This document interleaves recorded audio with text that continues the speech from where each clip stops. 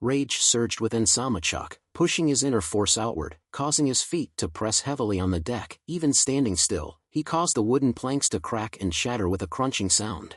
The aura exploded like a storm. Everyone was certain Samachuk would kill Wongwi now. Sodam casually commented, "You're finished. He's not going to marry his daughter to you." Wongwi couldn't even hear Sodam because he was so focused on Samachuk's killing intent. Wongwi no longer felt the heavy burden of conflict. He dropped into a fighting stance, ready to confront him. He was still afraid of death, but there was no turning back. It was all or nothing. Seeing Wongwi's desperation, Samachuk began to channel energy into his sword as he swung it. The purplish sword light sliced through the air, following the movement of his arm. In an instant, dozens of sword energy blasts shot out, surging towards Wongwi like a storm. Faced with this overwhelming power, he could only continuously parry with his inner force. However, even Galma and Action weren't opponents of Samachuk in terms of inner force, so Wongwi quickly fell into a disadvantage. His defenses couldn't keep up with Samachuk's attacks. Finally, Wongwi could no longer withstand the assault. Samachuk's sword energy formed a whirlwind that surrounded and pushed him back helplessly.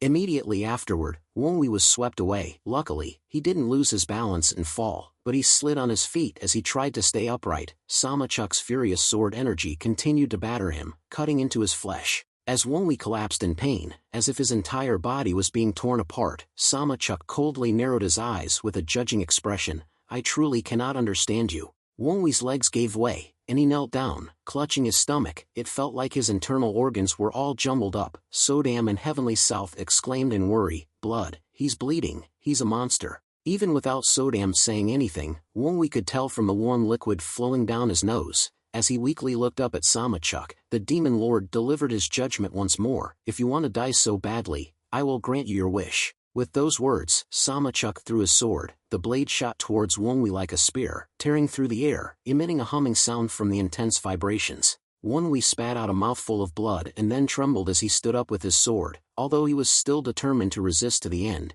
negative thoughts suddenly appeared in his mind. "I'm about to die." Feeling like he was a witness to the approaching death. Would it end like this? Wongwi struggled to drag the blood demon sword forward, both to support his body that was about to collapse, and at the same time wanting to turn it into shield against Samachuk's incoming sword. Every nerve in Wongwi's body became hypersensitive, as if he were truly in the final stages of his life. Sodam and Heavenly South urged him to dodge to safety, but the speed of the incoming weapon made it impossible. In that instant, Wongwi's head felt like it would explode with fierce resistance. No, he couldn't die. He refused to die. The blood demon flame raged out of control, his entire body radiating a blood-red light. Wongwi felt his crown chakra burning hot. The moment of life and death unlocked the potential of his upper dantian, and a crimson light spiraled out like waves in a whirlpool. Wongwi plunged the blood demon sword into the ship's deck, piercing through the thick planks for support. The seventh technique of the Great Blood Heavenly Sword within the Great Blood Heavenly Art was unleashed by his survival instinct. True to its name, the Blood Path sword form was not just a technique but carried the intense fighting spirit of its wielder. Wongwi poured all his killing intent and will to live into it, creating an unstoppable sword technique.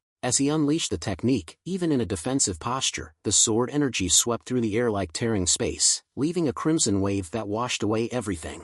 Hundreds of splinters of wood flew everywhere due to the destructive power of the sword technique. The spear-like blade aimed at Wongwi was also deflected by the crimson waves. Samachuk calmly reached out for the deflected sword, inwardly surprised. Could what he had shown so far not be his full strength, or had he broken through a realm in the face of death? After Samachuk extended his hand towards the flying sword, as if the sword were alive, it was drawn back into his hand. The evil demon once again swung his sword at the crimson energy before him, his face as emotionless as before. Whatever it was, he was undoubtedly an incredible talent, but that was all. The air trembled as Samachuk's crescent-shaped sword energy collided with the crimson energy surrounding Wongwi. It was as if he were splitting a tidal wave with no effort. The collision between the two sword energies caused the ship to violently shake. The sect members, witnessing this, hastily clung to the railings to maintain their balance. After a short while, the ship finally stabilized, leaving everyone in stunned amazement. Even the blood demon sword asked Wongwi in astonishment, "What was that just now?" "That's a sword technique that even I possess, and its power rivals my own." "How did you do that?" Just as Wongwi was about to reply that he didn't know, his heart pounded, and his head felt like it would burst with pain. His body felt weak as his knees hit the floor. Wongwi's blood demon flame vanished in an instant. His body collapsed, refusing to obey him. Looking at the red dot on his hand, he saw it had turned blue, meaning he had reached his limit. Even his innate core energy was almost depleted, leaving him feeling helpless. The blood demon sword's voice echoed in Wonwu's mind. It seems you've exceeded your body's limits, surely because you drew out more energy than necessary. But how? Wonwu gasped. I don't know. I just had an intense desire not to die, as if the power of my upper dantian resonated with my thoughts and tried to save me. But the consequence was that Wonwu's body now felt overwhelmingly heavy. Even standing was difficult, but if he fell, if he retreated, it would mean death for everyone. So, Wonwu could only shakily stand and silently cultivate to recover his internal energy. Seeing Wonwu's stubborn resistance, Samachuk narrowed his eyes in perplexity. Strange, this young man. Could I be wrong? The others are the same. They don't care about their wounds, only wanting to face this together. Then, Samachuk glanced at his daughter. The blood sect was an evil force, and he knew they cared only for results, not methods. Yet, until now, no one had attacked Sama Young to threaten him. Samachuk realized this was different from what Jang Ryong had said. Samachuk looked at Wonwu again with suspicion. He'd heard from Jang Ryong that Sama Young had joined the sect after being brainwashed. If that were true, they should all be trying to threaten her life to use her, but no one was. Samachuk suddenly felt he should hear Wonwu's side of the story. If he wasn't lying and these people weren't harming his daughter, there was no need for resentment. As his burning anger subsided, reason returned to Samachuk, but now he was in an all-out war. He should have asked what happened before confronting them, but it was difficult to deal with them now. Each of them was weaker than Samachuk, but difficult to subdue because they were willing to bet their lives. At this moment, Action, the strongest, stepped forward to protect Wonwu. Steam rose again from Action's body. His arms, from shoulder to fist, turned bronze. It seemed he was trying to buy Wonwu time to recover. He charged like a wild beast, attacking Samachuk. Ha ha ha, there are still many reasons to live. Let's fight again. Evil Moon Sword.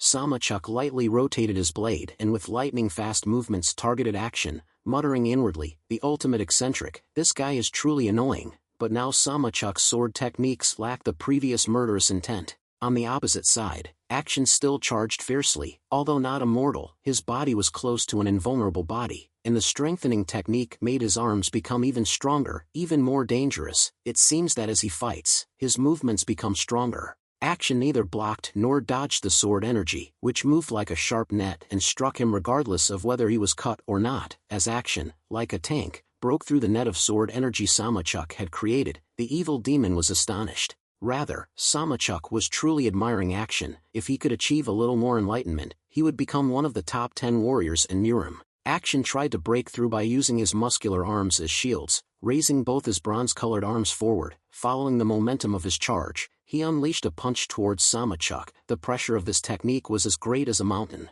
Samachuk clearly felt he couldn't stop Action. The evil demon was forced to concentrate his energy into his sword and hurriedly swung it up. The moment the sword and fist met, energy explosions erupted like firecrackers. At one point, cracks appeared on Action's seemingly invulnerable body, and blood spurted out, but that wasn't enough to stop him. Action, on the contrary, became even more bloodthirsty. At this point, Samachuk began to feel slightly tired from Action's persistence. Action seized the opportunity, clasped his hands together, and raised them high above his head, forming a solid attacking stance. Samachuk frowned, watching Action deliver a punch like a collapsing mountain. As expected, defeating him in a few moves was impossible. He was nearing his peak strength. Samachuk felt a momentary dizziness, as if facing a 10-meter-high wall instead of a person. Action became increasingly ferocious with a savage smile, and this heaven-shaking punch, delivered with all his strength, pushed him to a new realm. Samachuk had no choice but to concentrate his energy into his sword again, this time raising it above his head to defend. The moment the sword and fist collided, something unexpected happened, accompanied by a roar. The weakest point of the ship, already weakened by the previous violent shocks, finally collapsed. The ship broke in two, simply unable to withstand the ongoing battle. The ship splitting and collapsing made it difficult to maintain balance. Those who didn't manage to grab onto something slid into the water. The chaotic scene interrupted the fierce battle between the leaders. While everyone tried to cling to the ship's sides and escape to nearby vessels, Bika urged Ryona, "Young miss, it's too dangerous. Quickly get to the next ship." However, Ryona lingered, searching for Wonwu in the wreckage. Wait, the blood demon is still. Then, someone caught Ryona's eye, making her jump. It was Sama Young. With her acupuncture points sealed, she couldn't move and was sucked down as the ship broke apart. Ryona wanted to shout for help, but for a moment, she hesitated. At the same time, thanks to Sodam's shout, Wonwi was startled awake during his cultivation. The time was too short for full recovery, but thanks to the healing effect, his stiff body felt somewhat better and he could move. The moment he opened his eyes, he saw Sama Young falling, and without hesitation, he rushed towards her. The ship was breaking apart, and there was nowhere to land safely, but Wonwi still moved towards Sama Young, seemingly walking on air. The next second, Sama Young's body disappeared with the wreckage, and Wonwi followed her into the water. With difficulty, he caught up and embraced her. The escaping bubbles showed she was running out of air. However, Wonwi's vision was blurring in the dark water, with debris and wreckage scattered around, making it even harder to swim. Wonwi could only kick his legs frantically. Fortunately, thanks to a little recovery of his innate core energy, Wonwi managed to surface before suffocating. He clung to a large piece of wood and lifted Sama Young's body with him. The scene was like the classic Titanic shipwreck. Wonwi tried to rouse Sama Young. Sama Young, miss. Wake up, Sama Young, miss. However, Sama Young seemed to have inhaled water and was unconscious. If he had recovered his innate core energy, he could have solved this mess by unsealing her acupuncture points. Fortunately, after some time, Sama Young woke up, gasping for breath, and Wonwi breathed a sigh of relief. Then, he tried to swim with her for a while to bring her ashore, but the headache returned. The consequence of letting the blood demons will exceed its limits, and now his body was disobeying him again. Wonwi cursed inwardly. If he ran out of energy here, they would both die. At least he had to get Sama Young missed ashore. At the moment of crisis, due to the intense headache, Wonwi quickly fainted. Wonwi's body helplessly began to sink. Sodam and Heavenly South, even the blood demon Sword, cried out to him, but he didn't wake up. Just as only Wonwi's hand remained above the water, a large hand unexpectedly grabbed his arm. The one who saved him from drowning was Samachuk, the old devil who stood on the water as if it were flat land. His mobility arts had reached the point of gliding on the water without making a sound. Samachuk lifted Wonwi up high and looked at his daughter, wondering what Sama Young had said before passing out. Then, the evil sorcerer looked at Wonwi again and muttered, "What should I do with you?" At the same time, Action, standing on the ship, saw Samachuk and jumped into the water. But how could a swimmer catch up to someone who could walk, even run, on water? 7 days later, in the Autumn Valley, Sichuan, there was a small house on a steep mountainside, like a natural fortress. Its location was difficult to pinpoint, hidden behind a tall cliff and a dense forest. Inside were Action, Galma, Bika, Dujango, and Ryona. They were extremely frustrated that Wonwi had been abducted from the river despite the many people present. Searching the immediate area wasn't enough. They even knew the kidnapper's base, yet they had searched the entire valley for 2 days without finding anything, the house being empty. The fruitless search made Bika want to give up, but Action immediately scolded her. "Blood demon witch, what did you say? Do you intend to abandon the search for the blood demon?" Bika explained, "That's not what I meant. I only meant that if we continue like this, we'll all be in danger.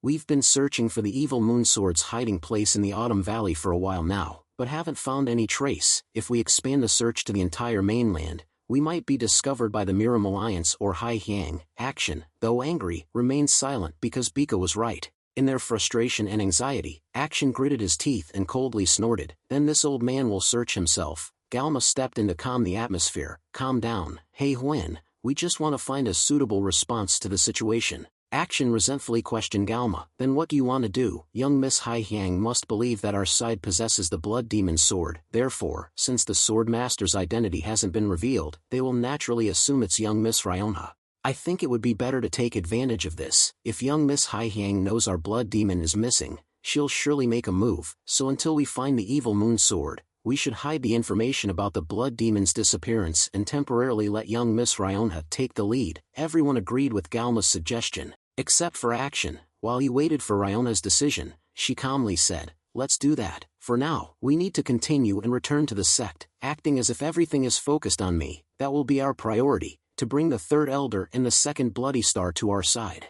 Of course, only until Uncle Hay finds the blood demon. I've accepted the outcome and I don't intend to change it. I'm only doing what I should, so don't be so openly displeased, Uncle Hay." Having said that, Ryona turned to Action with a slightly sad look. Realizing he had been too harsh on Ryona, Action nodded in agreement and muttered, "Kid, survive. If you die, I'll never forgive you." Meanwhile, Wonwi woke up and was moved to a distant location, atop a cliff. It was the first time in his life he'd seen such a place, water cascading down like a waterfall through a large hole about 10 square meters, disappearing into a bottomless pit. Wonwi muttered in amazement, "Where on earth is this?" Sodam replied, I can only guess it's somewhere in Shaanxi province. Wonwu's mouth dropped open. Shaanxi. Wonwu suddenly felt Samachuk's gaze and turned sharply. Senior, why have you brought me here? Samachuk replied in a tone that didn't seem to favor Wonwu. Actually, I intended to kill you. I've lived a lawless life, but I'm not a fool, said Samachuk. I saw you risking your life to save my daughter. After my wife died, she's all I have left. Do you know how precious she is? Hearing this, Wonwu began to understand Samachuk's earlier extreme actions. Then, Samachuk made a straightforward offer. Therefore, I'll give you the chance to marry my daughter. Will you accept this opportunity? The opportunity, coming from Samachuk's mouth, only increased Wonwu's anxiety. At least, if he weren't in a place like this, the opportunity might have been appealing. After that, Samachuk told what happened when he talked to Zhang Riyang about the painting of Sama Young in disguise. Do you recognize this face? I tracked this person to a canyon between Guangdong and Guan11 and encountered people from the Miram Alliance in ambush. I continued to follow your trail until I arrived here. Your cipher was simpler than I thought. Zhang Riyang was stunned speechless. Valley of Fresh and Blood immediately sprang to Zhang Riyang's mind. He thought for a moment, because it was the only place where the Miram Alliance and the Blood sect had ever clashed, but he had never seen the face on the paper Samachuk held. If he had been at the inn when Hai Yang encountered Sama Young, he might have recognized her. Unfortunately, he only heard that Hai Yang had met a girl at the inn. Furthermore, this mysterious man found the Zhang Riyang group after decoding the codes they used in their correspondence, causing him to fear him, not only as a powerful monster but also very intelligent. Zhang Riyang only thought of two people. Among the older Brothero Prime and the Four Evils, there were two people known for their outstanding intelligence. Among them, only one used a sword, the Evil Moon Sword. Seeing Zhang Riyang's silence, Samachuk impatiently lifted the unconscious Hai Yang. If you stubbornly refuse to reveal it, I have no other choice. Zhang Riyang was startled and wanted to rush to stop Samachuk, but it was too late. His body, still stiff from internal injuries, remained immobile. Samachuk firmly gripped Hai Yang's neck with a harsh threat. If you want to save this child, tell me where that person is. Better hurry, I'm not a patient man. With that, Samachuk tightened his grip on Hai Yang's neck, causing her to gasp and cough helplessly. Zhang Riyang hurriedly pleaded, wait, I truly don't know who he is. I've never met him. Samachuk coldly tightened his grip on Hai Yang's neck and questioned Zhang Riyang. How can you be sure of that? Zhang Riyang quickly considered the situation. It was unsettling that he hadn't met the man in the picture before, who didn't know about the Evil Moon Sword's cruelty. It was illogical that a monster who had disappeared from Miram would decide to come here. Then the young man in the picture must be the one who angered him. Otherwise, he wouldn't have gone to such lengths. That moment, Zhang Riyang had a good idea. To speak of the Valley of Fresh and Blood was to speak of Ryona's opposing faction. Zhang Riyang quickly explained, there seems to be a misunderstanding. The Blood sect has long been divided into factions after the battle between good and evil. Samachuk frowned dubiously. Divided into factions. Zhang Riyang acted aggrieved. Yes, if you find his trace in the Valley of Fresh and Blood, then we know nothing about it. Samachuk was deeply suspicious and tried to crush Hai Yang's head. Don't play games with me, Zhang Riyang urgently shouted while bowing deeply. No, I can tell you their location if you wish. I think they must be hiding the person you're looking for. Samachuk continued his interrogation. And how am I to believe that? Zhang Riyang humbly replied. How can I lie when the young Mrs. life is at stake? I can provide you with any information you want. Samachuk finally believed him and released Hai Yang. Speak then. Seeing this, Zhang Riyang felt a surge of joy. I can bring them down without lifting a finger. After revealing Wonwu's group's whereabouts near the Yangtze River, Zhang Riyang carefully added, you should act quickly. That side often captures people of some ability, brainwashes them, and turns outsiders into fanatic servants. After Samachuk left, Zhang Riyang thought of Ryona in action with a satisfied smile. Out of misfortune comes fortune. I'll be the one who benefits, he thought, revealing his sinister side for a moment before hurriedly helping Hai Yang up and retreating with his surviving subordinates. After recounting the story, Samachuk spoke about his mistake without a hint of remorse. I carefully checked my daughter's condition while you were unconscious, but I found no trace of blood parasites or any signs of brainwashing. It seems they lied to lure me to you. We couldn't help but sigh inwardly. In his previous life, he had heard that Samachuk was very rational and strategic, yet he was so easily deceived, without even listening to any explanations. We realized that perhaps Samachuk acted on emotion rather than logic and enjoyed fighting, and it was true. It was a personality trait fitting for his title as one of the Four Evils. Wonwu's heart was troubled by what would happen, but Samachuk coldly said in an ambiguous way, I give you 2 opportunities, you can choose one of the 2, or neither. Wonwi furrowed his brows in doubt. What do you mean by free choice, comma? Samachuk continued, I mean it literally. I'm giving you an opportunity and a choice, and you can choose one of 2, or you can abandon it. The words abandon it further confused Wonwi. If I could abandon the challenge without being killed, that would be great. But everything has a price. Samachuk stated the condition for abandoning the opportunity he offered Wonwi. If you do that, you will never see my daughter again, you must swear it. Looking at Sama Young standing behind Samachuk, Wonwi finally understood why she had such a sad expression. Samachuk was testing his future son-in-law, and if he gave up, it would show that he cared more about himself than his feelings for Sama Young. It would be great if she could at least guide or help Wonwi through this, but since she couldn't even speak, it seemed Samachuk had done something. When Wonwi tried to use inner voice transmission to communicate with her, his throat didn't vibrate as usual. Heavenly South explained to Wonwi, you won't be able to use inner energy to talk to her because her acupoints have been sealed by needles. Wonwi widened his eyes in shock. Needles. He then understood why he couldn't use his inner energy. Moreover, his whole body had been stiff as wood since he woke up. Even turning his neck was difficult. Before, he thought it was due to being unconscious for too long. The more Wonwi thought about it, the more worried he became. Was this a carefully prepared test? Samachuk is truly a formidable man. At that moment, Samachuk's voice urged him to choose. Will you seize the opportunity? Or will you give up? He said it with a cunning smile, as if he only wanted Wonwi to give up here, like any father who becomes difficult when testing his future son-in-law. Wonwi knew what he was thinking, but if he hesitated, even slightly, things would go Samachuk's way, and the consequences would be unpredictable because his acupoints were sealed. Therefore, he confidently replied, why should I give up? I will accept. Hearing those words, Samachuk's smile disappeared, and he seemed saddened. Conversely, Sama Young's lips twitched, her cheeks flushed, as if she was very happy that Wonwi hadn't given up on her. He didn't know if this was considered passing the first hurdle, but at least Sama Young seemed pleased. Samachuk's cold eyes narrowed, still full of dislike for Wonwi. All right, you've got guts, Sodam commented. Will this be all right? I don't think you'll have a good relationship with his daughter. Wonwi sadly followed Samachuk and Sama Young to the place that looked like the entrance to hell, the hole that the waterfall was flowing into, feeling the wind blowing in from all directions. Just looking at it made him shiver. Sodam excitedly flew around and looked down at the suspension bridge. It was so deep, he couldn't see the bottom. Wonwi couldn't respond. The waterfall below looked like an abyss and his heart was pounding when he saw it. Look down. Samachuk suddenly asked Wonwi, do you know where this is? Wonwi honestly shook his head. I don't know. Samachuk clicked his tongue and explained, this place was once the sacred ground of a martial arts clan. However, that clan was wiped out. After their disappearance, this place fell into oblivion for a long time until it was repurposed in a different way. Wonwi's intuition told him the purpose wasn't good, and he boldly asked Samachuk, may I ask how it's being used? Samachuk casually replied, a prison. Wonwi found the idea utterly convincing. If someone fell into this bottomless pit, even martial arts masters would struggle to escape.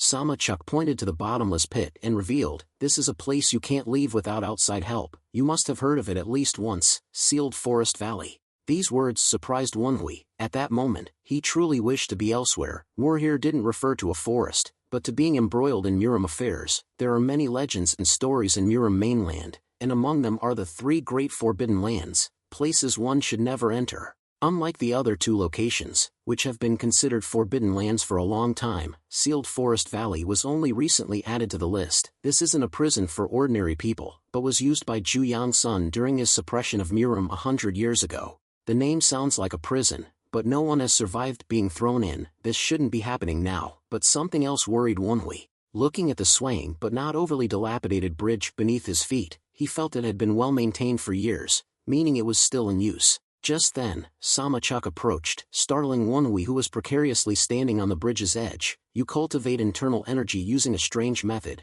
don't you? Someone with only middling internal strength but such high innate core energy. Wonwi was even more astonished. Could he sense the innate core energy stored in my middle dantian? While Wonwi was still dazed, Samachuk asked directly, do you think I don't know? Wonwi swallowed nervously and replied, can you sense it? Samachuk narrowed his shrewd eyes, looking at Wonwi's chest. With your level of chi cultivation, how could I not know? Samachuk snorted and added, someone unable to control their dantian's internal energy yet accumulating such a chi stream, in such an imbalanced state, you'll never surpass your current limits, let alone the breakthrough wall you'll face in the future.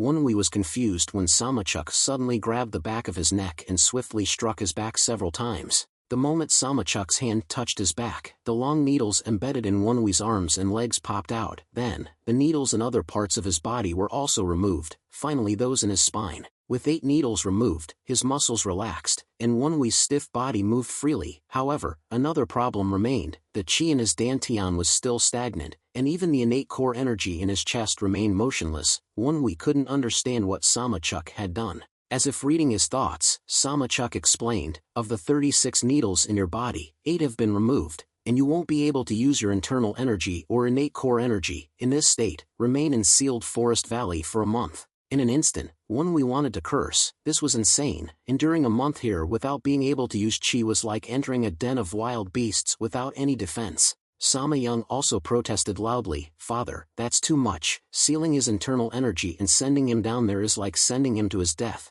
What kind of test is this?" Samachuk coldly replied, "Don't complain. Didn't you ask me to give him a chance?" Sama Young puffed out her cheeks and retorted, "I asked for a chance, not to send him to his death." Wonwi hoped she would change Samachuk's mind, but the old devil was even more stubborn. "Tell him to give up. I have no intention of accepting someone so weak they can't stay here for a month." Sama Young continued to argue fiercely, "Then at least father should unseal his internal energy." Samachuk remained coldly dismissive. "Why don't you just tell me not to give him a chance at all?" Sama Young angrily retorted, "Do you mean you're okay with your future son-in-law dying down there? I don't understand this kind of test. Give him another chance." Samachuk casually replied, "Then defeat me. If he's stronger than me, I'll accept him. Otherwise, tell him to give up. You'll live with your father your whole life." Sama Young, having nothing left to say, stubbornly retorted, "I don't like that. You mean I have to live as a virgin old woman and die of old age?" Samachuk grimaced as if suffering a headache and glanced at Wonwi. "I've said it clearly, 1 month. If he endures a month,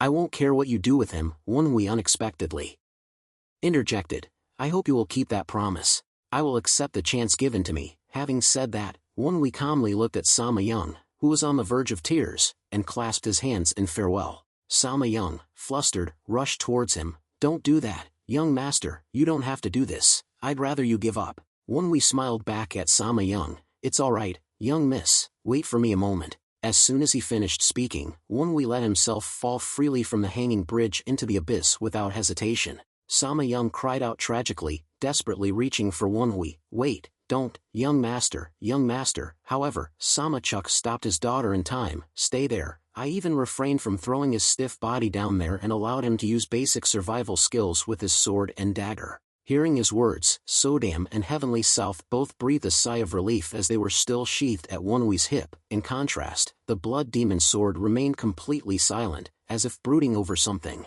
Leaving Sama Young's cries behind, Wonwi began his descent, but the falling water created froth everywhere, and a thick fog enveloped him. Darkness prevailed. He couldn't even see the splashing water ahead. It truly felt like a bottomless hell. While in freefall, Sodam curiously asked Wonwi, "Shouldn't we wait for that girl to plead a little more?" Wonwi resolutely shook his head. "No, this is the best way." Wonwi understood that only by overcoming this trial could he gain Samachuk's recognition and Sama Young's trust. If Samachuk had intended to kill him from the start, he wouldn't have waited so long. At least, being with Sodam and Heavenly South gave him some comfort for survival. At this moment, the blood demon sword angrily roared, "Humph, that damned old man. I don't like him treating me like a joke." Wonwi curiously asked, "What's wrong? Why are you so angry?" The blood demon sword resentfully recounted that while Wonwi was unconscious, Samachuk had touched it. When Samachuk gripped the blood-red sword, logically, the blood demon sword should have gone berserk. And indeed, the blood demon sword tried its best to wreak havoc on Samachuk. "You dare touch me, I'll burst all your blood vessels." However, the result was unlike usual. The blood demon sword seemed to be fiercely attacking, but Samachuk remained unaffected. "You think a demonic sword like you can do anything to me?" Conversely, it was the blood demon sword that reacted strangely, emitting whimpers and trembling. Ugh, this human. The more chi Samachuk emitted, the more pain the blood demon sword felt, as if facing a mortal enemy. Wonwi, upon hearing this, realized Samachuk had used his internal energy to subdue the blood demon sword. Sodam excitedly cheered as the sword she hated was being punished. "That's awesome," the blood demon sword angrily yelled. "Awesome? What's awesome about this?" Furthermore, while holding the blood demon sword, Samachuk had judged, if a sword's spirit is that strong, It's not a good sword. Relying on the power of swords like this won't help a swordsman's development. Recalling those words made the blood demon sword even angrier. He dares, the treasure of the blood sect, the strongest sword, and he dares to judge me like that. I'll kill you, Sama-chuck, the blood demon sword's furious voice echoed, causing Sodam to laugh uncontrollably. Wonwi also couldn't help but secretly chuckle. While falling, Wonwi tried to keep his body as vertical as possible, otherwise, any impact would cause serious injury. Unable to see ahead, he waited for Heavenly South's guidance. Wonwi, I see the bottom. Wonwi sighed in response, it's pitch black, I can't see anything, if only I could use my innate core energy to enhance my vision. Heavenly South encouraged him, don't worry, I'll signal you, get ready. Wonwi gritted his teeth, mentally preparing for the impact. Soon, he collided with the water at the bottom of the pit, but the roaring sound of the waterfall drowned out the sound of his fall. Luckily, thanks to his previous experience falling into a valley, Wonwi was mentally and physically prepared, so his body didn't feel like it was about to break. He submerged for a moment then tried to surface.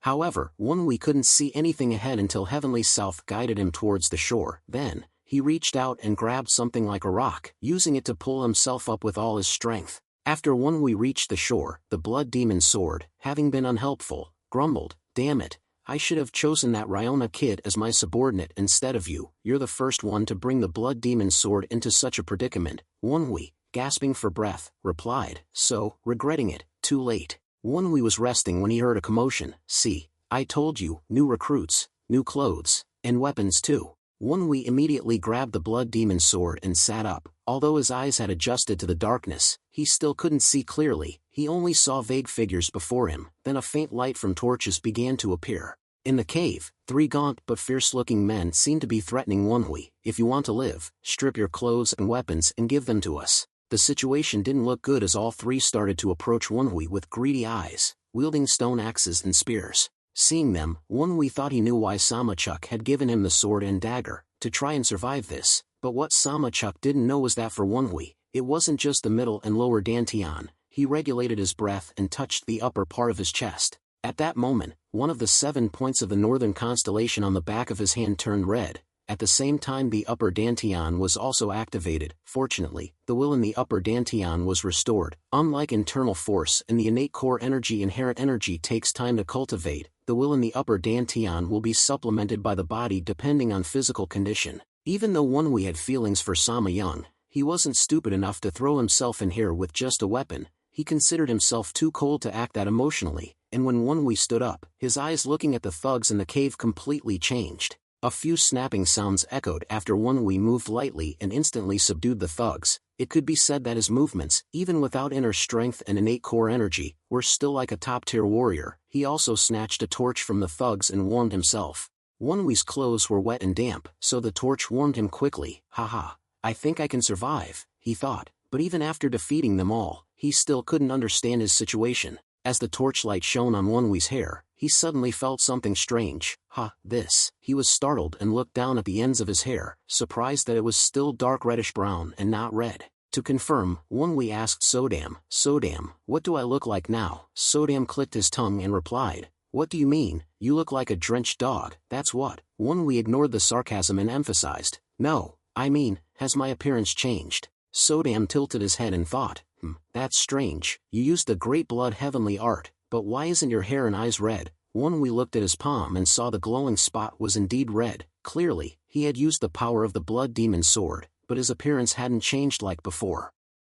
The blood demon sword finally spoke, without chi, how can you use the skills of the blood demon great art? What you used was only the heavenly fist. When it's activated, your body and attacks will feel extremely enhanced. But in your current state, that so-called heavenly fist is only limited to the level of a first-class warrior. The blood demon sword tapped Wonwi's head as if to help him understand better. Wasn't it that last time you were exhausted from overusing the heavenly fist? So, the heavenly fist you possess now is what your current level can handle. Now that you've sealed your inner strength and innate core energy, you must conserve the heavenly fist as much as possible if you don't want to die here. Wonwi vaguely understood now. The willpower in his upper dantian was the heavenly fist the blood demon sword was talking about, but now that he was sealed, he couldn't even cultivate inner strength to recover his body faster. This meant that the willpower in his upper dantian would recover slowly. Only by conserving this single resource could he survive the next month. Won-Wee quickly retracted the heavenly fist. This was now the only way to protect his body. He couldn't continue using it lavishly. At the same time, he noticed one of the thugs was still alive and slightly moving.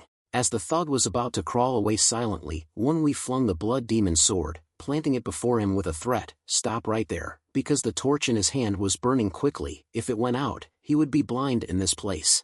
Therefore, Won-Wee decided to take advantage of the remaining light to find out what was necessary for survival in this cave. He approached the terrified thug and ordered, "Stand up, I have something to ask you." As the thug turned his head, Won-Wee's face was clearly visible in the torchlight, with a friendly smile, but for some reason, a sudden chill ran down his spine. As the disheveled man sat up, he still seemed confused about Won-Wee's previous use of inner strength. Because he couldn't distinguish between types of inner strength, he simply assumed Won-Wee used Dantian inner strength like ordinary people. Then, under Won-Wee's pressure, he revealed the situation inside the cave. First, those who were thrown down here had their acupoints sealed and couldn't use inner strength. Second, most of the people here are people who were pushed down by the peerless warriors. Occasionally a few others captured by the evil moonsword were also banished here. The thug talking to Won-Wee is a prisoner below evil moonsword and have been here for 4-5 months. Some people have even stayed for 20 years. Won-Wee was shocked by that. They had been locked up for so long.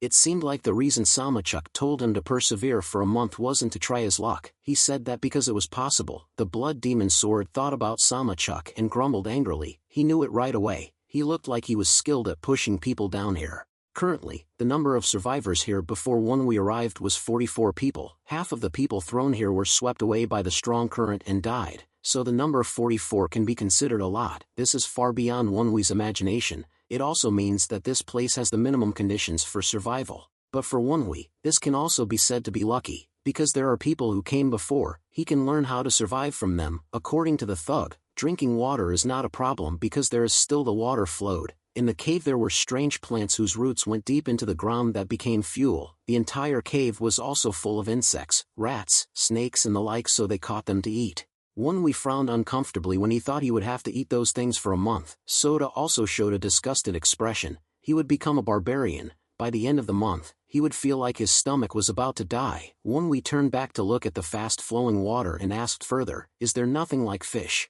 The thug thought for a moment then grinned evilly. "Yes, but there's only one place where you can catch fish." This makes Won-Wee feel somewhat comfortable and a little bit hopeful. "Really, please take me there." The thought of fish made Won-Wee's stomach growl. He felt hungry from the moment he was pushed here and struggled with the vortex at the foot of the waterfall. The thug quickly stood up and hobbled in front of Won-Wee. "Come, follow me. I'll lead the way." Although the thug's easy obedience and the fact that fish weren't mentioned initially seemed suspicious, Won-Wee didn't seem to suspect him at all. "All right, hurry up." The thug grinned wickedly in the flickering torchlight. "The fish there are delicious." With the thug's guidance, Won-Wee went deeper into the cave. The cave was far more complex than it appeared. Like a maze, if someone didn't remember the path, they would get lost and die. Therefore, Won-Wee asked Sodam and Heavenly South to memorize the route for him. The thug led Won-Wee to a blocked section of the cave wall and pointed downwards. "Here it is." Won-Wee carefully leaned down to examine it with the torch. There was a narrow passage that seemed like a hole someone could crawl through, but the other side was too dark to see anything.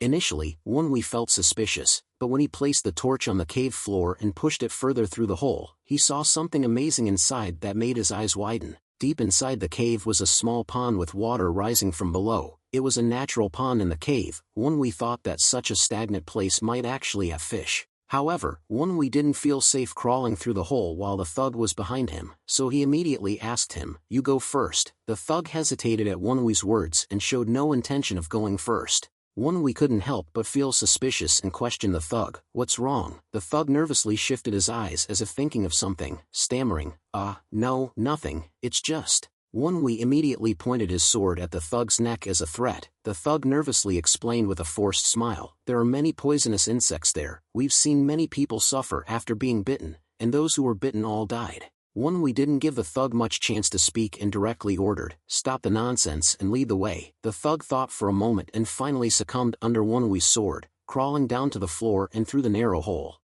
When the thug had fully entered, Won-Wee followed. The hole wasn't as narrow as he thought. As soon as the thug entered, he nervously glanced around and sighed in relief, muttering, "It seems there aren't any here now." Won-Wee suspiciously frowned. "There aren't any what?" The thug quickly changed the subject. "I mean, insects. come on, this is the only place where you can catch fish here. Wonwi was wary, having heard about poisonous insects, and carefully looked around. He couldn't see anything poisonous on the ground, and it turned out that this inner cave wasn't as small as he thought. There was a black hole larger than 2 palms existing at the bottom of the pond, and fish would emerge from it, while Sodam shouted, "Thank God." The blood demon sword grumbled, "Humans are so troublesome, this isn't edible, that isn't edible." Wonwi glared irritably at it. "Stop complaining, if I starve to death, who do you think will suffer?" The blood demon sword still scornfully scoffed, "Humph, the suffering we're going through now is already difficult enough." Ignoring the blood demon sword, which grumbled even more than Sodam, Wonwi was delighted to see the fish in the pond. "If I can catch and eat these fish, there won't be any major problems surviving here for a month. In other words, warmth, water, and food, the essential problems for survival have been solved." As Wonwi looked more closely at the small pond, he saw fragments of something that looked like bones. The problem was that these bones were very large, unlike fish bones or even frog bones if there were any in this stagnant pond. Wonwi picked up a bone fragment to examine it more closely. Immediately, a chill ran down Wonwi's spine as he realized what the bones were. Sodam was also stunned for a moment before stammering, This is human bones." In response to Sodam's dry swallow, Wonwi shuddered, quickly dropped the jawbone with human teeth still attached, and loudly questioned the thug, "Why are there bone fragments here?" However, at that moment, he heard heavy footsteps before turning to see the thug lunging towards the cave entrance to escape. He immediately shouted angrily, "Hey, wait!" Sodam also cried out grumpily, "He's really using this opportunity to escape." Regardless of Wonwi's threatening shout, the thug ran away as if something terrifying were here. Wonwi turned to throw his short sword at the thug to stop him from escaping the cave, but he clicked his tongue and gave up, thinking that it would only waste his remaining upper dantian willpower and wouldn't be of any use. The question was why he was running away in such a panic despite Wonwi's ability to throw his sword at him at any time. While Wonwi was pondering the reason for the thug's escape, a strange gust of wind suddenly blew past, causing the already weak torch to extinguish completely. The remaining embers were all that provided light in the darkness, but it wouldn't last long. Soon Wonwi's surroundings were surrounded by a creepy black color that made him feel frustrated. Damn, the biggest problem in this place is this. There's no fire so he can't see anything. After that, he had no choice but to grope in the dark to find the exit of this small cave. At that moment, Wonwi felt something wet pouring in from behind and the sound of cold water dripping down. Heavenly South glanced towards the source of the sound with shy eyes reminding Wonwi, "Wonwi, click use the heavenly fist." Wonwi swallowed in confusion because he couldn't see anything. Use the heavenly fist, what's wrong? Sodam, unlike Heavenly South, didn't remain calm. He cried out in panic, "There's a monster behind you." Wonwi froze. Damn it, the bones and that guy's reluctance to enter, was it because of this? He was going crazy. Behind him, for bright purple eyes appeared on the cave's ceiling. The dripping water was saliva from its mouth. A moment later, a thug was leading someone with a sly laugh. 2 men followed him from behind, looking surprised. Despite their tattered clothes, they looked better off than the shabby thug. An older-looking man asked him sharply, "You really threw that new recruit to that giant snake as bait?" The thug grinned obsequiously, "Yes, that's right. The giant snake just finished eating, so it won't appear again for a while." "Right." Perhaps the 2 men following him held higher positions within the cave. Both men nodded, smiling contentedly. "It's been a long time since we've tasted fish. We have to hurry," one said. "That's right. It's been months since we've eaten fish because of that monster," added the other. They then urged the thug to continue moving. However, the thug hesitated, a sly smile on his face. "Sir, about what Tyrant Bear promised, the 3 bundles of roots." The older man clicked his tongue and nodded. "I know. Do you think Tyrant Bear would break his promise? Hurry up." The thug then chuckled with satisfaction.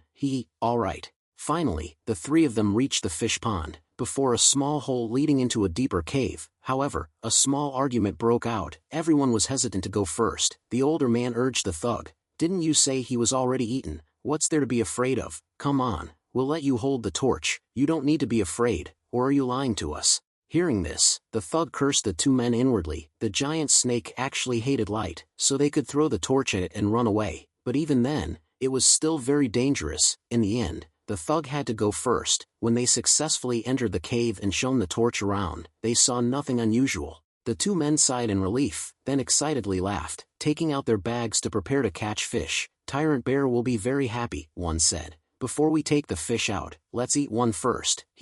I wonder how many fish we'll catch," the other added.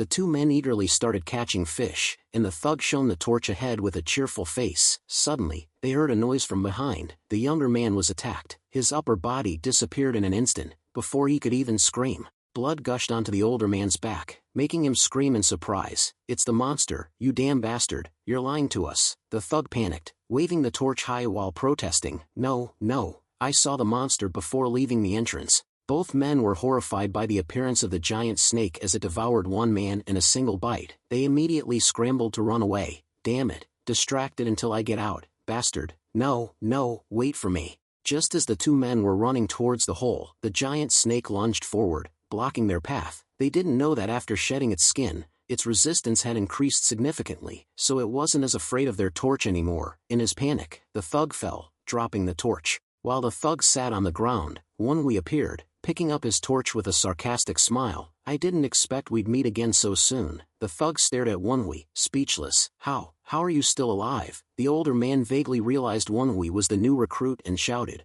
"What are you doing? Do you want to die here? Get out of here, and we'll settle the score later." However, more importantly than Wonwi being alive, he was siding with the giant snake without fear. The snake also seemed to have no intention of attacking him. Instead, it shook its head as if agreeing with him. Wonwi even smiled slyly and stroked the snake. "Too bad. You expected me to be eaten alive by this kid." The two men stared at him, astonished. Who would have thought he could gain the upper hand in this situation? Let's go back to what happened to Wonwi a moment before. As he was about to stab the snake with his blood demon sword, Heavenly South suddenly stopped him. "Wonwi, wait, it's lying flat on the ground." Wonwi, still unable to see the snake, was confused. "What, lying down? What the hell are you talking about?" Although very tense because he didn't know what the monster was doing, Wonwi patiently lowered his sword. After a while, his eyes gradually adjusted to the darkness, and he began to see blurry shapes ahead. He then realized the shape of this giant snake was very familiar. It was absurd that a monster rarely seen by humans would attack him twice. Furthermore, this snake was much larger than the one Wonwi had previously faced, as he could tell from the size of its eyes. Surprisingly, the snake was unusually quiet, and its purple eyes, which seemed ready to devour him at any moment, were slowly drooping, as if bowing its head towards Wonwi. Sodam wondered in surprise. "Interesting, why is it so docile?" Heavenly South pondered for a moment and replied, "Perhaps it sensed that Wonwi killed its kin, so it submitted to avoid death." Wonwi, feeling both doubtful and encouraged, finally dared to reach out towards the snake's nose. Although Wonwi successfully touched the snake's nose, he couldn't help feeling anxious. Even when praising it, his voice was hesitant. "Good, very good." The snake suddenly rolled on the ground like a dog excited by petting. Its actions made Wonwi's heart almost jump out. Thinking it was about to attack, after realizing it was just happy, the ground shaking from its rolls made him nervously yell, "Hey, stop rolling." The intelligent snake immediately stopped. It raised its head and looked at Wonwi intently. Sodam exclaimed curiously, "Why does it obey your commands?" Wonwi suddenly had a feeling that it understood the meaning of his words. "It's intelligent, it looks scary, but it's actually like a dog that understands human speech." The blood demon sword, which had regretted abandoning Bek Ryonha earlier, suddenly changed its mind. "Ha ha ha, as expected, it won't be boring with you." Back to the present, Wonwi smiled calmly at the two men crawling on the ground. "Why should I move with you? This kid did well as I said. Strange, isn't it?" Wonwi then turned to the snake. "Hey, greet the guests." As soon as he finished speaking, the snake bowed its head. The two men widened their eyes in horror. The thug, realizing he had made an enemy, knelt down and begged for mercy. Spare me. I'm just trapped here and trying to survive. I'll tell you everything I know. No, I'll treat you as my master. Please spare my life." Wonwi glanced at the older man beside the thug and replied coldly, "Besides you, there's another one here." Hearing this, the thug's face turned pale. He tried to beg again, but Wonwi didn't give him a chance. He pointed at him and told the snake, "Eat well." Immediately, the thug's vision was enveloped in darkness. The snake swallowed him whole in one gulp, leaving the other man frozen in shock. Seeing the blood splatter beside him, the older man's teeth chattered. He was too terrified to scream, as if afraid the snake would discover him and eat him too. After a moment of stunned silence, the man frantically begged Wonwi, "Please, tell the monster to back off." Wonwi calmly sat down in front of him with a friendly demeanor. "Don't worry, it's not your turn to die yet." The man swallowed hard, looking between Wonwi and the snake. As the snake slowly retreated behind Wonwi, its tongue lolling out longingly, Wonwi asked the trembling man in a threatening voice, "It seems this monster is still very hungry, so, Can you answer my questions now? The snake's presence easily subdued the man. Yes, yes, ask me anything. After hearing the specifics of the situation, we couldn't help but sigh. What a ridiculous situation. Even in a place like this, there's a clear hierarchy. They don't cooperate, they only look out for themselves. He then asked the man to take him to where the roots were. Upon arriving, the leader, Paeong, was sitting proudly on a stone throne, immediately showing hostility upon seeing a stranger. What's this? Where's the fish, and who is this? Wasn't the new recruit eaten by that monster? The older man who brought Wonwi stammered, unable to answer Paeong. Meanwhile, Wonwi silently observed his surroundings. He could hear clanking sounds, and this cave seemed brighter and easier to see. After determining the number of people around, Wonwi cautiously approached Paeong, but with a challenging attitude. You're Paeong, the leader of this place. Paeong's subordinate immediately yelled angrily, this brat, you dare to be so arrogant, just having arrived here. If you want to live, drop your sword and dagger, otherwise, we'll tear you apart right here. Everyone immediately drew their weapons. Not everyone had proper weapons, about half had swords, and the rest had stone weapons. But when everyone was ready to fight, Wonwi suddenly threw a fish at the face of the man who had yelled. The people, who had been suffering from malnutrition for a long time, immediately brightened up when they held the fish in their hands. Wonwi, not wanting to waste his energy fighting, offered a trade. I only have one reason to be here. I think you understand I'm here to discuss a transaction. Wonwi then looked up at the cave ceiling above Paeong. The roots covered half of the ceiling like vines and extended downwards. He directly requested, I heard the fish here are even more valuable than the roots. My request is simple, just one bundle of roots enough for about a month. Paeong sneered, showing his authority. You want to trade? Are you sure you can handle that giant snake? Wonwi clicked his tongue in response. Do you want to check yourself? Because the evidence he brought was too clear, and the other man nodded in confirmation. Paeong finally believed him, but he thought he held what Wonwi needed, so he arrogantly laughed. 10 fish for one bundle of 3 roots, no other deal. Wonwi pondered for a moment and grumbled, you're being too greedy. I heard that catching 5 rats is enough to exchange for a bundle of roots. It wasn't that Wonwi was haggling out of greed. The problem was that there were only 8 or 9 fish in the pond currently. If the fish didn't come regularly in the coming time, he would run out of food, and he wasn't sure how many fish he could catch in a day.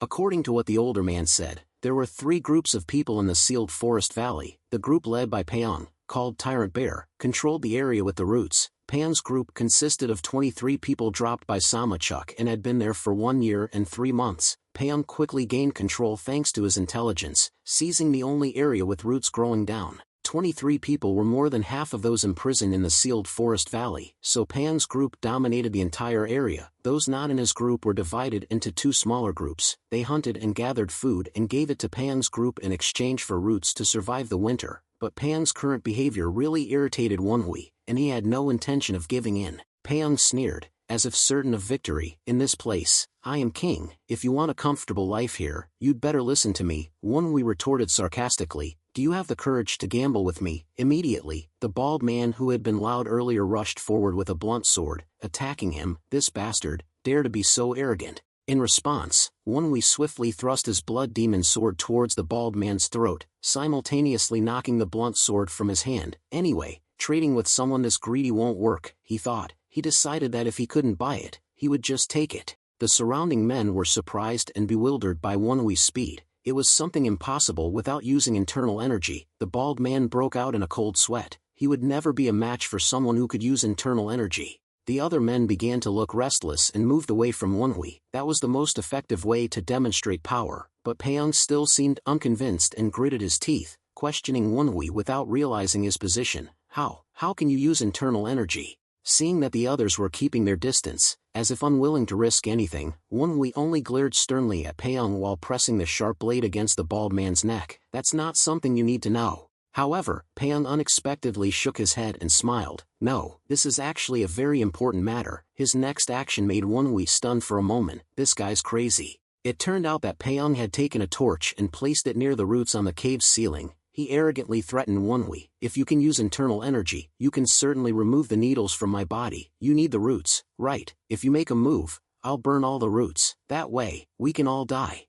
Not only that, but 6 people held torches in each direction. If the fire caught the roots, this place would turn into a sea of fire. Paeong used this to set a condition. I have a condition, very simple. You must remove all the needles from my body, then I will fulfill all your requests. I told you, I'm the king of this place. If you want to live, obediently follow my orders. Suddenly, the blood demon sword pierced straight into Payoung's forehead, his skull cracked, and his body fell backward with a thud. He thought he was smart, but he was so foolish that he didn't notice a sword only 10 steps away. Wonwi just needed one throw. Seeing Payoung being defeated so easily, Wonwi smacked his lips and shook his head. Stupid, you should know who is giving you the grace to live. It happened in the blink of an eye, leaving everyone else stunned. No one expected it. Their leader was killed in an instant like that. The men holding the torches were all shocked, not knowing what to do. Wonwi approached the throne, pulled the sword from Payoung's forehead, and smiled, stroking the throne. Now your king is dead by my hand. I'm the new king, am I not? If anyone objects, step forward. Everyone fell silent at the sight of Wonwi brandishing the blood-soaked blade. Let's see who dares to die for their king. The men couldn't answer Wonwi immediately. They had eaten insects and mice to survive the harsh conditions, so why throw away their lives over a dispute about roots? Wonwi looked at the men holding torches and gave a gentle smile. Go ahead, burn it, or drop your weapons before you regret it. Immediately, the torches were extinguished. Wonwi nodded in satisfaction. It seems you don't want to die together. Everyone who couldn't fight Wonwi dropped their weapons and knelt down to surrender. No one objected. That Payoung guy I didn't like from the beginning. Long live the new king. Long live the new king. Long live. With the most powerful man dead, the result was much as Wonwi expected. He received the submission of these people, but the blood demon sword scorned those kneeling below. Pathetic, disloyal fools. Wonwi had become the ruler and more, but he had no intention of settling down with them, so he built himself a lair in a cave with a giant serpent. Surprisingly, the people actually preferred this. They feared he would stay and oppress them like Payoung. Then, rumors of Wonwi's presence quickly spread throughout the sealed forest valley. 2 days passed peacefully. Wonwi caught more fish than he expected. On the 3rd day, while lost in thought of his loved ones, he suddenly heard someone outside the cave. It seemed someone was approaching with a torch. The person outside stood looking at the cave entrance for a long time, seemingly worried about the truth of recent rumors, the fear of the serpent inside, and whether the new king was a tyrant like Payoung. After careful consideration and self-encouragement, the man swallowed hard, silently resolving to enter. Although Wonwi was exercising in the cave without a light, the man who had just entered could only cautiously feel his way in the darkness with his weak torch. He cautiously called out in a respectful voice, "Mr. So. Are you there, Mr. So?" As the man searched for Wonwi, the giant serpent's 4 purple eyes silently watched him from behind. It slowly approached, unnoticed by the man. Only when the man turned did he discover the giant serpent about to strike. He screamed in terror and fell to the ground. Just as the man was about to become prey for the python, Wonwi's voice rang out. No, Jaso. Jaso is the name he gave to this beast. It is a combination of the word for purple eyes and his last name. The python liked whatever name Wonwi called it, so he gave it a random name. When a figure appeared behind Jaso's massive form, the terrified man stammered, "Are you, Mr. So?" Wonwi didn't want to befriend strangers in this environment. Unsure when they might betray him, he coldly asked, "What do you want?" The man immediately knelt and begged, "Mr. So, please, I humbly ask for a favor. There is a person I am taking care of, but that person's condition is bad. His body is very weak. I need something to nourish him, something better than rats or insects." Clearly this man wanted to ask Wonwi to share his fish, but his sincere, tactful and polite way of speaking made him quite surprised. Wonwi guessed which group the man belonged to. He bluntly asked, "You need fish for Elder Woolno, right?" The man's eyes widened in surprise. "Yes, that's right, but how do you know Elder Woolno?" Wonwi didn't explain further or press for information, simply handing the man a package wrapped in dried, pressed roots. "I have eyes and ears. I heard only 8 people follow Elder Woolno, and it seems he's seriously ill. It's not much, but I think it'll be enough." When the man opened the package, inside were 2 warm grilled fish Wonwi had just taken off the fire. His hands trembled with emotion. The man looked up at Wonwi, surprised and hesitant. "You're just giving this to me like this, is that all right?" Wonwi figured the man could only offer dead mice, insects, or roots in exchange, and he didn't want anything, so he clicked his tongue and shook his head. "It's nothing, take it. I don't need repayment from someone caring for another. If anyone asks where you got the fish, just say you paid a fair price." With that, Wonwi didn't hesitate, turning and disappearing into the cave's darkness. Before the man could no longer see Wonwi, he called out from the darkness, "Oh, please give my regards to Elder Woolno, and wish him a speedy recovery." The moved man watched Wonwi's back for a long time, his lips trembling as if he were about to cry, "Mr. So.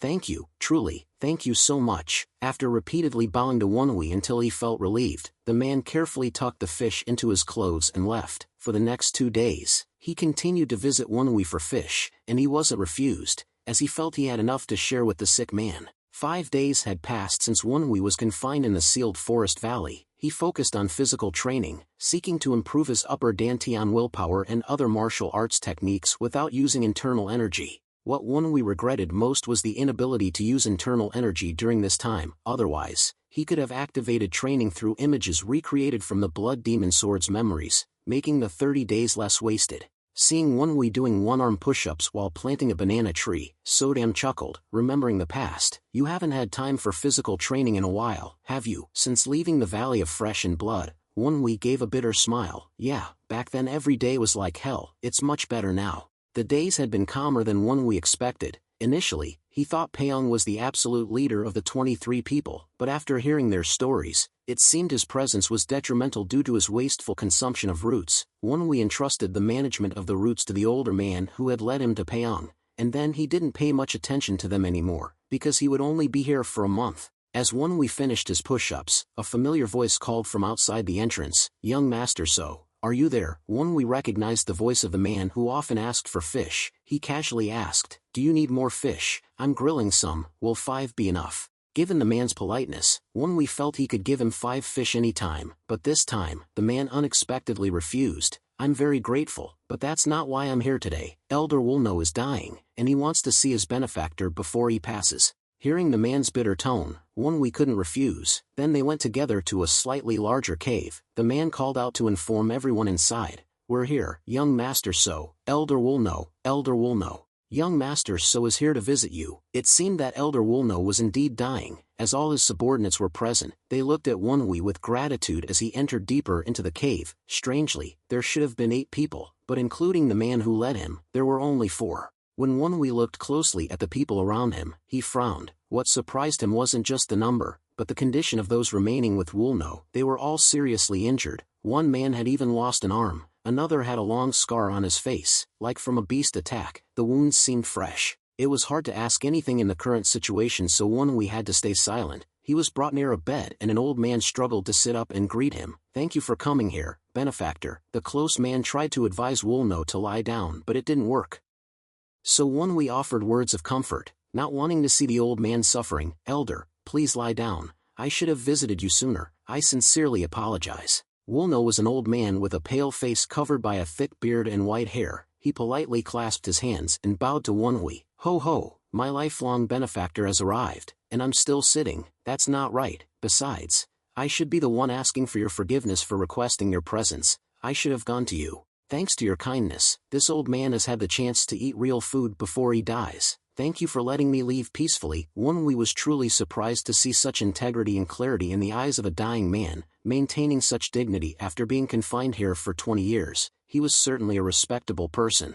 Wonwee knelt before Wulno to show respect, returning the bow. "Why do you say that, Elder? If there's anything we can do here, it's to help each other." A contented smile appeared on Wulno's face. "Ha ha ha. It's good to see such a kind young man before I die, but it's a pity. How could someone like you be brought here? Young men like you must have so much to do, yet you're confined in a place like this. I'm near the end of my life." "That's fine, but you..." Before he could finish, Wulno coughed, and blood flowed from his mouth. Wonwee urged him to lie down and rest. Seeing the black blood coming from Wulno's mouth, Wonwee guessed he was suffering from an incurable disease. The situation was indeed critical. Finally, Wulno could no longer sit and agreed to lie down. Perhaps because he was on the verge of death, he seemed indifferent, like a saint. Wonwee sadly asked, "Elder, is there anything you want to convey to your family outside?" Wulno gave a bitter smile. "What good is a message if we can't get out?" Wonwee couldn't tell Wulno he'd be leaving in a month, as rumors would cause chaos. He had to persuade him otherwise. "We never know our fate. Perhaps someone among us might escape. Please, tell me." Wulno took a deep breath, his eyes distant as if recalling the past. "It's all right. Thank you for saying so. This old man has lost his family and friends. Although my only remaining daughter escaped, her life is uncertain. There's almost no way to escape them." Wonwee tried to comfort Wulno. "If I get out of here and meet your daughter, I'll make sure to convey your message." Wulno coughed and cried with emotion. Cough cough. "Thank you, truly. Hearing you say that, I really want to tell you everything I've kept in my heart." After taking in heavy breaths, Wulno continued to confess his feelings. Ha-ryung, I'm sorry for letting you go through such harsh things, just because of me and my ancestors, who didn't. What can I do? If you're still alive, even if I die, I will turn into a spirit of revenge and rescue. Wulno suddenly stopped when he saw Wonwee's expression. He seemed shocked when he heard the name Ha-ryung. Is this a coincidence? Ha-ryung is mother's name. There is no way there is a single name used throughout the mainland, but the story of being chased by a powerful force. At that moment, Heavenly South beside him noticed Wonwee's reaction and thought for a moment before speaking. Wonwee, I think I know this man. Wonwee frowned and glanced at Heavenly South. You know him? What do you mean? Heavenly South immediately explained. At first we didn't recognize him because his hair had turned white and his illness had changed his appearance quite a bit, but looking closely at that face, we knew who he was. Heavenly South's subsequent revelation stunned Wonwee. The old man called Wulno was actually Ha Sung-woon, the sect leader of the Flying Moon Shadow sect, known as the Flying Moon Swordsman. Ha Sung-woon's expression towards Wonwee was now full of suspicion. He seemed to have sensed something strange in Wonwee's reaction and cautiously asked, Benefactor, why do you look so gloomy? Is something wrong? Wonwee hesitated, recalling the most distinctive features of his mother's appearance, and asked Ha Sung-woon, Does your daughter have a mole on the right side of her nose and on her forehead? Are her ring finger and middle finger the same length? And does she have double eyelids on her left eye? Ha Sung-woon's eyes widened in shock upon hearing this. He looked at Wonwee with a suspicious expression, as if he sensed something was wrong, as if he was an enemy. He even forced himself to sit up and worry. Who are you? You know my daughter. Wonwee took out an object from his chest and placed it right in front of Ha Sung-woon's eyes. Do you recognize this thing? And as soon as he saw it, Ha Sung-woon's face changed beyond surprise. His eyes as big didn't leave what he was holding. This was. How did you obtain the token of the Flying Moon Shadow sect? As Wonwee expected, he recognized the token. This man was indeed the real Ha Sung-woon, his maternal grandfather. Wonwee, both shocked and choked up, explained to Ha Sung-woon, My mother gave this to me. Hearing this, his lips trembled as if he couldn't bear the shock. His heart pounded so violently that the sound was audible. Ha Sung-woon mumbled without taking his eyes off Wonwee. Ryung escaped safely. Baby, she already has a child. His eyes were red. He reached out with difficulty to hold my hand boy and burst into tears like a child. Ha Sung-woon trembled and touched Wonwee's face as if to confirm that this was not a dream. So you are my grandson. To meet your blood again in a place like this, it's heavenly. Help this old man and allow me to meet you, my grandson. Hearing these words, Wonwee's eyes blurred. Even though it was only the first time he met his grandfather, the more he talked, he felt a sense of fear growing. The guards beside Ha Sung-woon were also moved to tears. Damn it, it must be raining. My eyes are wet. Damn it, my eyes are burning too. The bond of blood was truly strong, and despite not knowing Ha Sung-woon for long, Wonwee felt heartbroken. But Ha Sung-woon's face quickly darkened, and he hugged Wonwee tightly in pain. I thought heaven was showing me mercy, but no, how cruel is heaven to bring you down here with me like this. Ha Sung-woon worried that Wonwee would be trapped here. Seeing him so sad, Wonwee felt he should reveal the truth, but before he could speak, Ha Sung-woon sat up straight and spoke as if filled with energy. Right, your mother. How is your mother? Is she alright? Is your mother doing well? Wonwee was stunned. He could see how much Ha Sung-woon longed for news of his daughter. He couldn't tell him his mother was dead, and his expression darkened, unsure how to respond. Under Ha Sung-woon's expectant gaze, Wonwee finally chose to do what he did best, from his past life to this one, and told him, My mother is still alive. She was healthy before I left home. Lately, she's been sending me letters frequently, but I guess she must be very bored because the letters are full of writing, Wonwee said, smiling cheerfully as if his and his mother's life outside was very good. Sodam saw Wonwee lying to his grandfather and scolded him. Hey, your mother is dead. Why are you lying to him? Wonwee sighed inwardly. There's no other way. This is the best I can do for him. Ha Sung-woon had already suffered greatly from illness. Wonwee didn't want him to be further heartbroken by the death of his daughter. Even though he couldn't let him see his daughter again, he at least wanted to remove the burden and guilt Ha Sung-woon felt for failing to protect her. However, Ha Sung-woon seemed to realize it was a white lie, the only comfort Wonwee could think of at this moment. He was silent for a moment, then nodded as if satisfied. I see. Then, Ha Sung-woon's smile reappeared behind his silver beard. He didn't want his grandson to bear the guilt of bringing him the worst news, so he replied with another lie. That's just like her, so she's doing well. Alright, that's enough. I only wanted to know that much. At that moment, Ha Sung-woon coughed violently, his face and body weakened noticeably, to the point where he had to hold his chest. His pale face turned purple as he struggled to breathe. Wonwee, heartbroken, quickly helped Ha Sung-woon lie down. Everyone panicked when they saw his face turning purple, but no one knew what to do. Wonwee tilted his head back to open his airway and tried to press on his chest rhythmically. He was trying to restart Ha Sung-woon's heart, but he felt clearly that it had stopped. Wonwee tried CPR, panic growing in his mind. This can't be happening. I just reunited with the only remaining relative of my family, and I have to see him off now. Wonwee thought for a moment and pressed harder on Ha Sung-woon's chest, but because his internal energy was sealed, he could only try using his upper dantian willpower. Despair filled him. Damn it, this is useless too. Is there no other way? No matter how many times I do this, his heart won't start again. Wonwee frantically tried activating other types of internal energy. If only I could use internal force or the innate core energy, there would be hope. He tried to force them out, but with so many needles sealing his acupoints, he couldn't use them. Wonwee trembled, giving up in utter despair. Damn it, the only relative I've met, and I can't do anything. Grandfather, what should I do? At that moment, the blood demon sword spoke. Hey, human, quickly place me on that old man's chest. Hurry. Wonwee frowned, puzzled. What? The blood demon sword urged him instead of explaining. Can't you hear me? Hurry. Wonwee knew this wasn't the time to hesitate. Although he knew there were risks in letting others touch the blood demon sword, he decided to trust it this time and quickly drew the sword. Everyone around him was astonished by his actions and shouted, Young Master So, what are you doing? They all rushed to stop Wonwee, thinking he wanted to end Ha Sung-woon's life to relieve his pain in his final moments. But immediately afterward, everyone stopped, staring at Wonwee and Ha Sung-woon in astonishment. Young Master So, what did you do? How did you do that? You just placed it there, and yet...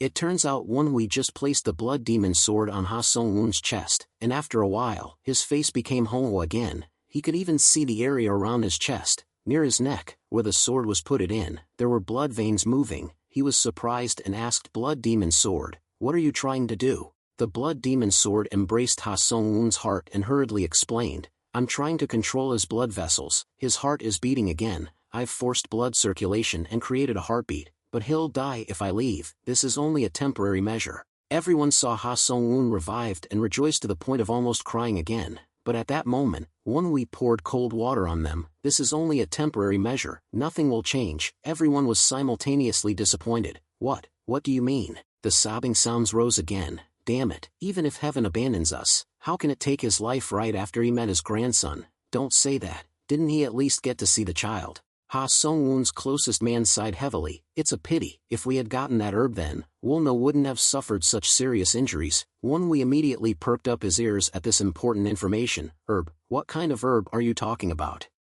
The one-armed man said in a heavy voice. It's a herb that can save Wonno. Wonwee frowned in astonishment. A herb? No way there's any herb in a place like this. The one-armed man firmly replied. It's there. We can get it if we go underground. Damn it. When Wonwee looked where he pointed, besides the passage leading to the common area, there was another passage leading to a different cave. It's there. The close man nodded but tried to dissuade Wonwee. It's impossible. It's like a suicide mission down there. Wonwee anxiously wanted to save Ha Sung-woon, so he shook the man strongly. Why? The man looked at the three others who were badly injured and said with a bitter tone. Do you think why we're all so badly hurt? When we went there to get the herb, this is what happened. Wonwee began to understand. Their wounds were very different from the wounds caused by fighting with other people inside. The man continued with fearful eyes. There's a strange creature down there. Wonwee didn't understand what he meant and guessed. Is there another beast like that giant serpent down there? But the man silently shook his head. I know you're his grandson, but even Wonno would stop you from going there. Wonwee got angry because no one got to the point. So you mean I should just stand by and watch my grandfather die? If you were in my shoes, would you give up? You should stay here. Just show me the way. I'll go there myself. Finally, after some arguing, the only uninjured man in the group decided to light a torch. All right, I'll go with you. Wonwee shook his head in refusal. It's okay. I can go alone. You make sure the sword never leaves my grandfather's chest, and to be safe, you shouldn't touch it either. The man, truly Ha Sung-woon's closest companion, firmly replied, the others will take care of that. They are trustworthy. Do you think you can find the herb on your first try? We don't have time. Let's go together. Wonno is like a father to me. Without him, I would have died 8 years ago. Wonwee didn't expect that even in such a place, they still had such strong loyalty and that his grandfather was so respected. Finally, the two decided to go together, and on the way, the man told Wonwee about the mysterious path leading deep underground. Wulno and the group who stayed here first found a passage near a waterway to escape. They were sure there would be an exit where the water flowed, so they went down this mysterious passage and reached a dead end, the entrance blocked by a wall. It was an artificial wall, seemingly made of dried mud that had hardened, not formed naturally over a long time. They thought there would be a waterway behind that wall. So they broke down the artificial wall with hope. The man recalled the past with a bitter tone. We found ruins, and excited to find something, we broke down the wall we shouldn't have, and that was the beginning of the nightmare. According to the man's story, they went inside and found traces of construction from the distant past, and everyone felt excited and expectant, because it meant that there might still be things humans could use. There were dozens of holes in the cave-like rooms, and all were blocked by artificial walls like the first one they broke. They spent time breaking each one to check these tunnels. Inside one of those tunnels, there was a place where herbs grew without sunlight. One of them had excellent wound-healing properties, which they named the Death Flower. Everything was fine until they broke down a wall that contained a monster. Wunwi was a little surprised. If what this man says is true, it means, as Samachuk once said, this place was once the sacred ground of a forgotten sect. Perhaps these are the ruins of that sect. Then, the man took something out of his chest and gave it to Wunwi. It was a large blue sphere, the size of a hand, that could glow in the dark. Wunwi's eyes widened in surprise. Isn't this the radiant sphere? How did you get such a valuable thing? As Wunwi received the radiant sphere, the man sighed as if remembering the past again. We found these in one of the tunnels. When they stopped at the end of the path, Wunwi could see water flowing in through a large pool. It's here, the man nodded. We had to break down the wall connecting to a canal to stop the monster. If we swim through this stagnant water, we'll enter the cave with many tunnels. But from here, we need to be quiet. It's very dark underwater. Follow the light from my radiant sphere. Wunwi noticed the fear in his voice. It took great courage to come this far despite fearing the monster's existence. After the man jumped into the water, Wunwi followed, causing Sodam to immediately complain. Damn it, water again. Wunwi sighed soothingly. I'll dry you later, come on. Even though the water was very dark, Wunwi could still see a soft blue light in front of him like the glowing stone he was holding. The light moving in front showed the other man's position. After swimming for a long time, Wunwi could see a surface with many ripples and it was turning green. The light emitted from the man also showed that he was gradually rising upwards. The man quickly approached the surface and emerged, then disappeared from Wunwi's sight as the radiant sphere's light faded. As Wunwi diligently swam towards the surfacing man, he suddenly heard a noise from above the water. He quickly kicked harder to surface as quickly as possible. At that moment, something unexpectedly fell into the water and sank in front of Wunwi. He wondered what it was, but then something red spread around it, and upon closer inspection, he discovered it was the man's arm. Wunwi frantically surfaced, immediately hearing the man scream. Before him was a horrifying sight, the long, sharp, disgusting claws of a monster piercing the man's abdomen and grasping his shoulder, as if his body was about to be ripped apart again. Even in mortal danger, the man turned back to warn Wunwi. Young master, so, it's that monster, run, quickly. Of course, Wunwi didn't run. He immediately moved out of the water, activated the heavenly fist, and thrust his sword into the creature's abdomen as it tried to tear the man apart. A horrifying scream echoed, and it dropped the man. Wunwi anxiously looked at the man lying flat on the ground. Are you all right, sir? The man suppressed his pain and warned him. Don't worry about me, watch out for that monster. Wunwi thought the previous sword strike would be enough to subdue the monster, or at least slow it down. Surprisingly, it moved as nimbly as a squirrel and fiercely counterattacked.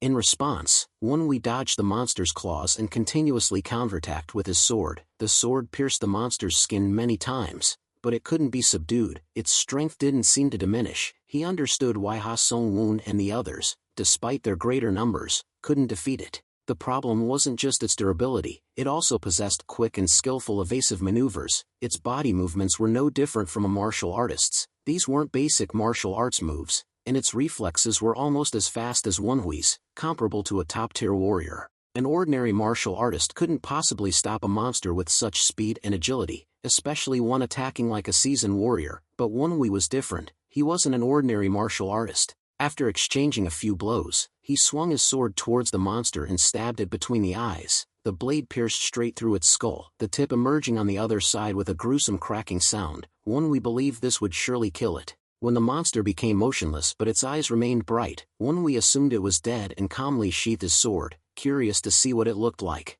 Then, he curiously held up the radiant sphere. The monster's presence, previously hidden in the shadows, would now be revealed. But what Wonwee saw was unbelievable. It wasn't a ghost, a beast, or even a spirit beast like the giant python Wonwee had tamed. The monster before Wonwee was a human, its entire body naked, with thin, bony parts exposed under pale skin and blue veins. Its body resembled a desiccated corpse with long, sharp fingernails and toenails, making it look like a starving ghoul. A wild animal's cry emanated from its mouth, full of sharp teeth that resembled a saw, and its eyes were yellow. Looking into those yellow eyes, it felt like a creature unrelated to human civilization, utterly alien. A strong stench of decaying corpses filled the air. It was a human, but it couldn't be called human. Suddenly, the monster's sharp claws grazed Wonwee's chest, tearing his upper garment. He was speechless with shock. He had pierced its forehead, yet it was unharmed and continued to swing its claws. Wonwee immediately stepped back to increase the distance, his heart filled with confusion. Damn it, what is this? This is absurd. It's not dead. Heavenly South's eyes widened in astonishment. What the hell is this? I've never seen anything like it before. Even after being stabbed in the head, it's still alive. Sodam anxiously looked at Wonwee's scratched chest. Wonwee, are you alright? He stared at the monster with wary eyes. I'm fine, just a minor scratch, but the part of my chest that his claws grazed feels like it's burning. Sodam grumbled in frustration. If Blood Demon Sword, the oldest among us, were here, he might know something about this monster. Wonwee knew she was right. Blood Demon Sword had traveled Jianghu since the blood sex establishment and must have witnessed much, but that wasn't the issue now. As the monster was charging towards him again, the two engaged in fierce combat again. Even with a large hole in its forehead, enough to expose its brain, it still wouldn't die. A disturbing thought crossed Wonwee's mind. Does it even have a weakness? Wonwee couldn't guess, so he could only experiment. He stabbed his sword into every possible spot on the monster's body: head, face, shoulders, to the heart, liver, spleen, lungs, ribs, every vital area in a human body that could cause death or at least weaken an opponent. He tried them all, but none worked. Sodam and Heavenly South simultaneously suggested, Wonwee, I think you should cut its neck. Yes, let's see if it can move without its head. Immediately, Wonwee tried to bend down to slash the monster's head while it continued swinging its claws. Just as the sword was about to strike the monster's neck, it suddenly leaped back. Then, as if protecting its neck, it deflected Wonwee's blade and covered its chest with both hands. Sodam exclaimed joyfully, that must be its weak point. Wonwee agreed with the speculation. The monster's defensive action was hasty and unlike its previous nonchalant demeanor, so he was almost certain that its neck was its only weakness. Even after creating distance from Wonwee, the monster seemed bewildered, clutching its neck tightly. Wonwee chuckled gleefully, feeling victory within his grasp. Well, of course, what creature can survive without its head? Let's see if you can withstand this attack. Then, Wonwee bent down in a ready-to-attack stance. It was one of the techniques from the Great Blood Heavenly Art that he had learned from Blood Demon Sword, though using it with a sword and upper dantian's would slightly reduce its power. Wonwee focused his power on the blade and moved like a hawk towards the monster. It couldn't even keep up with his movement, only blurry afterimages remained. Wonwee plunged into the gap between the monster's hands covering its chest and swung his sword at its neck. The sword pierced the opening and struck its neck in a flash before it could react. However, a deafening clashing sound stopped him. Wonwee couldn't cut through the monster's neck bone, and the blade got stuck. He never thought its bones could be so hard. He had pierced its skull and ribs, but its neck bone was as hard as steel. The monster seemed terrified when its neck was cut, quickly grabbing Wonwee's sword with both hands and trying to push it back with such force that Wonwee felt overwhelmed. Wonwee also gripped the sword with both hands and continued to force it into the monster's throat, but its strength was beyond his imagination. Gradually, he could no longer hold on. The blade shook violently as it was pushed out of the monster's throat. Wonwee struggled with all his might, but despair began to fill his mind. Damn it, it's really stronger than me. Just as Wonwee was about to lose, a figure suddenly rushed forward. The previously injured man struggled to his feet, struck the sword with a piece of wood, and pushed the blade through the monster's neck bone. Finally, its head was severed. The monster's head rolled on the ground, and its headless body still twitched for a while before dying.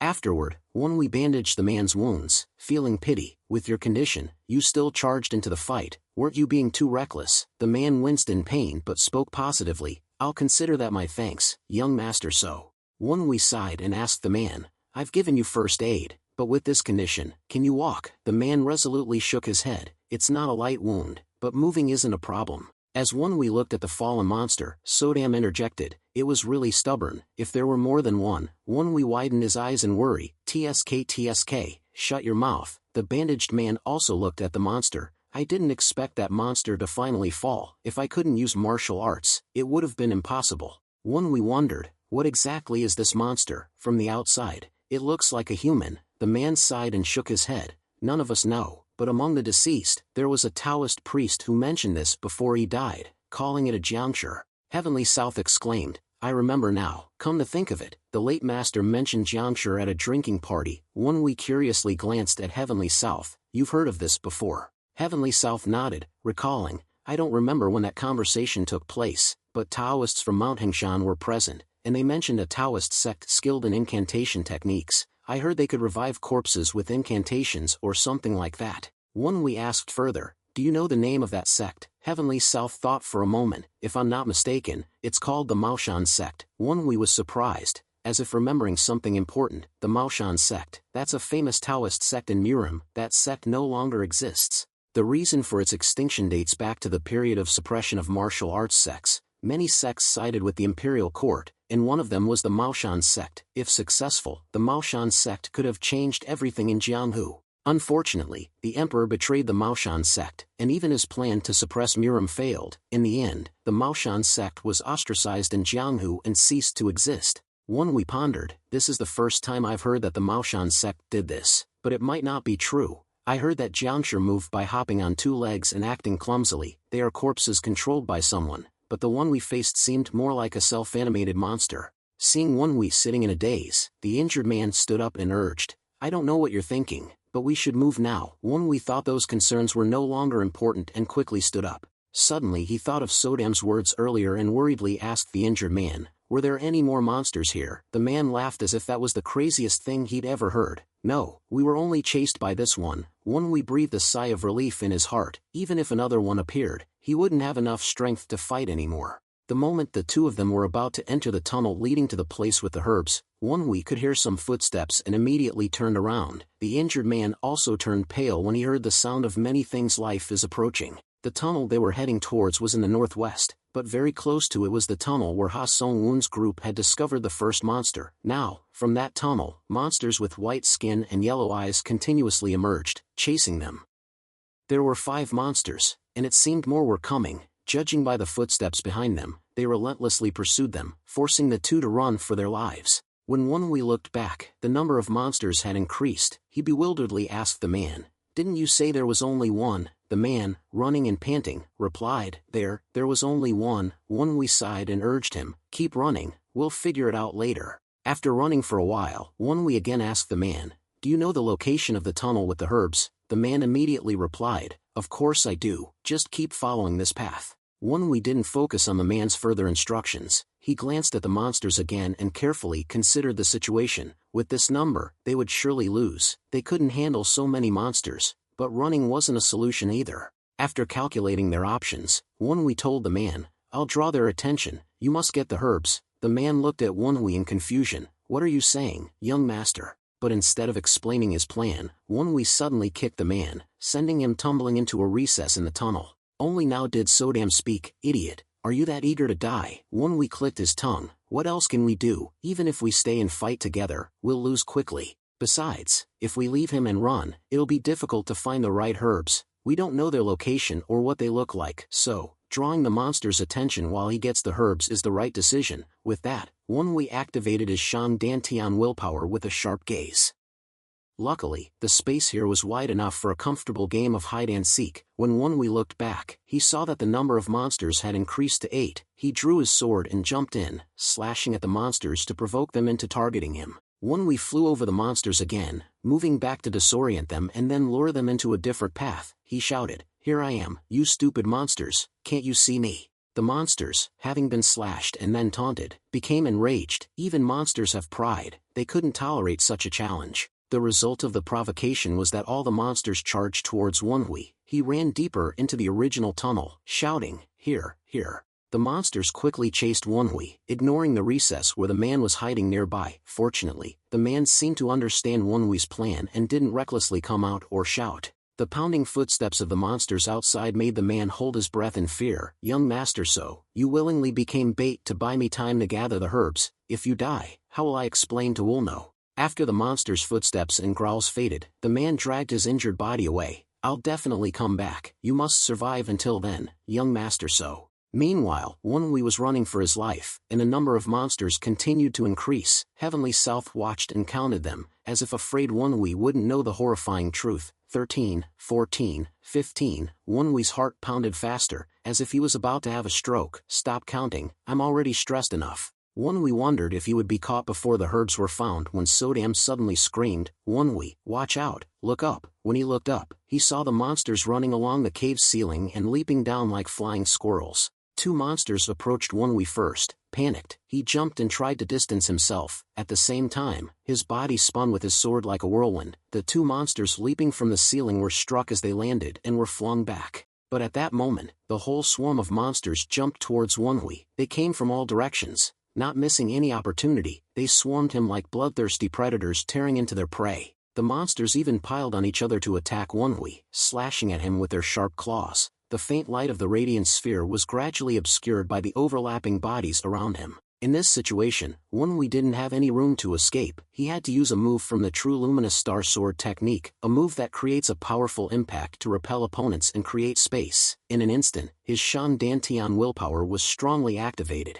The returning dragon ascending sword was unleashed. Wonwee spun, his sword creating a whirlwind that pierced the sky. The powerful sword energy instantly flung the monsters to the ground. The whirlwind also stirred up dust, disorienting them. Seizing the opportunity amidst the powerful whirlwind, Wonwee suddenly leaped into the air to escape. The immediate danger was resolved, but he had used almost all his remaining strength. Wonwee was certain his remaining Shan Dantian willpower wasn't enough to deal with the monsters, and they were gradually recovering from his attack. He had to come up with another plan. If he couldn't kill them, he at least had to lose them. As Wonwee panicked, Sodam quickly spotted a place to hide and pointed it out. Wonwee, over there, there's a cave. Hide there while the monsters are still disoriented. Wonwee immediately rushed into the cave Sodam indicated to avoid the monsters. The cave went deep and seemed much narrower than the outside path. He wasn't sure what awaited him, but he ran first and thought later. It was warmer than the previous caves Wonwee had been through, and something was glowing at the end of the path. As he continued, the green light became clearer. It turned out that the walls were filled with small holes containing radiant spheres. Some holes were empty, leading Wonwee to guess this was where Ha Song-woon's group had found the radiant spheres before. The sounds of the monsters could be heard from the side of the cave, and they seemed to be approaching. Wonwee anxiously looked around and discovered strange things. Strange, square stone boxes were arranged on the ground. Wonwee suddenly had an idea to hide from the monsters, but he didn't know if he could open these coffin-like things. To be cautious, Wonwee slightly opened the lid of one of the coffins to check. Luckily, there was nothing unusual. He could see an empty space large enough for a person to lie in. Wonwee risked tricking the monsters by hiding in the coffin. Their growling voices came closer and soon he could hear them right outside, making him inside the coffin. The driver had to hold his breath for a few seconds because of tension. Not just the growl, Wonwee also heard the footsteps of Nolijong closer to his position. He could only pray to God that the monsters weren't smart enough to detect his trick. Based on what he saw while fighting, it seemed like their thinking was on an animal level and not human. Fortunately, the monsters didn't seem to open the coffin to check. Even as the footsteps and growls faded, still cautious, Wonwee lay still like a corpse, deciding to wait until it was completely quiet before emerging. Suddenly, a clicking sound came from the coffin lid. Wonwee was sure he had heard something, causing his heart to pound, but he couldn't risk opening the coffin yet. Then, Wonwee felt the coffin shaking. He heard water flowing in and quickly realized it was coming through a hole near the top, a hole he hadn't noticed when checking. Panicked, Wonwee punched the coffin lid trying to open it, but it didn't budge. Damn it, what the hell, why won't it open? Open. Even though Wonwee tried his best, all he could make were just a few scratches on the coffin lid, but he still didn't give up and kept punching hard, causing many stone chips to fall on the coffin lid. The lid remained unmoved. It seemed that this coffin was made of unusual stone and specially designed to trap people inside. Wonwee's knuckles were bleeding but the coffin lid still didn't open. The liquid pouring into the coffin rose high, emitting a strange stench and slowly engulfing him. The feeling of despair when imprisoned. The fear in this situation is occupying Wonwee's mind. This is a meaningless death, and also unreasonable. I can't die here. Finally, the foul liquid reached the coffin lid, and Wonwee could see nothing. He couldn't continue punching because the water added weight to his movements. Gradually, the foul liquid filled his nose, throat, and stomach. Wonwee didn't want to die such a meaningless death, so he used his remaining Shan Dantian willpower to kick everywhere inside the coffin. He never expected that beneath the coffin was an empty stone room. Thanks to Wonwui's frantic kicks, the bottom of the coffin broke, and he slid down. Startled, he tried to grab something, but everything was slippery because of the foul liquid. When Wonwui landed, he quickly vomited the liquid he had swallowed. The feeling of disgust was indescribable. Sodam patted his back. "Wonwui, are you all right?" Wonwui gasped, looking around. He was in a space larger than the coffin, but it was sealed. "I thought I was dead. What kind of hellhole is this?" Sodam also looked around and told Wonwui that there were many holes in the walls, but before he could figure out what they were, the walls began to shake. Actually, the whole room was shaking, and smoke erupted from the holes in the walls. The smoke filled the enclosed space in an instant. Wonwui covered his mouth and nose with his sleeve because it seemed to be poisonous fog. "Damn it, is this a sealed poisonous room? What kind of cursed place is this?" Shocked and terrified, he kicked the wall with trembling legs, causing the whole space to shake again, making him lose his balance. Heavenly South saw that and immediately tried to calm him down. "Wonwui, calm down. Use the sword to break the wall to escape." Wonwui enthusiastically swung the sword with his Dantian willpower that was gradually running out. "I was planning to do the same this." In the blink of an eye, he swung his sword and performed the most powerful sword technique of the true luminous star sword technique, the sword shaft. The sword was like a drill tearing through space. The sword energy around the blade rotated around, creating a whirlwind, spinning straight towards the wall. With just a seemingly simple stabbing motion, the tip of his sword created a hurricane of strong will. The sword energy struck the wall, sparking, and just like the previous coffin, it was made of an incredibly hard stone, impossible to penetrate. The poisonous gas continued to fill the room densely. The moment Wonwui was about to swing his sword again, his strength seemed to completely deplete, and he collapsed. It seemed the poison had taken effect as he had to take a deep breath to perform the previous technique. Wonwui mumbled something incoherently, making Sodam anxious and restless. "Hey, get up, what's wrong with you? What are you saying?" Suddenly, Wonwui started scratching frantically all over his body. He felt his whole body itching intensely, to the point of wanting to scratch his skin off. His clothes, which he didn't have time to take off, were torn apart as he scratched, the sight making Sodam panic. His skin is so strange, his face is flushed, and his skin is cracking. "Stop scratching, Wonwui." Wonwui heard Sodam's advice but couldn't bear it. He could feel his body burning intensely, as if a fire had been lit inside. Then, he felt something piercing his spine, and not only that, sharp objects continuously erupted from his entire back. The needles shot into the wall behind Wonwui, making a tinkling sound, but because of the thick fog, no one noticed. Sodam and Heavenly South were both focused on urging him to stop harming himself. Intense pain spread throughout his body. Sodam and Heavenly South's voices echoed in Wonwui's head, but he couldn't respond because of the pain. He screamed unconsciously and began to take off his clothes because of the heat emanating from within his body.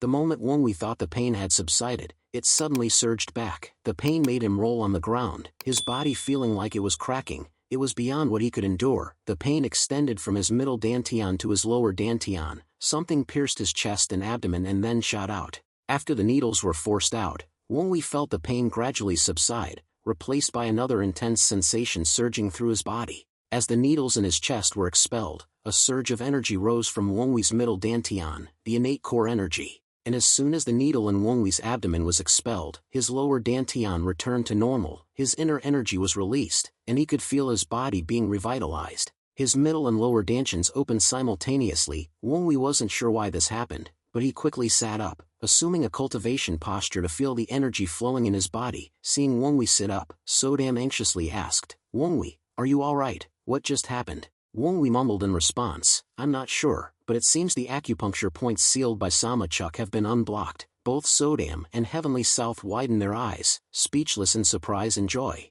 Wonwui began to cultivate, a warm energy finally spreading throughout his body and dissipating the pain, but the innate core energy in his middle dantian wasn't the only thing moving in this energy flow. Even the inner energy in his lower dantian was unintentionally moving simultaneously, spreading throughout his body. Wonwui didn't know how, but this was the first time he could use both types of energy at once, opening a door to a new breakthrough in his cultivation. While Wonwui cultivated, both his dantians became significantly stronger. He didn't understand why, but he was sure this was not an opportunity he could miss. While there was no immediate danger, he had to take advantage of the time to cultivate as much as possible. The moment Wonwui was immersed in his breakthrough, he suddenly heard Sodam's worried voice. "Hey, Wonwui, something awful is flowing from your face." Sodam stuck out her tongue when she saw black liquid flowing from the cracks in Wonwui's skin, cracks caused by the monster's scratches and his own scratching earlier, but he seemed to know this liquid wasn't dangerous and continued to focus on his cultivation without opening his eyes. Shortly after, the one-armed man was trying to escape the cave, clutching his bloody waist, with a bunch of herbs tucked into his clothes behind him. He carried everything he could get from where the herbs were. A hoarse sound escaped his lips as he leaned against the wall and cautiously approached the bend in the cave. Damn it, too many monsters. The one-armed man couldn't see Wongwi nearby and assumed he was dead. He bit his lip, endured the pain, and took a deep breath. He made a resolution. I will save Wulno. I won't let my grandson's sacrifice be in vain. Then, the man ran with all his might. The monster's eyes were focused on him, and the chase began. A terrifying scene for a man who could only run. He could feel the pain intensifying with each movement, but he continued to run. The monsters charged towards him. He could hear them getting closer, but he wouldn't allow himself to give up. The man struggled to change direction at the corner, constantly encouraging himself. Just a little further, and I'll reach the canal. I just need to hold on until then, just a little further. However, when the man stood up after a moment of imbalance from the turn, the sight before him completely stunned him. The monsters had climbed onto the cave's ceiling and jumped down to intercept him. Now, he could find no escape. Facing the growling monsters, he could only sit down helplessly, swallowing hard. The monsters' sharp claws lunged like knives. The terrified man instinctively covered his head. But even in this life-or-death moment, he didn't think of his own life, but of Wulno and Wongwi. I'm sorry, young master, so, if you survive and find my body and these herbs, please give them to Wulno. At that moment, the sound of something being cut made the man stop praying. He heard the monsters scream and cautiously open his eyes to look around. Then, he saw someone standing not far from him with a sword in hand. Around that person were monsters with their heads easily severed, seemingly killed with a single sword strike. The man couldn't see who was wielding the sword until Wongwi's voice rang out. Thank goodness I'm not too late. Did you find the death flower? The man immediately breathed a sigh of relief with a bright smile. That voice, young master, so. The one-armed man's eyes welled up seeing Wongwi alive. He thought he was dead, so now, naturally, he was overjoyed, but that joy didn't last long. At first, the man thought he was mistaken because of the blood in his eyes from his injuries, but Wongwi's hair was truly covered in a fiery red. The man had been imprisoned here for a long time, but he was someone who had experienced the great war between good and evil. He knew Wongwi's red hair and red eyes symbolized the blood demon, but that wasn't important for now. The one-armed man held up the herbs to be sure. This is Wongwi, not some madman possessed by the blood demon. This is the death flower I mentioned.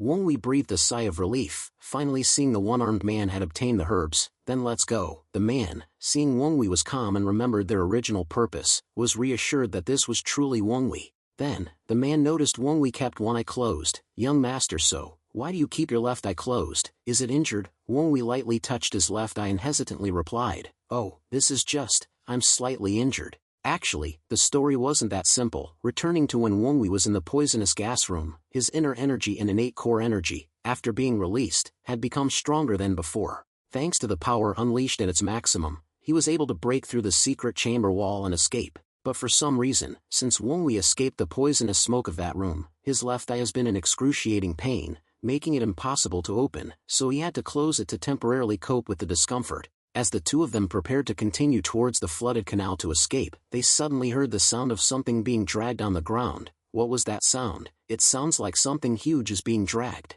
The source of the eerie sound was a nearby tunnel. Wongwi and the man both vigilantly looked towards the tunnel, their hearts pounding as they sensed something powerful was about to appear, unable to take their eyes off the tunnel. Sodam exclaimed in astonishment, what the hell is that? The reason for her exclamation was simple. What emerged from the tunnel was completely different from the previous monsters. It didn't even look like a monster at all. His entire head was covered by something resembling a metal mask, making his face invisible. Both his hands were trapped inside large iron spheres, each about half his body size. He was shackled at the ankles and waist, one end anchored to even larger iron spheres, double the size of those holding his hands. Each of his steps made the iron spheres move, producing strange sounds and shaking the ground. Sodam couldn't help but exclaim in surprise, how is he dragging those things? Wongwi couldn't understand either. Though he couldn't see the opponent's face, Wongwi's heart pounded as if he was certain that behind that mask was an incredibly powerful being. Wongwi wasn't sure if he was an enemy, so he decided to prepare himself mentally, gripping his sword with a wary gaze.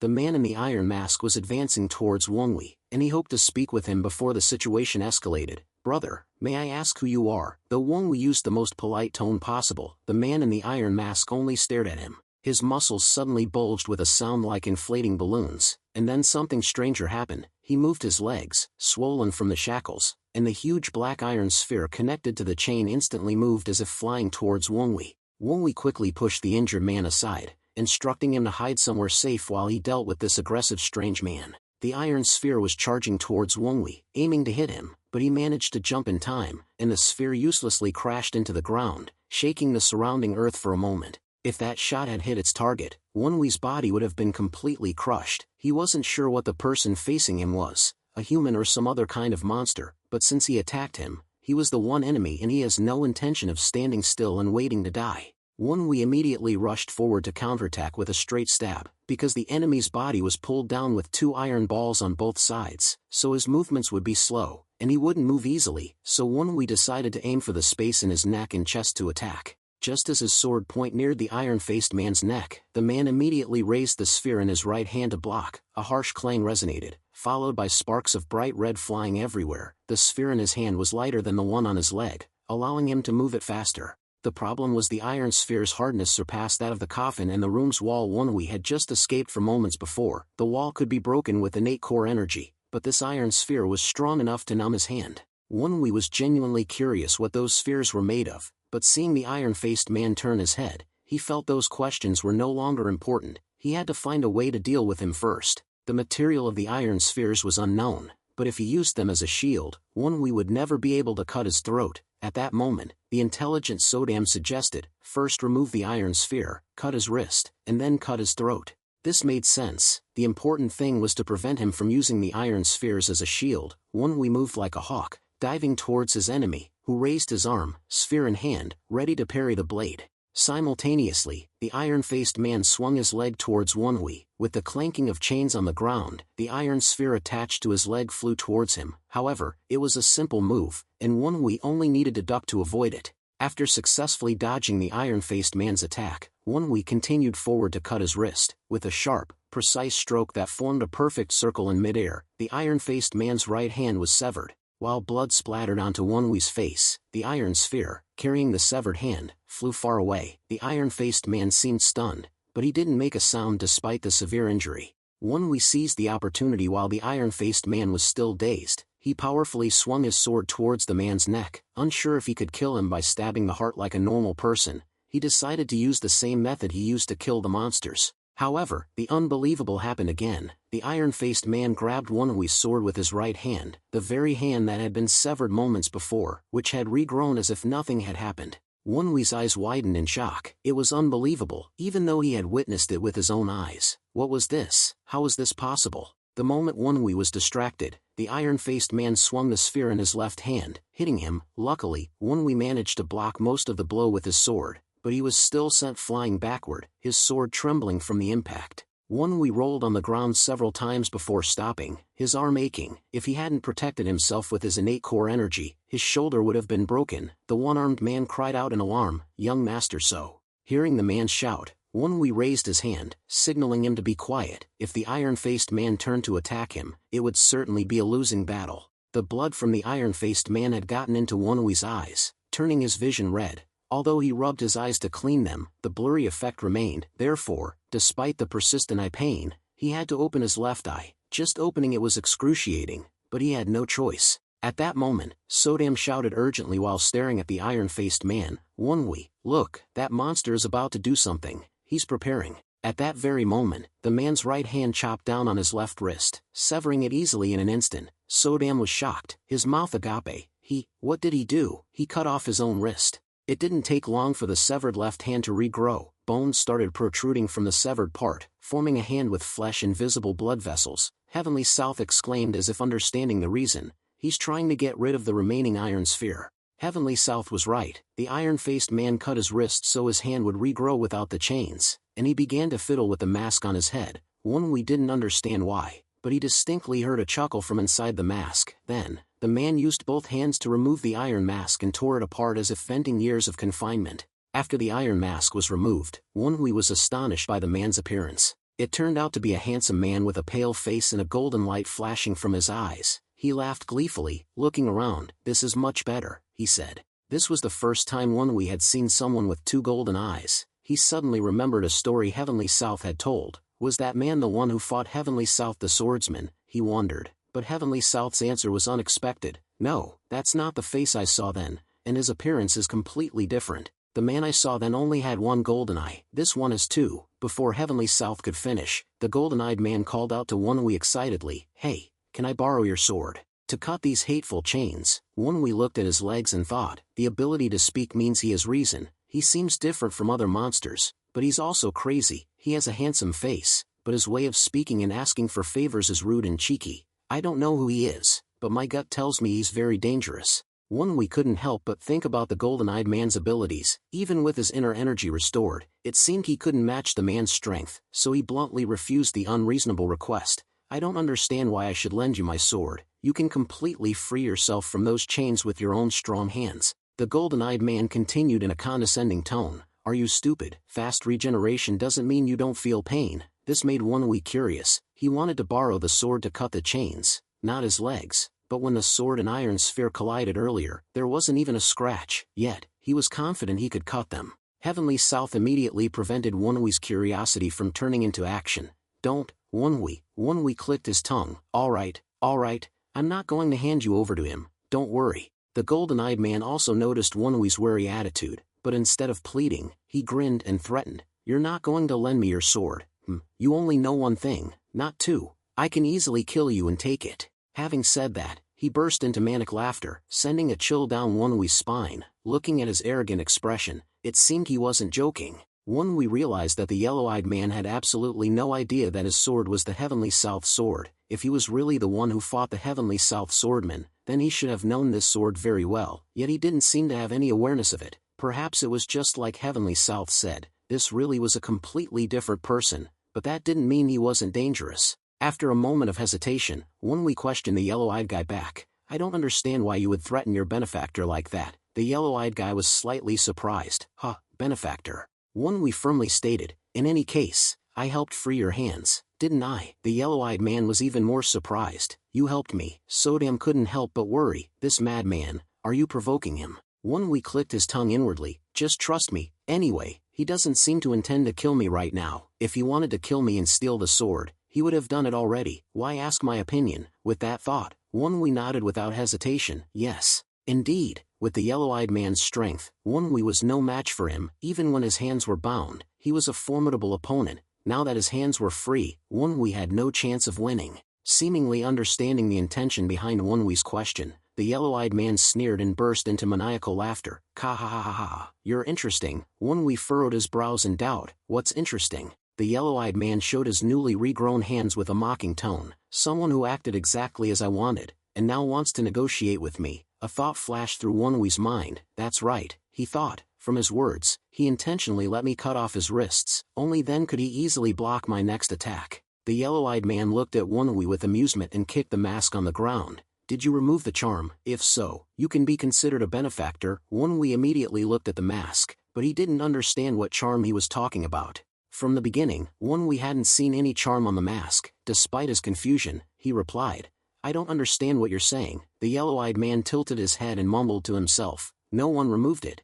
Did it fall off by itself? Oh well, it doesn't matter." Then he burst into maniacal laughter again. All right, I'm not ungrateful. Thanks to you, I'm free. Now tell me what you want, and quickly lend me your sword. I'm not taking it permanently." Why the hesitation? Wonwi gripped the Heavenly South sword, pondering for a moment. He didn't expect the yellow-eyed man to accept it so easily. He seemed arrogant, but he wasn't unreasonable. Wonwi took a gamble and stated his true purpose. "This isn't a big negotiation. We have no grievances, so I only want a promise from you." The yellow-eyed man let out a breath with a bored expression, as if he had anticipated Wonwi's request. He agreed without hesitation. "You want me to promise I won't harm you? Fine, give me the sword." He then beckoned with a domineering gesture.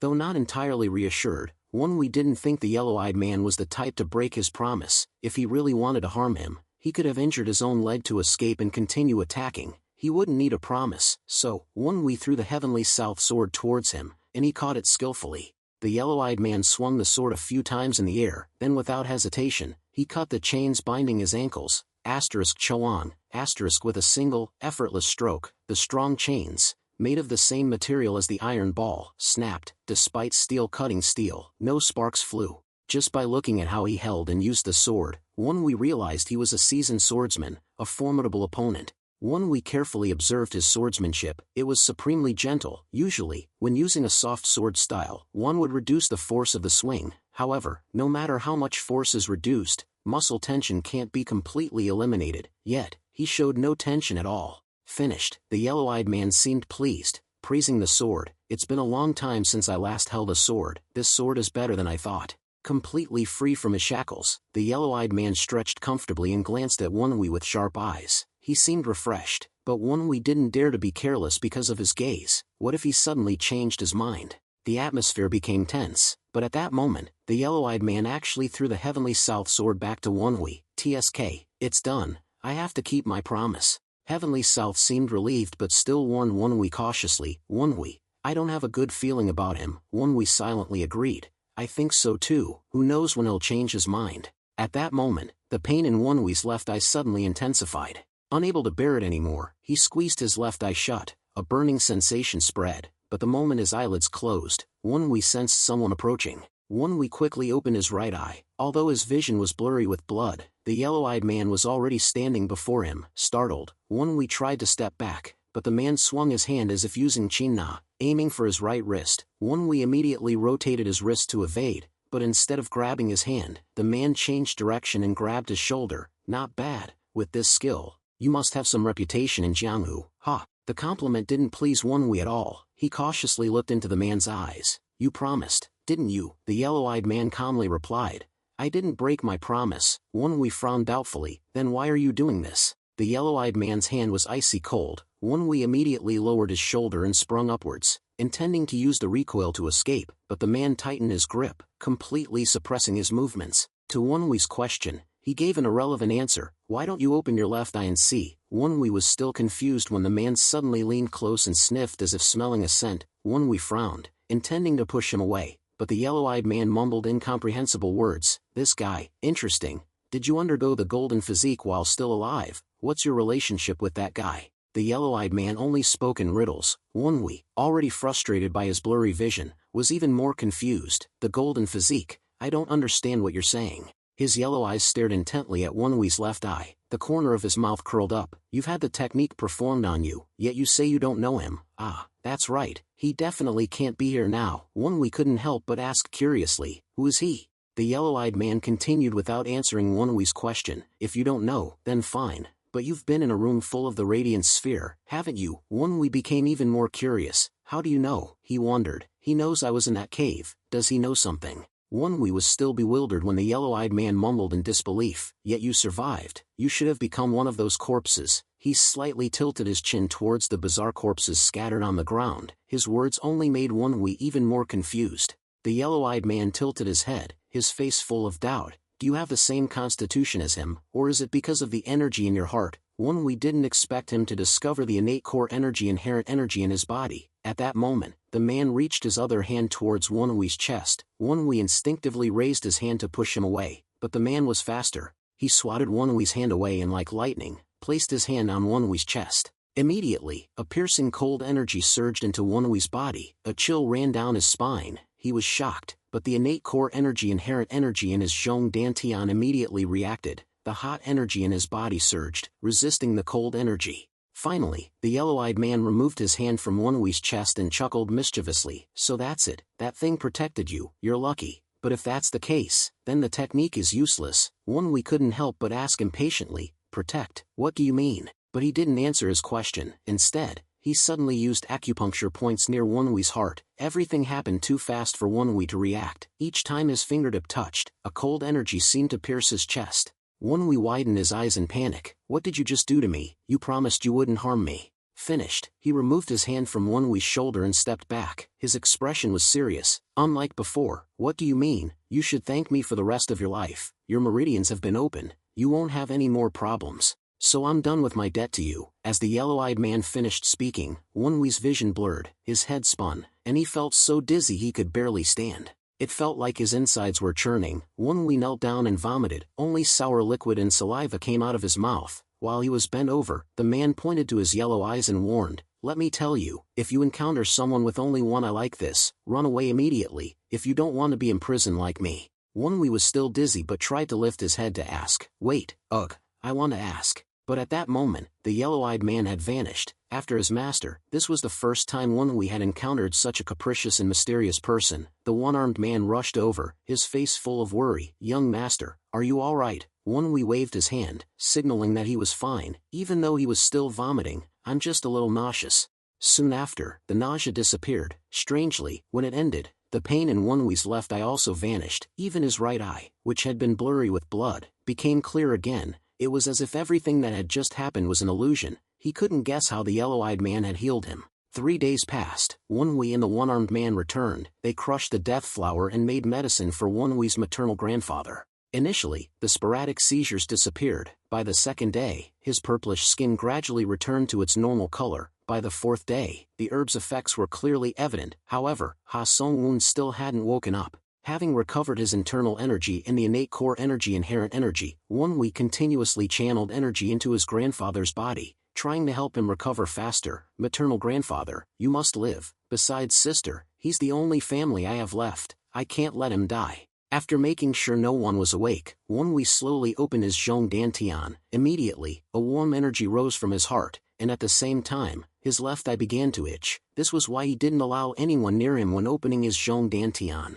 At that moment, Sodam spoke with amusement. "No matter how many times I see it, it's still strange." The reason she said that was because whenever Wei opened his Zhong Dantian, the pupil of his left eye would turn golden. Initially, he was extremely frightened, to the point of constantly closing his left eye to hide this abnormality. Later, he realized that when he wasn't using his internal energy, his eye color would return to normal. Wei didn't know why. He could only guess that it was related to the yellow-eyed man previously opening his chest meridian, and that his left eye was now a strange eye. Through it, he could see unusual things. Initially, Wei was only concerned about the change in his eyes, but while transmitting the innate core energy inherent energy to his grandfather, he discovered something. The world he saw with his 2 eyes was completely different. His right eye saw normally, but with his left eye, he could clearly see the flow of energy within a person's body. These energy flows emitted certain lights. Internal energy emitted white light, and the innate core energy inherent energy emitted blue light. Thus,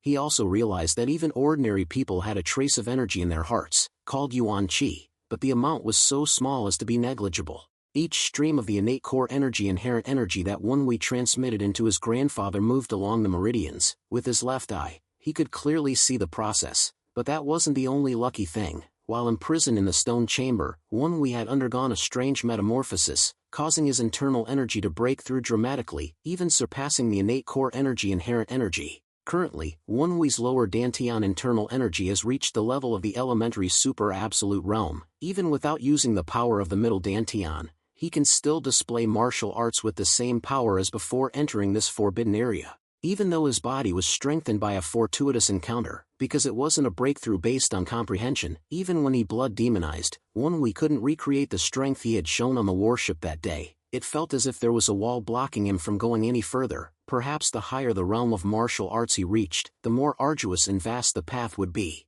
More importantly, what Wei was most concerned about was that his strength couldn't help Ha-Sung-woon and the one-armed man who had searched for herbs with him. Ha-Sung-woon's condition was better, but the other man, without proper treatment, would have difficulty surviving. It was a deadlock situation. Wei tried to restore his internal energy, then searched the cave to find a way out. But there was no way to escape this place. He even tried to fix his body with silver silk, then threw himself into the rushing water in the hope of floating out, but all that led to was a bottomless abyss. The one-armed man had risked his life to save Ha-Sung-woon. If they just waited for Samachuk to rescue them, Wei didn't know if the man could hold on until then. He couldn't carry them out by using his inner energy to overcome the waterfall. Their dantians were destroyed. They couldn't use their inner energy. No matter how strong their martial arts were, humans are incredibly vulnerable to the brutal forces of nature. As Wei was agonizing and about to go mad, a hoarse voice called out, "Grandson." Ha-Sung-woon opened his eyes, looked at him vaguely, and affectionately placed his hand on his cheek.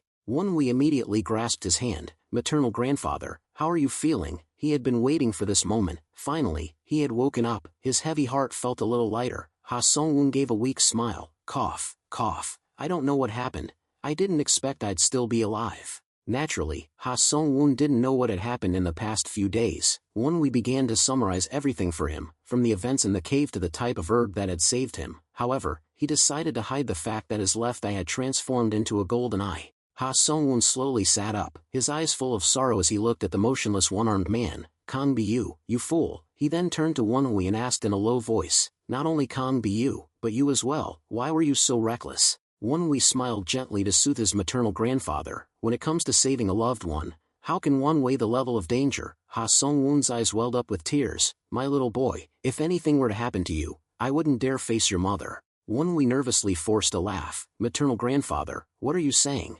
I told you my mother is still alive. Tears rolled down Ha Sung-woon's trembling cheeks. All right, you don't need to lie anymore. Won-hui was shocked, remembering the moment he had hesitated when saying his mother was still alive. This had likely caused Ha Sung-woon to become suspicious and figure things out. Won-hui knew that one day he would have to tell the truth, but he didn't want to sadden Ha Sung-woon while he was so ill. Now, it was impossible to hide it any longer. Helplessly trembling, he admitted, I'm sorry, maternal grandfather, I'm sorry. The truth is. Ha Sung-woon understood Won-hui's heart and took his hand to comfort him. My good grandson, I don't blame you. How could I not understand your heart? You only wanted me to have less sorrow before I closed my eyes. Ha Sung-woon's voice choked with emotion. If anyone should apologize, it's me. You've suffered so much because of this useless old man. I don't deserve to live. Won-hui quickly regained his composure and encouraged his maternal grandfather. Don't say that. You must survive. You haven't met your maternal granddaughter yet, even though they have different fathers. To Young, you are also her maternal grandfather.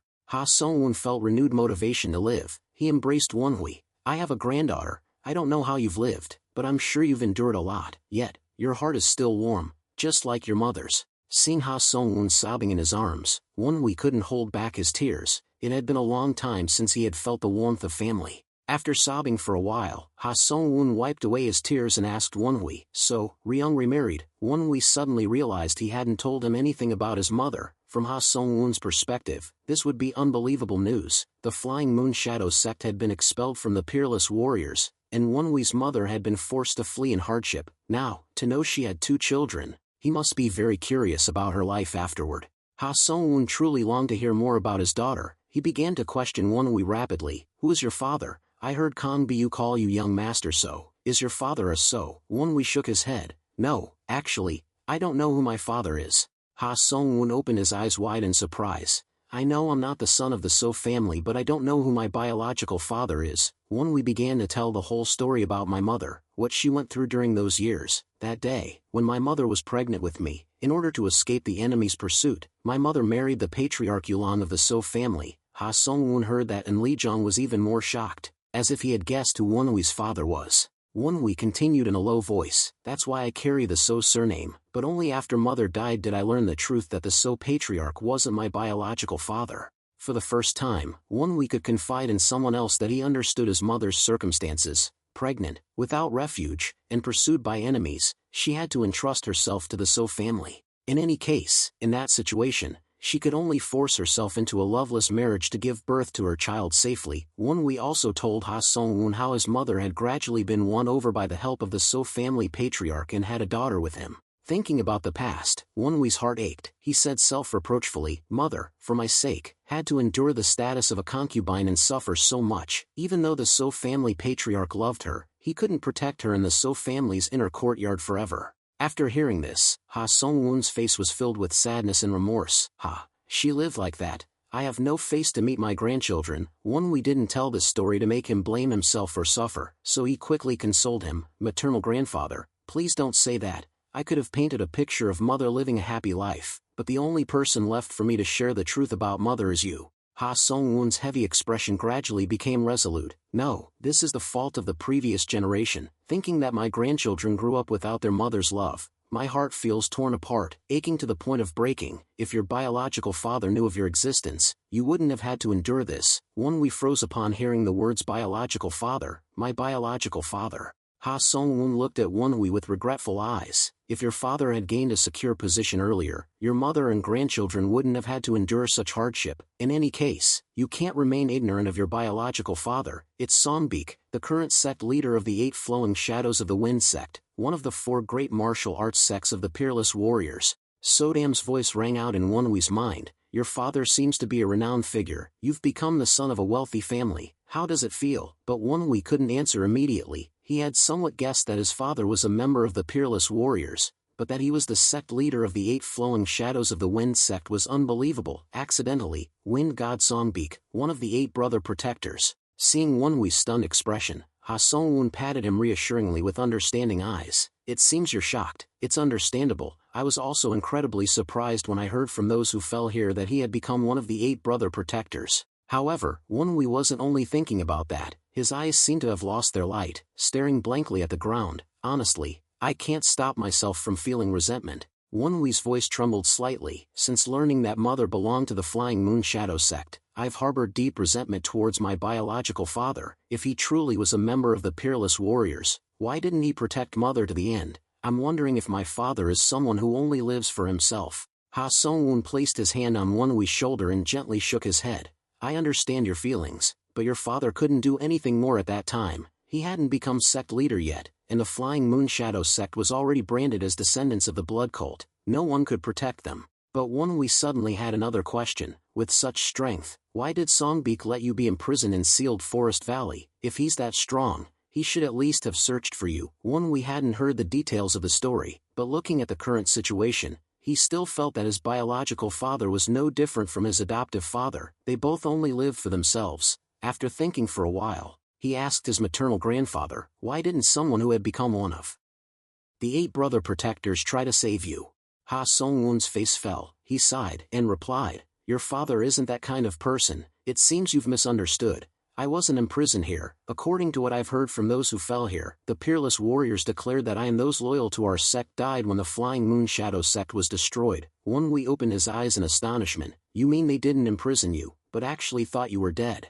Ha Songwon suddenly took off his shirt, revealing his body covered in old wounds. The Murim Alliance demanded the extermination of our sect. Even though no one has ever escaped Sealed Forest Valley, do you think they would leave any loose ends? When he turned his back, Wonwui could see 9 large round holes, seemingly wounds from arrows. Just looking at them was painful. It was unbelievable that he was still alive after suffering these wounds. Ha Songwon recounted the past in a choked voice. These are the marks I received when escaping from the Peerless Warriors. After being hit by a volley of arrows and swept away by the rushing water, I also thought I wouldn't survive. Hearing Ha Songwon mention the rushing water, Wonwui could only guess he meant the waterfall in Sealed Forest Valley. Ha Songwon shuddered slightly, remembering the perilous situation. I thought my life was over. Wonwui was eager to know more and urged him to continue. What happened after that? Ha Songwon put his shirt back on and turned to a corner of the cave, where there was a pile of rocks resembling a grave. On top of the rocks was a jade tablet. When I fell here, grievously wounded, Brother Joe Jess saved me. Without him, I wouldn't be alive to talk to you. I only learned this before Brother Joe Jess passed away. It turns out he was a fellow disciple of the all-healing Divine Physical.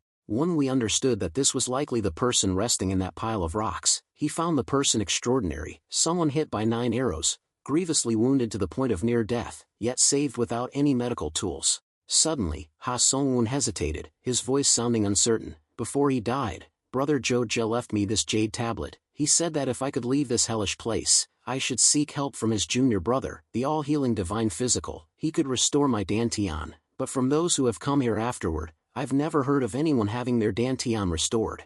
Ha Songwon just smiled, as if he had given up. Keeping this old life is already too fortunate.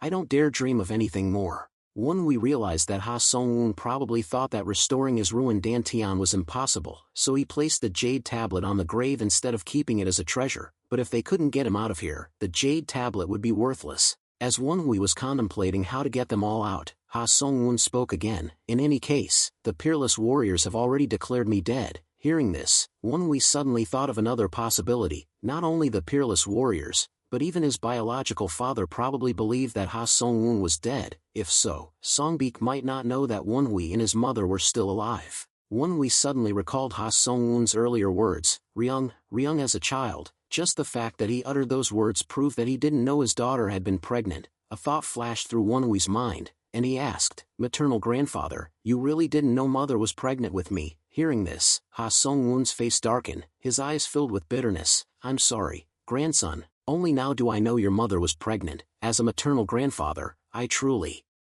don't deserve it. Sodam, who had been trying to remain silent, finally couldn't help but comment, if even your maternal grandfather didn't know, the chances are extremely high that your biological father didn't know either. Perhaps your mother herself only found out after she escaped. TSK.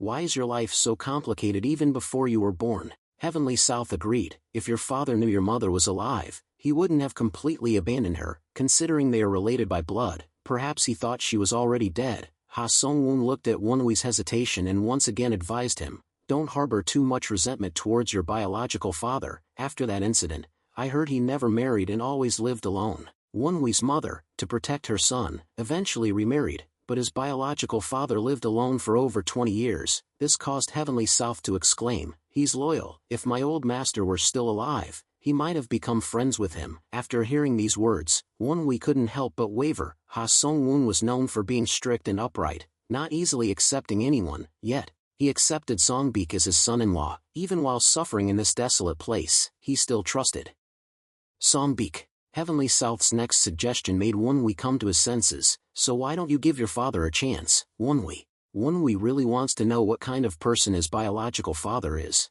and what's behind the massacre of the Flying Moon Shadow sect that year. If he wanted to know the truth, he had to meet Song-beek. He needed to know if Song-beek had truly been unaware of his and his mother's existence for over 20 years, and he had to hurry, otherwise. Sodam interrupted Won-wee's thoughts. So you're really going to meet him, but why such a serious face? Won-wee was tearing his hair out because of the issue concerning the future of the unintentional wind god, Song-beek. He couldn't remember everything before his regression, but he clearly recalled events that could shake the Miram world. One of those events was the death of the unintentional wind god, Song-beek, and the change to the list of 8 older brothers. The fact that his father was such a high-level expert was shocking enough, but what truly troubled him was that his father was about to die, and he was imprisoned here. The cause of death was never revealed. The peerless warriors simply announced Song-beek's death. Won-wee thought he had to get out of there as quickly as possible. It wasn't impossible. If he could persuade Samachuk to take him out, he could then find a way to save Ha Sung-woon and everyone else. The problem was whether Samachuk would help. He was one of the 4 great evils. Taking more people out of the sealed forest valley might not be something he'd support.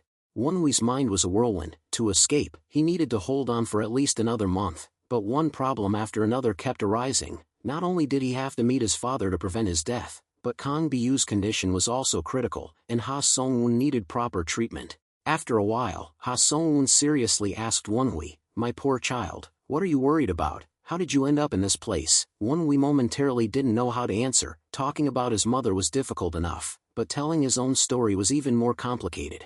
Seeing Won-wee hesitate, Ha Sung-woon continued, if it's difficult to say, you don't have to tell me. I guess you were just imprisoned by the evil moon sword, Samachuk. Nothing surprising. This isn't something you can solve by keeping it all to yourself. Won-wee decided to explain the situation to find a solution together. Actually, I intended to tell maternal grandfather earlier. You were brought here for a different reason than the others. Ha Sung-woon sighed heavily, as if prepared for a shocking story. A different reason? What is it then? Seeing this, Won-wee hesitated. If he said he had to accept a month-long challenge to meet Samachuk's daughter, would his grandfather accept that? While Won-wee was considering whether to mention Samachuk, a man rushed into the cave. Young master, it's serious, well no. He was about to report something when he saw Ha Sung-woon awake and was astonished. Old man, are you all right? But the joy was short-lived. Something more urgent seemed to have happened. The man said hurriedly, it's serious. Well no, young master. Ha Sung-woon frowned and asked, Myeom, what is it?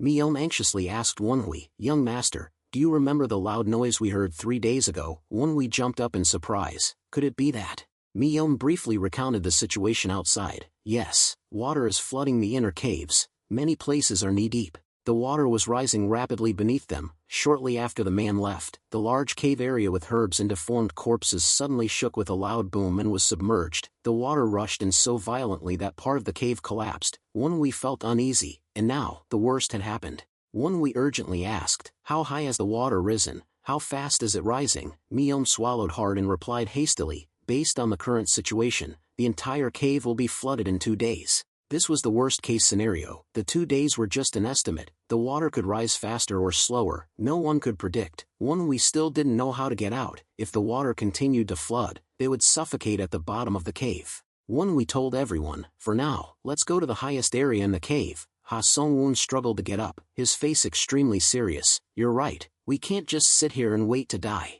Won-wee hurriedly put Ha Sung-woon on his back and was about to leave, but Myeom suddenly stopped them. Well no. Aren't you going to take that jade tablet? Won-wee suddenly remembered, right, only with this can maternal grandfather later be treated by the all-healing divine physical. But Ha Sung-woon shook his head without regret. Do you think the all-healing divine physical can restore the Dantian? That's impossible. Won-wi glanced at him and said firmly, it's absolutely possible. I also had my Dantian destroyed, but the all-healing divine physical said it could be restored, and it was. Maternal grandfather can also be healed. Ha Sung-woon's eyes immediately showed strong emotion. For a martial artist, the Dantian and internal energy were life itself. If there was a chance to regain them, who wouldn't be moved? But then, the hope that had flickered on his face died out. What's the point? There's no way out of here. Won-wi encouraged his grandfather. We'll find a way, but let's take the jade tablet first, so we don't miss the opportunity. Okay. With Ha Sung-woon's agreement, Won-wi quickly retrieved the tablet from the stone tomb and hurriedly left.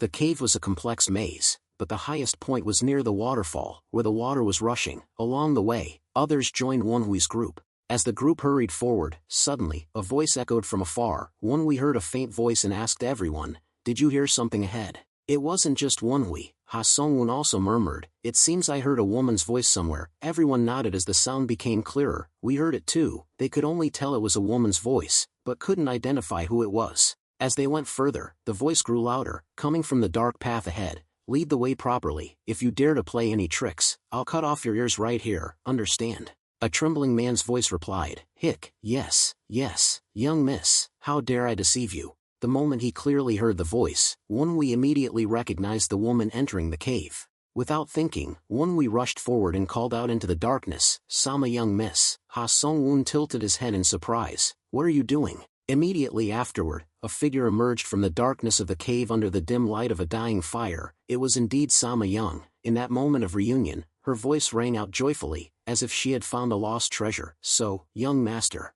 Sama Young quickly released the captive and immediately ran towards Won-wi. Sodam's voice exclaimed excitedly, oh, Sama Young, I didn't expect to see our little puppy so soon. Won-wi didn't expect to see her so soon either. But just as Sama Young was about to throw herself into Won-wi's arms, she suddenly stopped, her eyes wide as she looked at the old man Won-wi was carrying. Young master, who is this old man? At the same time, Ha Sung-woon asked, do you know this beautiful young miss? Won-wi mentally cursed. He awkwardly smiled, unsure how to explain. He hadn't expected this encounter.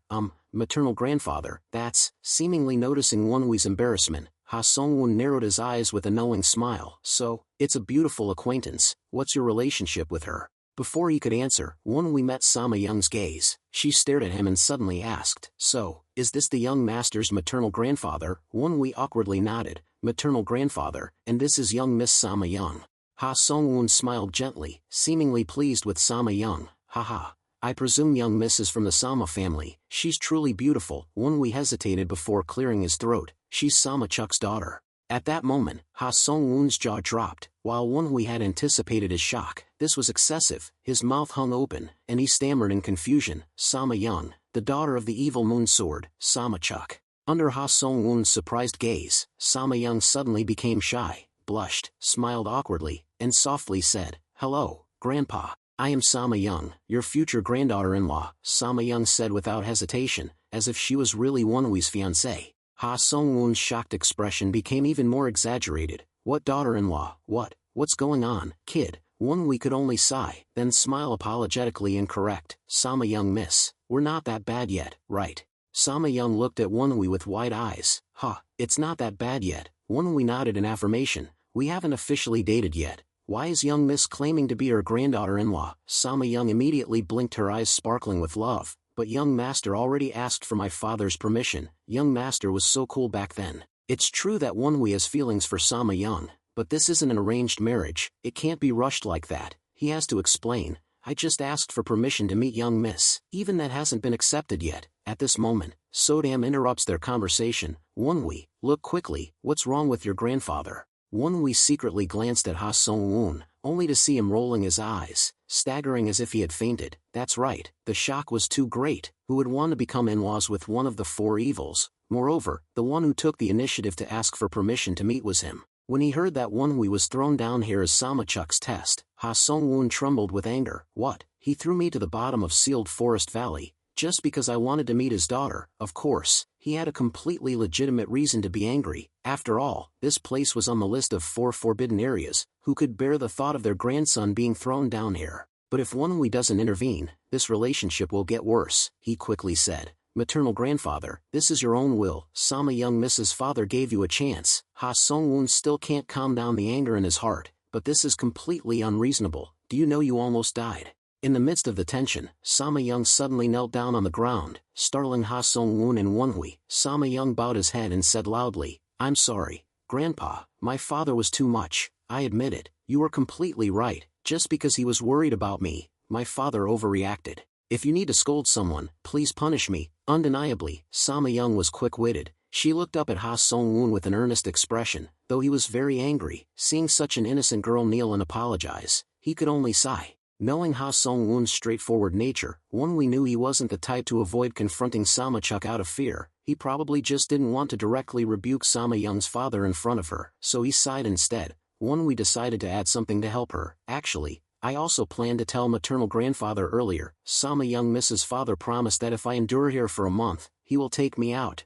He doesn't intend to keep me here forever, so maternal grandfather, don't worry too much. Sama Young immediately took the opportunity to flatter Ha Sung-woon. How can you let your maternal grandfather stay here? I will tell father. I will definitely help him get out. But before Sama Young could finish his sentence, Wonhui interrupted. Young miss, actually there's a problem. Maybe we won't be able to wait until the deadline. Sama Young's face was stiff with worry. What problem is it?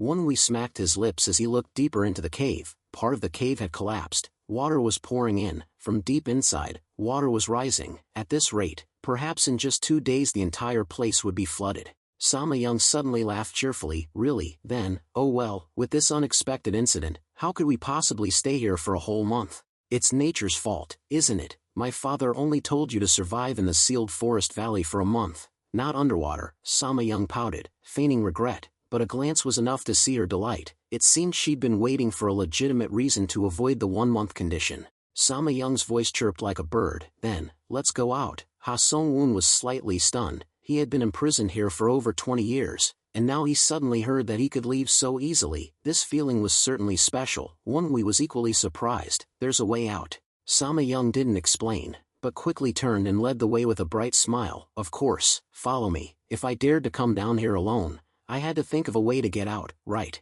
And so, Sama Young led Wonhui's group up the steep path towards the waterfall, constantly encouraging them along the way. Almost there, just a little further climb. During their journey, Wonhui couldn't help but ask, Young Miss said she came down here alone. Did your father agree? Sama Young nonchalantly shrugged. No, my father's away, so I secretly came down here. Just as Wonhui thought, there was no way Samachuk would agree to let his daughter sneak down here. He couldn't help but worry. What if you're discovered? Sama Young giggled and fiddled with her hands behind her back, looking slightly embarrassed. But I wanted to see the young master. If I get scolded, then so be it. As always, Sama Young was straightforward with her feelings. Ha Sung-woon, lying on Wonhui's back, couldn't help but notice the couple's playful interaction. He inadvertently cleared his throat. Wonhui changed the subject. Your father is away. Sama Young nodded. About 4 days ago, someone came out from deep within the Phoenix Forest Valley. My father saw him and wanted to arrest him immediately. Immediately, Wonhui had a question. He softly used inner voice transmission to ask Sama Young. Young miss. Hearing his inner voice, Sama Young tilted her head in surprise. Young master, it's just a guess, but it seems he has restored his inner energy. Wonhui continued to express his concerns. That's right, it was lucky. It's a long story. I'll tell you later, but I want to ask about the characteristics of the person who left. Were both of his eyes yellow? Sama Young tilted her head innocently. Yes. How did you know? Wonhui didn't answer Sama Young's question, but just focused on his thoughts. It's him, indeed. At first, I wasn't sure, but now everything seems clear. The yellow-eyed man destroyed the wall of the stone chamber to escape. That's why the cave is flooded. Sodam couldn't help but exclaim in amazement. Oh my god, how is that even humanly possible? Wonhui suddenly thought of Samachuk's encounter with the yellow-eyed man and was curious about the outcome. Even though the battle wasn't long, he knew the man was incredibly strong, stronger than any monster. Even bound by heavy iron chains, he could effortlessly overpower him. Wonhui immediately asked Sama Young, is your father alright? Sama Young smiled confidently. My father might not be good at other things, but in martial arts, no one can compare. But, young master, do you know? That yellow-eyed man was very strange. Sama Young paused for a moment, her eyes trembling as she stared into the distance, as if recalling something terrifying. Sama Young recounted with a doubtful tone. During his fight with my father, his arm was chopped off. Then, his arm grew back like a lizard's. Wonwi was shocked. He really has such terrifying regenerative abilities. He became even more curious. But in the end, did your father catch him? Judging by martial arts alone, Samachuk should have been able to subdue the man.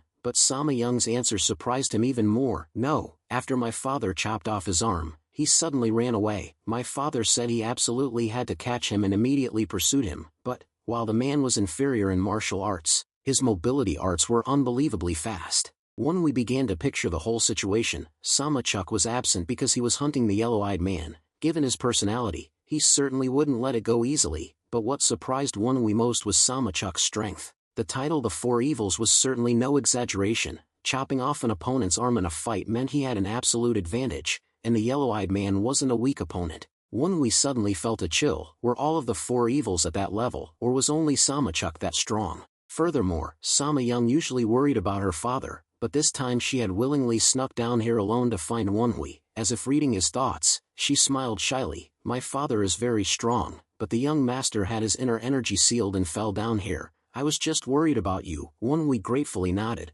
I just hope your father returns safely. Sama Young said confidently, even if he's chasing that guy, my father promised to return before the deadline, so he'll be fine. At that moment, they reached the waterfall. Sama Young pointed towards a dangling rope and exclaimed, here it is. It turned out Sama Young had secured a rope to the suspension bridge and lowered it down. If they climbed the rope, they could definitely get to the top. Wonwi blinked in surprise, looking at Sama Young. That must have taken a lot of rope. Sama Young proudly showed off her achievement. I had to find so much rope and tie the knots myself just to see you, young master. It took me all day. But the biggest problem wasn't the length, but how those without inner energy would climb. While Wonwi and Sama Young could use their inner energy to assist Ha Song Woon, the others would struggle. Sodam clicked his tongue and suggested, you climb up first, then pull them up one by one. Wonwi was about to suggest the same when suddenly someone in the group pointed at the rope in a panic. Young master, look, someone's already climbing. Following the direction, Wonwi saw 12 men clinging to the rope and climbing up. They were the ones from the tree root chamber. They were excitedly shouting, vying to be the first to reach the top. Then, one of the men halfway up suddenly looked back and shouted down, ha ha ha, we're getting out. You guys can stay here and be fish food. Wonwi's group was stunned. When the floodwaters rose, these men must have frantically searched for an escape route, and luckily, they found the rope Sama Young had prepared. But if so many people climbed at once, the rope wouldn't hold their weight. At that moment, Wonwi saw people who weren't with the Tyrant Bear group also trying to climb the rope, but what shocked him was the actions of those already climbing. The last Tyrant Bear member climbing suddenly pulled out a knife to cut the rope, but because the rope was wet, it didn't break immediately. Several people hanging below him screamed in panic, what are you doing? If you cut the rope, what will happen to us? The selfish bastard continued to cut the rope without hesitation. Shut up, the fast ones survive, the slow ones don't. Seeing the rope swaying violently as those below desperately climbed, the knife-wielding man worked even harder, a sinister smile on his face. Fools, you're all going to die. The knife-wielding man, busy cutting the rope, suddenly felt the tension disappear. Startled, he looked up. But it was too late. The rope was only temporarily tied to the suspension bridge and couldn't bear the weight. The lower part wasn't secured, and the force of the waterfall made it even more dangerous. Finally, it snapped. Terrifying screams echoed from above. Those climbing the rope fell into the waterfall, swept into the swirling currents. They struggled frantically, trying to swim back to safety, but in vain. Sama Young stared, stunned, at the people struggling in the water. It seems the rope wasn't completely cut.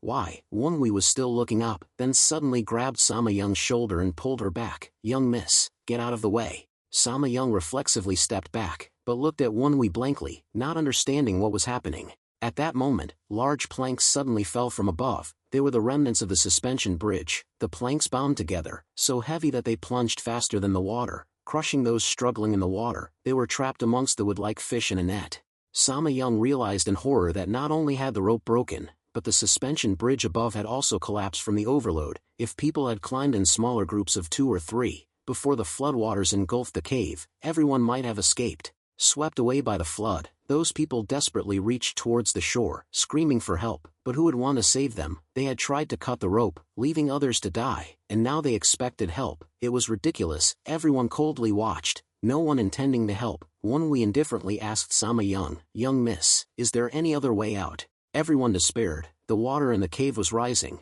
and they still hadn't found an escape route. As the group was stuck in a deadlock, Sama Young suddenly pointed towards the water. "Young master, there's something in the water." Right where the water swirled down, a giant dark shadow swam upstream at an incredible speed, suddenly tearing through the surface of the water and launching itself onto the shore. The entire group, except Wonhui, recoiled in panic. "Monster, what is that?" Everyone fell to the ground in fear, but Wonhui immediately recognized it as Jaso, the purple-eyed giant serpent. He reassured everyone, "Don't worry, it won't attack." Wonhui didn't know how this monster got here. He thought it could only be in the cave with the sharp stakes. Jaso slithered ashore, its strange purple eyes scanning the surroundings. Wonhui stepped forward to introduce it. "This is Jaso. It's not dangerous." Ha Sung-won jumped, his body stiff. Although he knew his grandson was close to this giant serpent, seeing it in real life, he couldn't hide his terror and trembled. Jaso lowered its head and panted like a dog, showing its joy. It approached, causing Sama Young and Ha Sung-won to want to move away. "How scary. Since when did you name it? Are you sure it's okay?" Wonhui cheerfully reached out towards Jaso. "It's alright. Does anyone want to touch it?" Both Sama Young and Ha Sung-won continuously shook their heads, their refusal unwavering, so Wonhui gave up on persuading them to befriend Jaso. Wonhui turned back to Jaso, looking at it with affection and concern. "Why are you here? Did the inner cave collapse, leaving you without a home?" The scene gave everyone goosebumps. Suddenly, Jaso turned its head, staring at the water from where it had just swum. Wonhui didn't understand what it was doing and asked, "What are you looking at?" Jaso repeatedly rolled its eyes, as if trying to tell him something, then pointed its head towards the water and lowered itself, trying to look deep into the water where Jaso was heading. Wonhui finally understood what it meant. It turned out that under the stream of water there was a giant hole, which seemed to be a place for water to circulate with a flow outside the cave. Perhaps it and the school of fish had passed through such holes to get here. Hope suddenly flashed in Wonhui's mind. He looked up at Jaso, his eyes full of trust, and asked, Are you going to take us out?"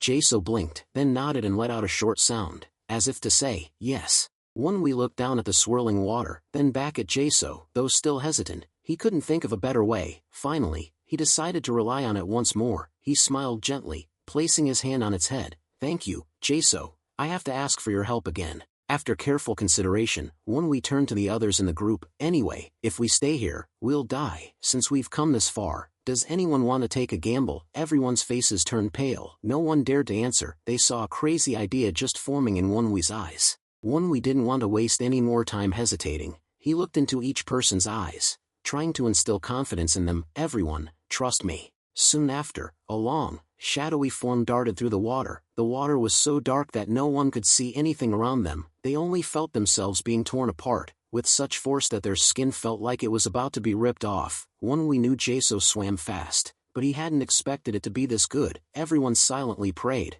hoping Jaso would bring them safely to the surface. If it went on any longer, they wouldn't be able to endure it. Unlike Jaso, they couldn't breathe underwater.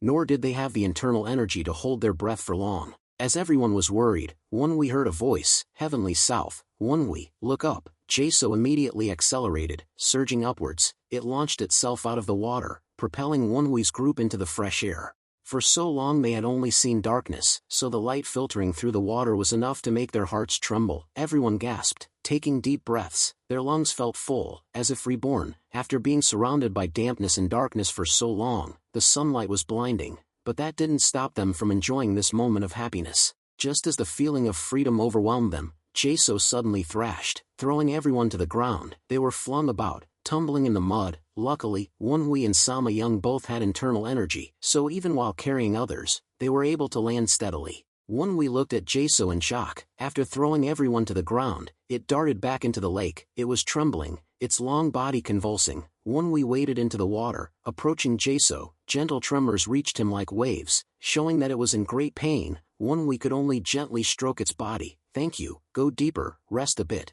I'll come back later." Though he said this, Wonhui didn't know when he would have another chance to see it. He sadly placed his hand on its skin. Its scales had turned reddish, like a burn. Only then did Wonhui remember that the human-faced serpent intensely disliked strong light, but he hadn't expected it to be injured this badly, yet it still did its best to get everyone out. In terms of loyalty, it might even surpass humans. Jaso's appearance was terrifying enough to horrify anyone, but its actions were like those of a small puppy. After rubbing against Wonhui's hand a few times, it slowly submerged and disappeared. Then, Wonhui turned to Sama Young. "Young miss, do you know where we are?" Sama Young immediately nodded. She had once lived outside the sealed forest valley, so she was quite familiar with the area.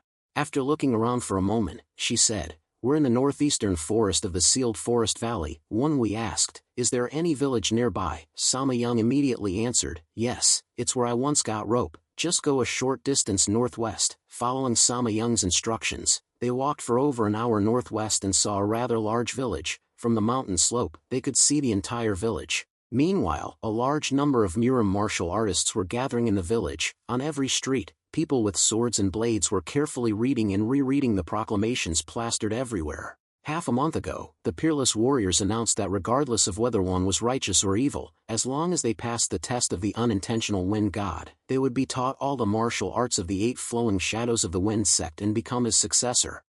As Wonwi's group hurried down the mountain towards the village, the men in the group suddenly refused, saying to Ha Sung-woon, "Old man, we'll wait outside the village." Seeing their hesitation, Ha Sung-woon shook his head. "It's alright, you've escaped from there. You don't need to follow this old man anymore, go your own way freely." Ha Sung-woon seemed to understand why the men hesitated, but he didn't question or persuade them, allowing them true freedom. Moved by Ha Sung-woon's concern, the men still wanted to wait, but Ha Sung-woon insisted that they leave to find a new life for themselves. Before leaving, they formally bowed to Ha Sung-woon, leaving behind their most precious possessions and promising to be there if he ever needed help. Ha Sung-woon smiled serenely, "Thank you for being with me for so long, I hope you'll have a new life." Thus, the group split, leaving only 2 behind, Mi-yeon, who had followed Ha Sung-woon for many years, and Kang Bi-yu, the one-armed man with a serious injury. Suddenly, a weak groan came from behind them, causing Wonwi and Ha Sung-woon to worry. It was Kang Bi-yu's voice, and Mi-yeon was shouting, Kang Bi-yu, open your eyes, try to stay awake a little longer." Wonwi rushed over, trying to call Kang Bi-yu's name, but he only groaned, unable to respond. Mi-yeon became panicked and explained, "Just now, I thought he was still dazed from coming out of the cave, but on closer inspection, his forehead is covered in cold sweat." Mi-yeon touched Kang Bi-yu and found his whole body was burning hot. Sensing something bad, they immediately lifted his shirt to check his abdomen and waist. The wound was swollen, even turning dark purple. Although it wasn't very deep, being soaked in water the whole time had worsened the condition considerably. If it wasn't treated immediately, Kang Bi-yu wouldn't survive. Then, Wonwi's group immediately entered the village. On their way, Wonwi sensed something strange. The number of Muram martial artists appearing along the way was more than he expected. Though curious, saving Kang Bi-yu was more important at this moment. At the village gate, Ha Sung-woon, who was being carried, suddenly asked Wonwi, "Is this Bakenhayan?" "This village is under the control of the peerless warriors." Wonwi was surprised because the village name wasn't written anywhere. "How did you know?" Ha Sung-woon pointed towards a flag hanging near the village gate. "Even though it's been more than 20 years, I was once part of the peerless warriors." Ha Sung-woon was pointing at a yellow flag with a picture of a crossed sword and blade. The entire embroidery was black. Wonwi finally recognized the symbol. It was the emblem of the peerless warriors. He knew the peerless warriors were located in northern Shaanxi, but he hadn't expected them to extend their influence to nearby villages. Now Wonwi understood why those men hadn't wanted to enter the village. They had once offended the peerless warriors and had been imprisoned in the sealed forest valley for many years. Who would want to step into their enemy's territory? While walking, Wonwi worriedly asked Ha Sung-woon, "Maternal grandfather, are you sure you'll be alright?" Though he wasn't as fearful as the men, Ha Sung-woon also had a grudge against the peerless warriors, which is why Wonwi asked. Furthermore, using his internal energy sensing, Wonwi could detect more than a dozen masters around them, making him even more worried about Ha Sung-woon's identity being discovered. However, Ha Sung-woon calmly shook his head. "That was over 20 years ago. They think I'm dead. Who would recognize an old man like this anymore? Besides, Kang Bi-yu's life is more important now." Kang Bi-yu's condition was critical. There was no time to find another village. Ha Sung-woon quickly directed Wonwi, "If it's indeed Bakenhayan, go southeast. There's a skilled physician there. I once hid there for a while to avoid the peerless warriors." Wonwi hesitantly asked Ha Sung-woon, "But is that physician still there?" Ha Sung-woon pondered for a moment, then sighed, "Let's try. It's a family that's been practicing medicine for 3 generations. They should still be there." Following his words, Wonwi's group hurried southeast. Crossing a small alley, they saw a large wooden sign with 2 characters, "Medical Clinic," hanging in front of a spacious building. But right in front of the clinic, a young man in scholar's robes was arguing with someone. "What in the world is going on here? How can you rent the entire clinic?" the scribe shouted angrily, because 2 men in gray long robes were blocking the entrance with swords and blades in hand, seemingly pushing the scribe out with a hostile attitude. you're being too loud.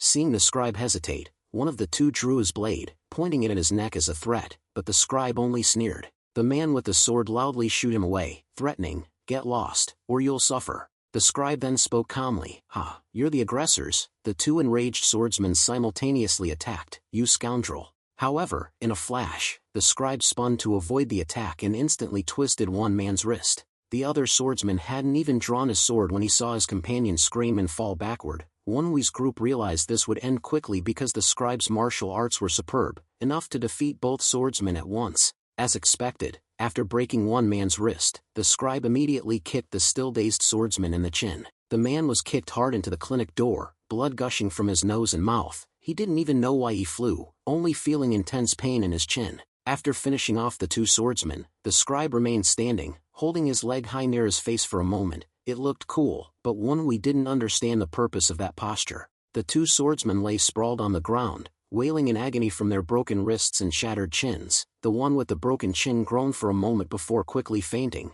The scribe then calmly clasped his hands behind his back and entered the clinic. Passing by the two swordsmen, the scribe brushed the dust off his clothes with a satisfied expression, as if mocking the defeated men. The scribe stepped across the threshold of the clinic with a relaxed demeanor. But as soon as he stepped inside, he was suddenly thrown back out, his body flying with a sound like a hammer hitting the ground. Clearly, there was another master inside the clinic that he hadn't expected. However, the scribe was also highly skilled, so he didn't fall completely after the kick. He clutched his chest, kneeling slightly to regain his balance, his eyes staring in astonishment at the person standing at the clinic door. A cold aura emanated from the scribe's chest, right where he had been kicked, causing him to wince. The cold lingered even as he brushed away the frost clinging to his clothes. From the entrance of the clinic, a silver-haired woman wearing a gray fox fur coat walked out. Her eyes were sharp, exuding an extraordinary aura. Although her hair was silver, her face only looked like she was in her 30s. From her right hand, streams of white cold air radiated. Scribe exclaimed in surprise, "White Silver Fox." White Silver Fox is a notorious underworld expert in Murim Shangxi. Although Wonwu has never met her, he has heard of her name for a long time. An expert in cold air martial arts, reaching the great achievement realm. White Silver Fox stepped forward, curled his lips and looked down at Scribe. "You have already attacked my subordinates. You must be mentally prepared, brat." The scribe's face turned pale. He stammered, I didn't know Senior was here." White Silver Fox had been infamous for over 20 years. Even though the scribe possessed considerable skill, a fight against her would be suicide. White Silver Fox raised her freezing hand. "It's too late," she hissed. Her figure flickered, and in an instant, she was upon the scribe, delivering a fatal blow. The scribe's lips tightened. He quickly drew his long sword, attempting a counterattack, but White Silver Fox's speed was too overwhelming. He couldn't do anything. White Silver Fox's icy hand fiercely aimed for the scribe's head, but at that very moment, the icy force suddenly veered off course. It turned out that during the chaos, Wonwu had silently moved. His destination was the clinic's entrance, but he first had to get past White Silver Fox. He casually grabbed her right wrist and politely requested, "Could you please allow me to pass?" White Silver Fox's eyes flickered. She seemed surprised that a young man could so easily intercept her attack. The scribe behind Wonwu was also speechless in astonishment. White Silver Fox roared in fury at the added interference. "You brats all wanna die today." She then flung Wonwu aside. She prepared to unleash another attack, her cold eyes fixed on Wonwu like a wild beast about to pounce. "Even if you regret it now, it's too late. I will crush you to pieces." But Wonwu merely looked at White Silver Fox with bored eyes. He didn't have time to waste with her. Without hesitation, he closed his left eye, activating his middle dantian and drawing forth the surging innate core energy within his body. "Let's end this quickly," he muttered. True to the mentality of a genuine underworld expert when faced with such disdain, White Silver Fox immediately screamed like a madwoman, "You dare close your eyes in front of me? How arrogant, you brat." The moment she finished speaking, she attacked Wonwu's left eye, but then something unexpected happened. The instant he closed his eye, he saw her energy flow, the icy energy moving in a white light, revealing the path of her internal energy. Seeing the energy flow meant predicting the attack. Her deadly blows rained down like a typhoon, but Wonwu didn't need to move his feet. He simply swayed his upper body to evade every strike. Shock was evident in White Silver Fox's eyes. The instant she exclaimed, "What the?" Wonwu seized the opportunity, darting into an opening in her attack. "There's an opening," he murmured. White Silver Fox belatedly turned her head as she sensed Wonwu moving behind her. Before she could turn around, Wonwu moved forward again, unleashing a fist that struck her abdomen like lightning. The blow sent White Silver Fox flying backward more than 10 steps. She finally stopped when she crashed into a wall. The impact was so powerful that it shook the entire wall, sending dust and debris flying like a mist. The scribe stared in shock, his voice filled with disbelief. What just happened? Oh my god, White Silver Fox, she was knocked unconscious with just one punch. Still shocked, the scribe sat on the ground, looking up at Wonwi with admiration. Great warrior, I am truly grateful, how can I ever repay your kindness? However, Wonwi didn't even hear the scribe's thanks. He rushed to the clinic entrance, urging Sama Young and Mi-Yeon, who were carrying Ha Sung-woon and Kang Bu. Everyone, hurry,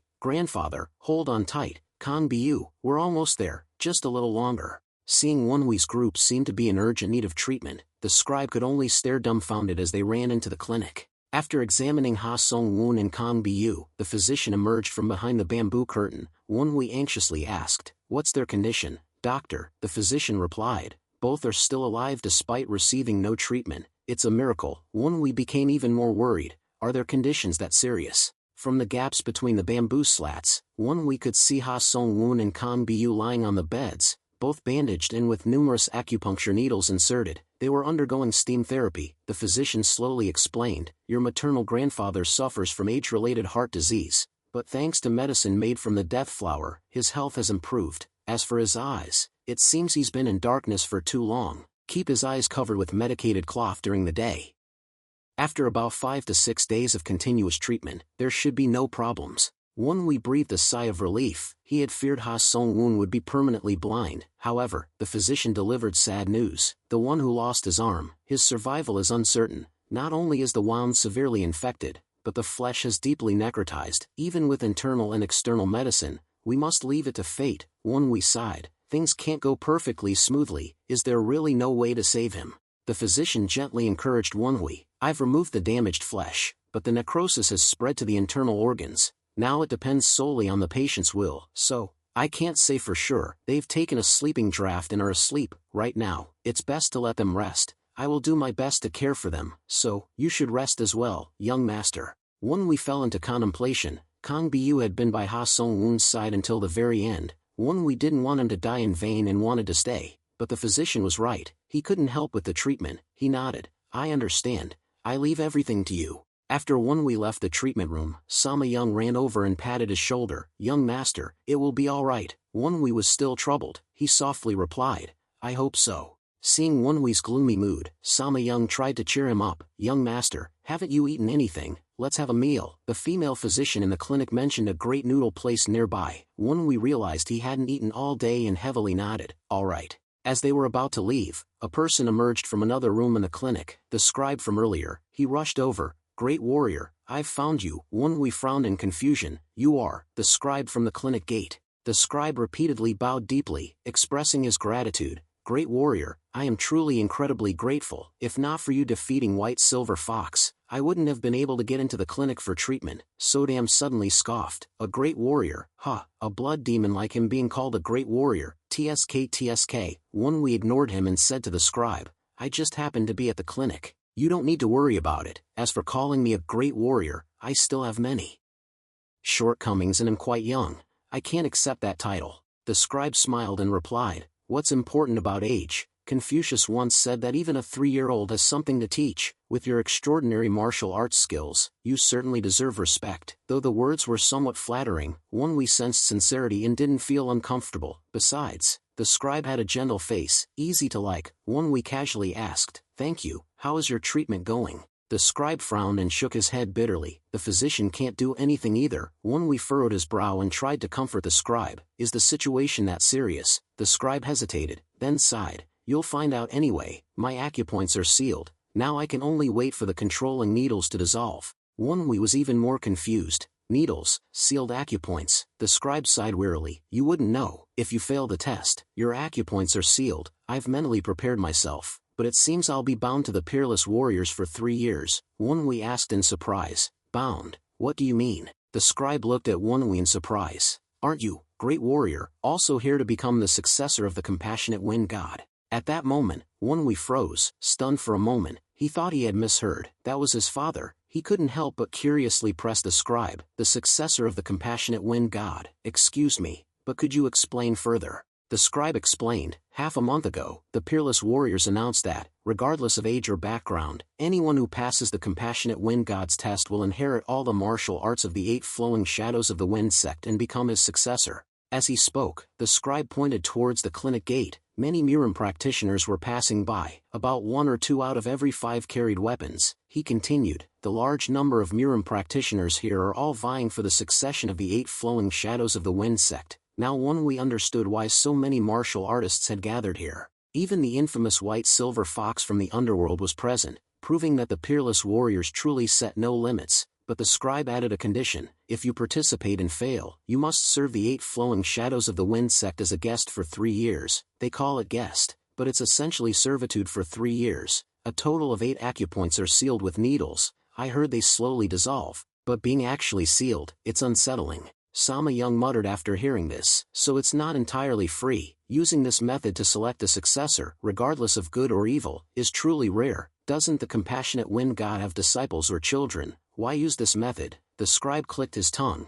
It's just an excuse to expand their influence. We thought to himself, ignoring the influence aspect, who would refuse this opportunity to become a disciple of one of the 8 brothers? How many such chances are there in a lifetime? In Jianghu, there are a total of 12 top-tier masters, and countless people strive to learn even a little from them, let alone inheriting an entire sect. Just 3 years of service to the 8 flowing shadows. This condition is incredibly advantageous. We understood. This was why the scribe came to the clinic. White Silver Fox likely wanted to pressure the physicians to break the seal. The possibility was high, but at that moment, the scribe suddenly looked around nervously, as if about to reveal a dark secret that couldn't be overheard. When he was sure no one else was around, the scribe whispered into Wonhui and Sama Young's ears, "This is just Jianghu gossip, but some say the compassionate wind god couldn't fulfill his masculine duties, which is why he has no descendants. Others even say he castrated himself." Wonhui's mouth twitched slightly after hearing this. "TSK.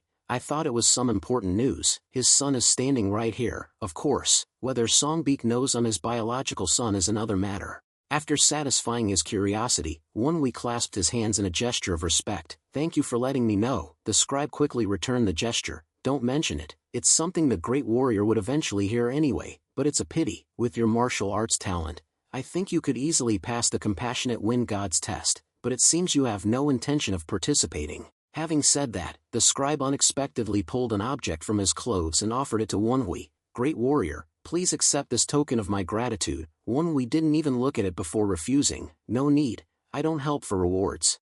However, the moment he clearly saw what the scribe was holding, Wonhui's expression changed, revealing shock. The object the scribe gave Wonhui was a nameplate, engraved with the name Yi Bin. He continued to urge Wonhui to accept it. "Jianghu has its own code of conduct. I received your kindness. How could I not repay it? If you ever need help, great warrior, just find me." Wonhui's eyes widened as he looked at the nameplate, startled. "Yi Bin, the smiling young master." Sodam curiously looked at Wonhui. "You know this name?" Wonhui replied. "He's known as the smiling young master because he always smiles. He will become a master highly respected by the orthodox path in the future." But what truly caught Wonhui's attention was that Yi Bin would later confront the twin brothers, Juabek and Song Woo-hyun, who would become known as the Black-White Twin Demons. If Wonhui's memory is correct, then they will definitely confront each other. In terms of current strength, Juabek is much stronger, but the future is always unpredictable. Wonhui can only click his tongue in his heart. "Looks like you've met your match, Juabek." Wonhui no longer hesitated to take the token from Yi Bin's hand. "If young master said so, then I will accept your kindness." After all, he has no intention of letting go of any resources that could be useful in the future. While Yi Bin was beaming and bowing again, Wonhui took the opportunity to examine his strength with his golden eyes. Wonhui could sense the flow of qi in Yi Bin's body, a potent ability, and realized his potential for growth was immense. After looking up, Yi Bin seemed to remember something important and asked Wonhui, "Oh, right, might the great warrior tell me your name?" Wonhui hesitated slightly, but seeing Yi Bin's eyes and the sincerity in the jade pendant, he felt no need to hide. He clasped his hands and calmly replied, "My name is So Wonhui." Yi Bin's eyes widened in excitement, repeatedly calling out Wonhui's name. Wonhui was confused. "So Wonhui, the great warrior is actually So Wonhui. Does he know me?" While still surprised, Yi Bin suddenly grabbed his wrist and said with shining eyes, "What an honor. I never expected to meet one of the 2 rising stars of the orthodox path here." Wonhui was puzzled. "The 2 rising stars? What's that strange title?" He chuckled nervously. "You seem to have misunderstood something. Yi Bin firmly shook his head. Aren't you the successor of the Heavenly South Swordman, the great warrior So Wonhui? Then it's you, definitely you.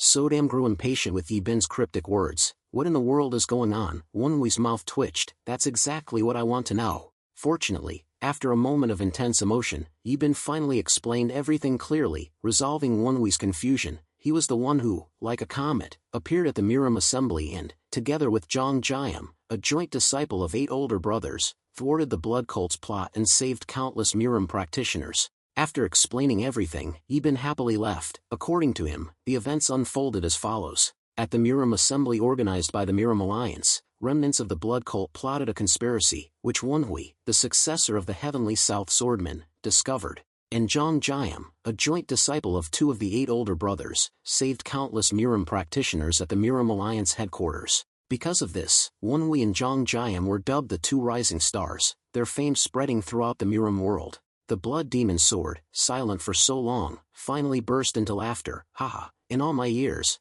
I've never seen the blood demon sword called a rising star of the righteous path. Being around you is never boring. Wonhui was annoyed. Shut up, things are complicated enough as it is, and your sarcasm isn't helping. Indeed, it was a ridiculous situation. In just 1 month, Wonhui had become a respected new hero of the righteous Miram path, a stark contrast to his life before his regression. Logically, only Zhang Jiam should have received the accolades, but somehow Wonhui was caught up in it. Sodam had a suspicion. Could it be Guak Hyung Jik? Wonhui immediately denied it. No, it wasn't him. I only asked him to testify to avoid suspicion and to tell my sister not to worry. Although he'd helped Wonhui, a great warrior of the orthodox path like Guak Hyung Jik would never have done this. He might conceal things out of favor, but spreading false rumors was out of the question. Wonhui was certain someone else was behind this. After considering it, he suspected only the Miram Alliance could have orchestrated this. More specifically, the advisors of the Miram Alliance, the brains of the organization and the most powerful force in manipulating public opinion. Wonhui thought Jagel's death would cause chaos, but they seem to have managed things smoothly. With the first advisor dead, it must be a plan from the second or third advisor. Wonhui didn't know who, but the situation was a complete mess. Sodam was confused. Why did they do this? Wonhui immediately found the answer. Why? Simple. Wonhui's analysis, the Miram Alliance nearly suffered a major blow to its reputation when the blood cult almost stole the blood demon sword from their sacred grounds. Minimizing the damage to their reputation was crucial, so they needed to divert the Miram practitioners' attention to something more important. One effective way was to present a new pillar of support for the righteous path, just as they initially intended when organizing the Miram assembly. Sodam immediately understood. And you were pulled in to be that pillar. Wonhui sighed inwardly. Seems so. Damn it. Initially, presenting Zhang Jiam, the joint disciple of 2 older brothers, would have been enough. His prestigious background made him a perfect focal point. But their including me was probably because I discovered the explosives at the Miram's Promising Talents martial arts competition. Wonhui was frustrated. He did it to avoid suspicion, but they used it to create a new hero image among the younger generation. The mastermind was incredibly clever. Lost in thought, Wonhui stared blankly at the empty table. He couldn't shake off his worries. It wasn't just the rumors. Things were getting complicated with the 8 flowing shadows of the Wind Sect's succession selection. He couldn't guess what the ultimate scheme was. Wonhui suddenly thought of another reason for being used as a scapegoat: his status as the Heavenly South Swordman's successor. The Heavenly South Swordman was a highly respected figure in the Miram world, so his successor would naturally attract even more attention. The more Wonhui thought about it, the more he regretted reporting the explosives to the Miram Alliance. Now he had even more problems. He needed to hide his identity, but there were too many Miram practitioners here, many of whom might have been at the Miram assembly. They would recognize him. Wonhui was so lost in thought that he didn't hear Sama Young call him dozens of times. Only when she shouted angrily did he look at her distractedly. Oh, yes, young miss, what is it? Sama Young was annoyed at being ignored. Why didn't you answer me? I'm right here. What are you thinking about? Tell me, we can solve it together. Wonhui had many thoughts but chose the easiest one to share. Zhugongzi recognized me, so I'm a little worried. I'm afraid others will recognize me too. There are so many masters here, and I don't want my maternal grandfather's affairs to be exposed. Sama Young cheerfully offered to protect him. Don't worry, I'll handle anyone who messes with you. Wonhui quickly interrupted her murderous thoughts. Young miss, you don't have to do that. Maybe I just need to change my appearance and wear different clothes. Sama Young readily accepted the task. I'm very good at disguises. Have you forgotten? After we finish eating, let's go to a clothing shop. We need to buy clothes for grandfather and the others anyway. Wonhui nodded. pleased with Sama Young's suggestion. Right, I didn't think of that. Then Wonwee fell back into his own thoughts. An idea sparked when he thought about the 8 flowing shadows of the wind sex competition. He had many unresolved issues, but he was certain the competition was the best chance to meet his father. Meanwhile, 2 young men were on a cargo car entering a village. One young man, half asleep with drowsy eyes, was lying down, munching on dried meat. Next to him sat another, with a stern face and arms crossed, looking displeased. After a while, the stern young man spoke to the one eating dried meat. Chew slower, that incessant munching is irritating. The meat eater lifted his head slightly, offered a piece, and said, "Want some?" The stern young man refused, and the meat eater went back to munching. The stern young man's face turned red with anger. "Don't you have a conscience? You've inherited the teachings of 2 of the 8 older brothers, and it's still not enough. You're aiming to monopolize everything." Jong Jiam. It turned out to be Jong Jiam. He sighed. "Do you think I want to go? Being ordered around like this is troublesome." Jong Jiam had always been lazy, and his attitude never pleased the stern young man for even a moment. "Then don't go, you scoundrel." Jong Jiam retorted angrily. "Ha, the old man told me to go because of the relationship with the peerless warriors. What can I do? My situation is different from yours. Jin Yong, you don't belong to any faction, righteous or evil." Jin Yong, the grandson of the blazing king of the Supreme Blade, coldly scoffed. "You're good at making excuses." Jong Jiam calmly replied, "What about you? You've inherited martial arts from your grandfather, the leader of the orthodox path, and you still crave the martial arts of the unfeeling wind god." Jin Yong, the grandson of the blazing king of the Supreme Blade, one of the 8 older brothers, was hit where it hurt, his face contorted with anger. In his heart, he blamed Jong Jiam, glaring as if his eyes could kill him 10 times over. "It's all your fault, you wretch." Jong Jiam inherited the teachings of 2 of the 8 older brothers, the Murim Alliance leader and the Wudong sect leader, to become as strong as he is now. In Jin Yong's eyes, Jong Jiam wasn't qualified to say those things. "And you dare call me greedy?" After suppressing his true feelings, Jin Yong spoke again. "I don't care about the alliance or vying for power with the peerless warriors. I just want to become stronger." Jong Jiam turned away indifferently, sarcastically saying, Yeah, sure." The anger that had just been suppressed for a moment erupted again like a tsunami. Jin Yong roared like crazy. "This guy is really..." Jin Yong jumped out of the car, his hand about to pull out his knife with a fierce shout. "You bastard, I see you've gone too far." Before the sword could be drawn, Jong Jiam's voice, low and serious, sounded like a warning. "Jin Yong." The peerless warriors were just around the corner, yet Jin Yong hesitated. He couldn't help but understand Jong Jiam's implication. Seeing this, Jong Jiam looked at Jin Yong with a teasing glint. "You intend to waste your energy before facing the impartial wind god's challenge." Jin Yong gritted his teeth, his whole body trembling with rage, but he could do nothing. If he truly fought now, he would be the one to suffer. Immediately, suppressing his anger, Jin Yong grabbed a piece of jerky from Jong Jiam's hand. Jong Jiam sneered mockingly. "So now you want some jerky?" Jin Yong squeezed the jerky as if trying to extract every last drop of moisture. "No, I said I wouldn't eat it." "The sound of your chewing annoys me," he said, then threw the jerky out of the carriage. Jong Jiam simply clicked his tongue. TSK, such a hot temper." Jin Yong turned his back, as if unwilling to look at Jong Jiam another second. Jong Jiam suddenly sat up, pulled another piece of jerky from his clothes, and put it in his mouth. All right, just eat quietly, will you?" Jin Yong stared in astonishment. "You still have more?" Jong Jiam smirked slyly, pulling out another handful of jerky. "More, I have plenty. Want a piece?" Jin Yong huffily turned away. "I told you, I don't want any." Jong Jiam, clearly having provoked him, feigned innocence. Shaking his head, he sighed. "Oh, you're so grumpy." After only a few seconds, Jong Jiam lay back, legs crossed in a relaxed pose. "Ah, this is the life." He gazed at the cloudless blue sky and muttered, "The descendant of the heavenly South Swordman. If he came, it wouldn't be so boring," he mused. The carriage swayed on, the jerky in Jong Jiam's mouth quickly disappearing, but this time, there was no more chewing sound.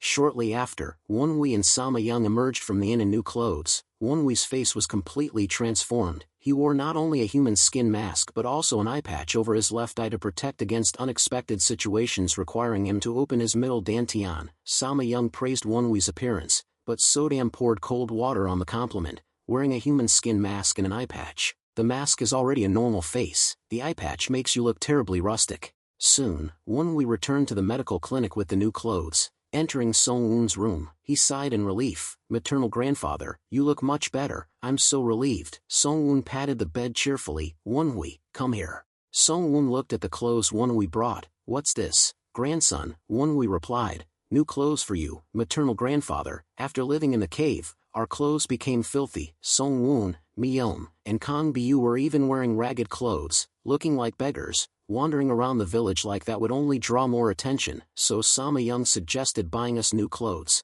After learning it was Sama Young's idea, Song Woon nodded, seeming pleased with his future granddaughter-in-law. All right, I'll change later, thank her for me, grandson. Seeing Wonwi silent for a moment, Song Woon noticed the confusion in his grandson's eyes and spoke. You seem to have something you want to tell me, grandson. Wonwi remained tight-lipped, seemingly wanting to say much but unable to find the words. His mother's story had been revealed, but his tumultuous life remained a secret to Song Woon. He didn't know if his grandfather could handle the shock of what he was about to say. After hesitating for a long time, Wonwi scratched his head awkwardly and stammered. Well, there's something I want to tell you. Can you remain calm until I've finished? Song Woon smiled gently and confidently declared. Of course, what hasn't this old man experienced? Go ahead, grandson. He had no idea the story Wonwi was about to tell would be the biggest shock of his life. After receiving Song Woon's encouraging and resolute gaze, Wonwi began to recount his experiences. It all began after his mother's death. He was considered useless by the Yulong-so family and driven out of the house. Hearing this, Song Woon couldn't contain his anger. To think my grandson was treated like that by his own family, and when he learned Wonwi's Dantian was destroyed and he was expelled, his anger intensified.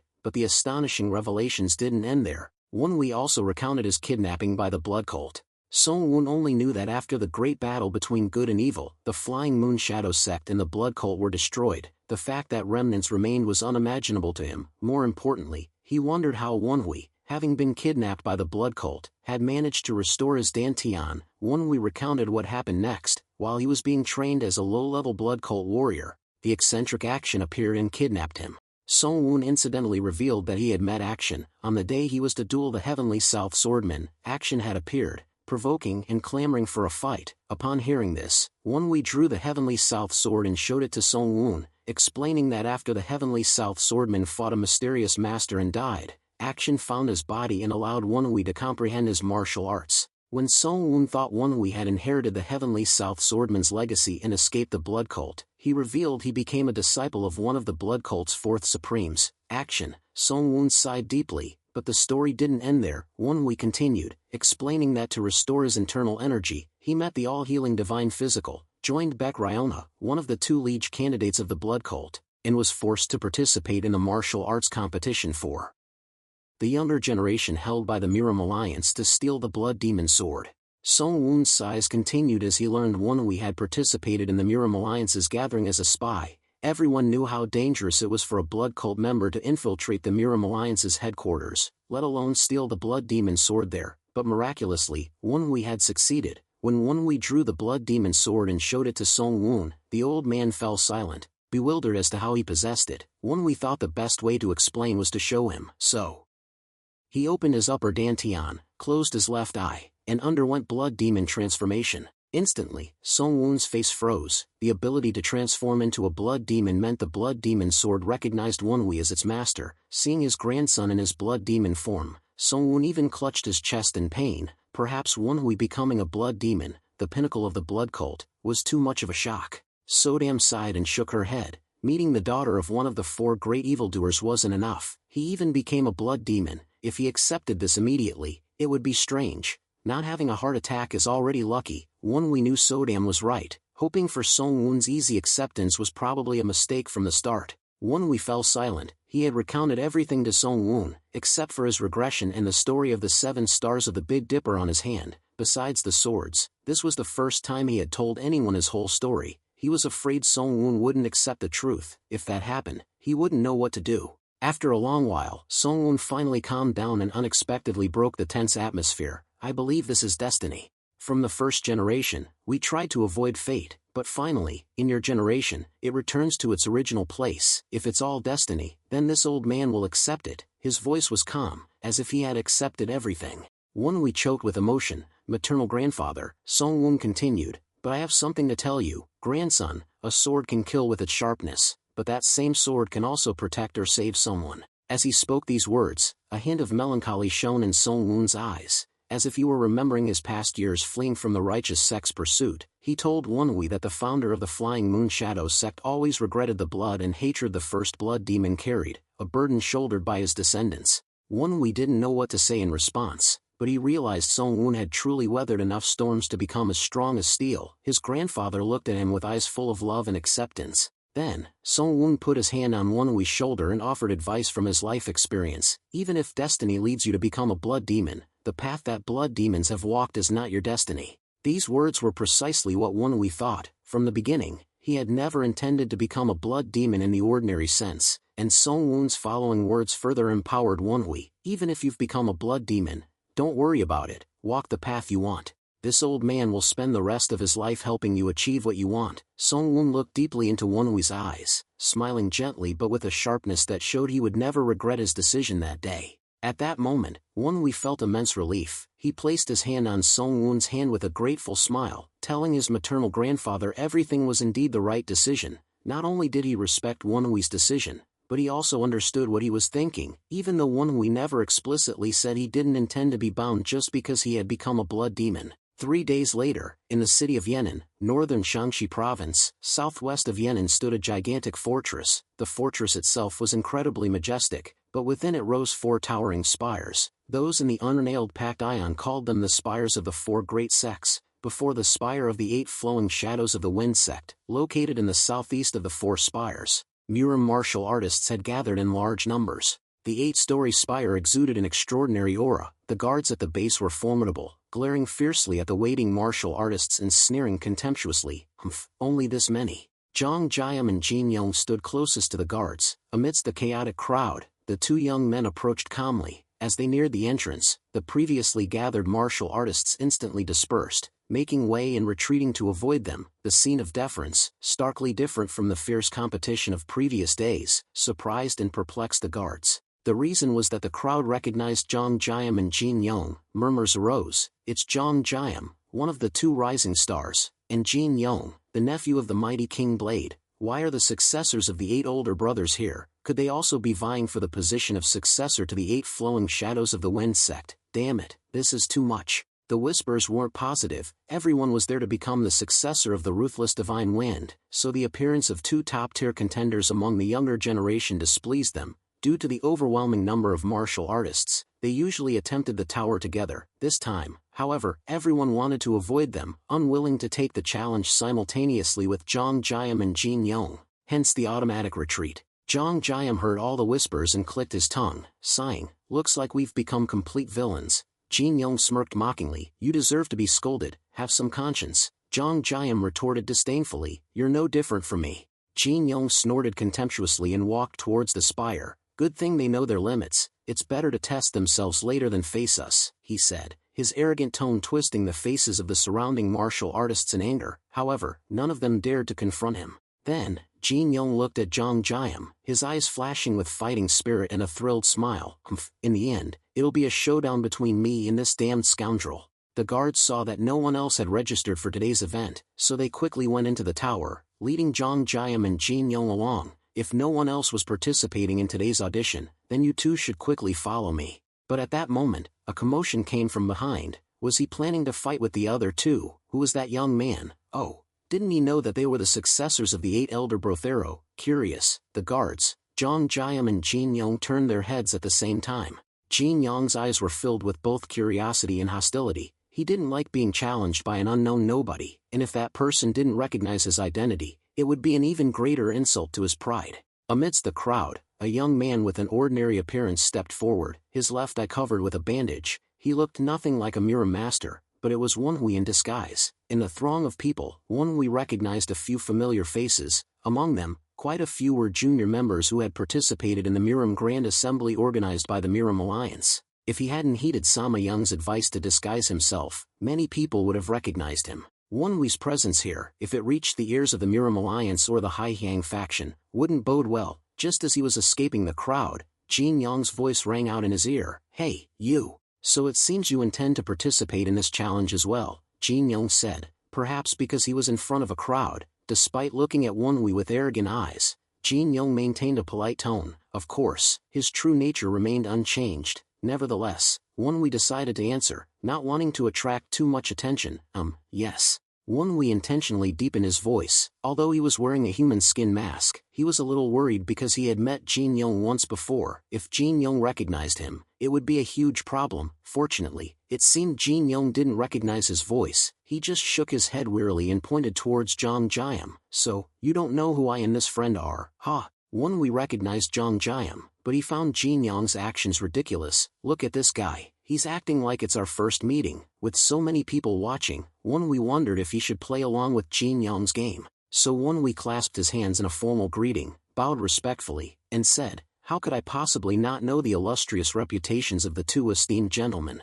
Meanwhile, Won-Wee glanced at Jong Jiam. He was secretly flustered by unexpectedly meeting them here. These guys have grandfathers and masters within the 8 older brothers' legacy, yet they're still greedy for more. But what was more surprising wasn't Jin Young's appearance, but Jong Jiam's. He was a disciple of the Miram Alliance leader, representing the younger generation of the Miram Alliance, yet he had come all the way to the unnailed Pact Ion to compete for the title of successor to the ruthless Divine Wind. This was truly perplexing. At that moment, Jong Jiam turned to look at Won-Wee. Won-Wee immediately continued his polite greeting to avoid suspicion. "It's an honor to meet Jong Jiam, one of the renowned 2 rising stars in the orthodox path. And Won-Wee as well." As soon as Won-Wee finished speaking, he looked directly into Jin Young's eyes. Jin Young was immediately startled, his eyes widening in disbelief that his identity was being confused with a newly rising name in Jianghu. Jin Young couldn't contain his anger and shouted, "What the hell are you saying? I'm Jin Young." Won-Wee immediately interrupted him, feigning surprise and quickly apologizing. "Oh, I apologize. I made a mistake. You must be Jin Young, the grandson of the renowned Lai Wang Ba Dao." Hearing this, Jin Young's face became even more contorted. It seemed he wasn't a fool. Won-Wee had intentionally said that he knew Jong Jiam because of his own reputation, not because of the 8 older brothers' legacy. As for Jin Young, he implied that Jin Young's fame was only due to his grandfather's reputation. Several people in the crowd understood Won-Wee's intention, and chuckles arose here and there. But the guard's cold gaze stopped the laughter quickly. "It seems there are no more contestants. The 3 of you, come in." Jin Young finally suppressed his anger and could only let out a disgruntled hum while looking at Won-Wee. But before turning to walk towards the tower, Jin Young, still unconvinced, muttered in a voice only Won-Wee could hear, "Looking at your skills, don't even think about reaching the top of the tower. Even the 1st and 2nd floors will be difficult for you. You might as well not waste your time coming in with us. Come back another day, or maybe you won't have the chance later." Jin Young was deliberately provoking Won-Wee. His intentions were clear. He wanted Won-Wee to know his place and withdraw. Sodam chuckled at this. "It seems that fool knows nothing about your true strength." Won-Wee clicked his tongue inwardly. "It's only natural he doesn't know, since I've hidden most of my aura." But Jong Jiam was different. He looked at Won-Wee with extreme interest. Jong Jiam seemed to have sensed that Won-Wee was hiding his strength. He narrowed his eyes in scrutiny, but when he didn't detect any unusual aura, he muttered, "Could I be wrong?" At first glance, Won-Wee's strength seems to be only at the entry level of the pinnacle realm, which is why Jin Young underestimated him. But Jong Jiam might have sensed that he's on the verge of the super pinnacle realm. Sodam gasped in surprise on Won-Wee's behalf. "He's staring intently at you. How scary." Did he realize it? But Won-Wee calmly replied, "It seems so." Won-Wee knew that Jong Jiam was also concealing his aura. Compared to their encounter at the Miram Alliance, his aura was now much purer and stronger. Won-Wee had heard that he was a once-in-a-century prodigy. His growth rate was indeed extraordinary. The large door at the entrance to the tower opened with a loud, screeching metallic sound. Everyone slowly entered. As soon as they passed through, those standing behind the door immediately closed it. The bald guard began his introduction. The 8 flowing shadows of the wind sect are divided into 8 branches: fist, palm, kick, finger, claw, blade, sword and spear. The first challenge is to climb the floors of the tower. Each floor has masters who have inherited the martial arts of a branch of the 8 flowing shadows of the wind sect. The higher you go, the more difficult the challenge becomes. You must withstand 50 strikes or defeat them to reach the top of the tower. That is the first challenge. Having finished his explanation, the bald guard flung open the door to the first floor of the tower. Inside, there were no furnishings, only a smooth stone floor like a martial arts arena. Looking down at the floor, Won-Wee saw shards of broken objects and fresh bloodstains. It seemed that many martial artists had already participated in this challenge. 20 men in gray martial arts uniforms were waiting in the room. Won-Wee immediately realized that all of them were formidable masters. Could it be that I have to fight all of them? Isn't the purpose to select a successor? Why go to such extremes? At this time, 3 men from among the masters in gray uniforms stepped forward. All 3 were masters of the pinnacle realm, the strongest among those waiting here. However, the others were at least at the initial stage of the pinnacle realm. Therefore, the vast majority of martial artists participating in the challenge would surely fail. If each floor required a confrontation with pinnacle realm masters from each branch,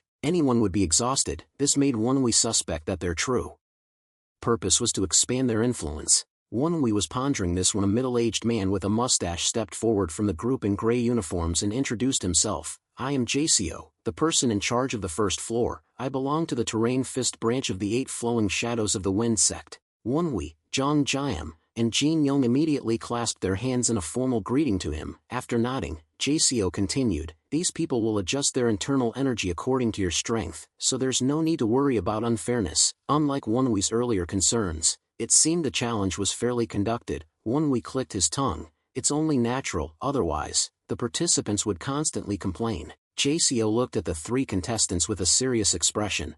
I will give you the opportunity to withdraw now, but if you accept the challenge and fail, as per the agreement, you will have to stay at our sect as guests for 3 years. In response, Jong Jiam casually scratched his head and asked, if we pass, can we proceed to the next floor immediately? JCO nodded. No problem. If you wish to participate in the challenge, stand before the master of the branch you choose. Jong Jiam immediately grinned. That's great. I was worried I'd have to wait for someone. Hearing this, Jin Young glanced at Wonwee and sneered. Yes, it's good not to have to wait for some slowpoke. It seemed Jin Young didn't realize that Jong Jiam was referring to him, not Wonwee. The moment his laughter ended, Jong Jiam instantly dashed to the person standing at the far right, his swift movement causing the opponent to be slightly startled. Even if this was the strongest of the 3 martial artists they had to face, he had to admit Jong Jiam's speed was commendable. He truly lived up to his reputation as a disciple of the Miram Alliance leader. Jong Jiam smirked arrogantly at his opponent. How could I miss the opportunity to face the strongest person here? Naturally, with his strength, recognizing the opponent's level of power wasn't difficult.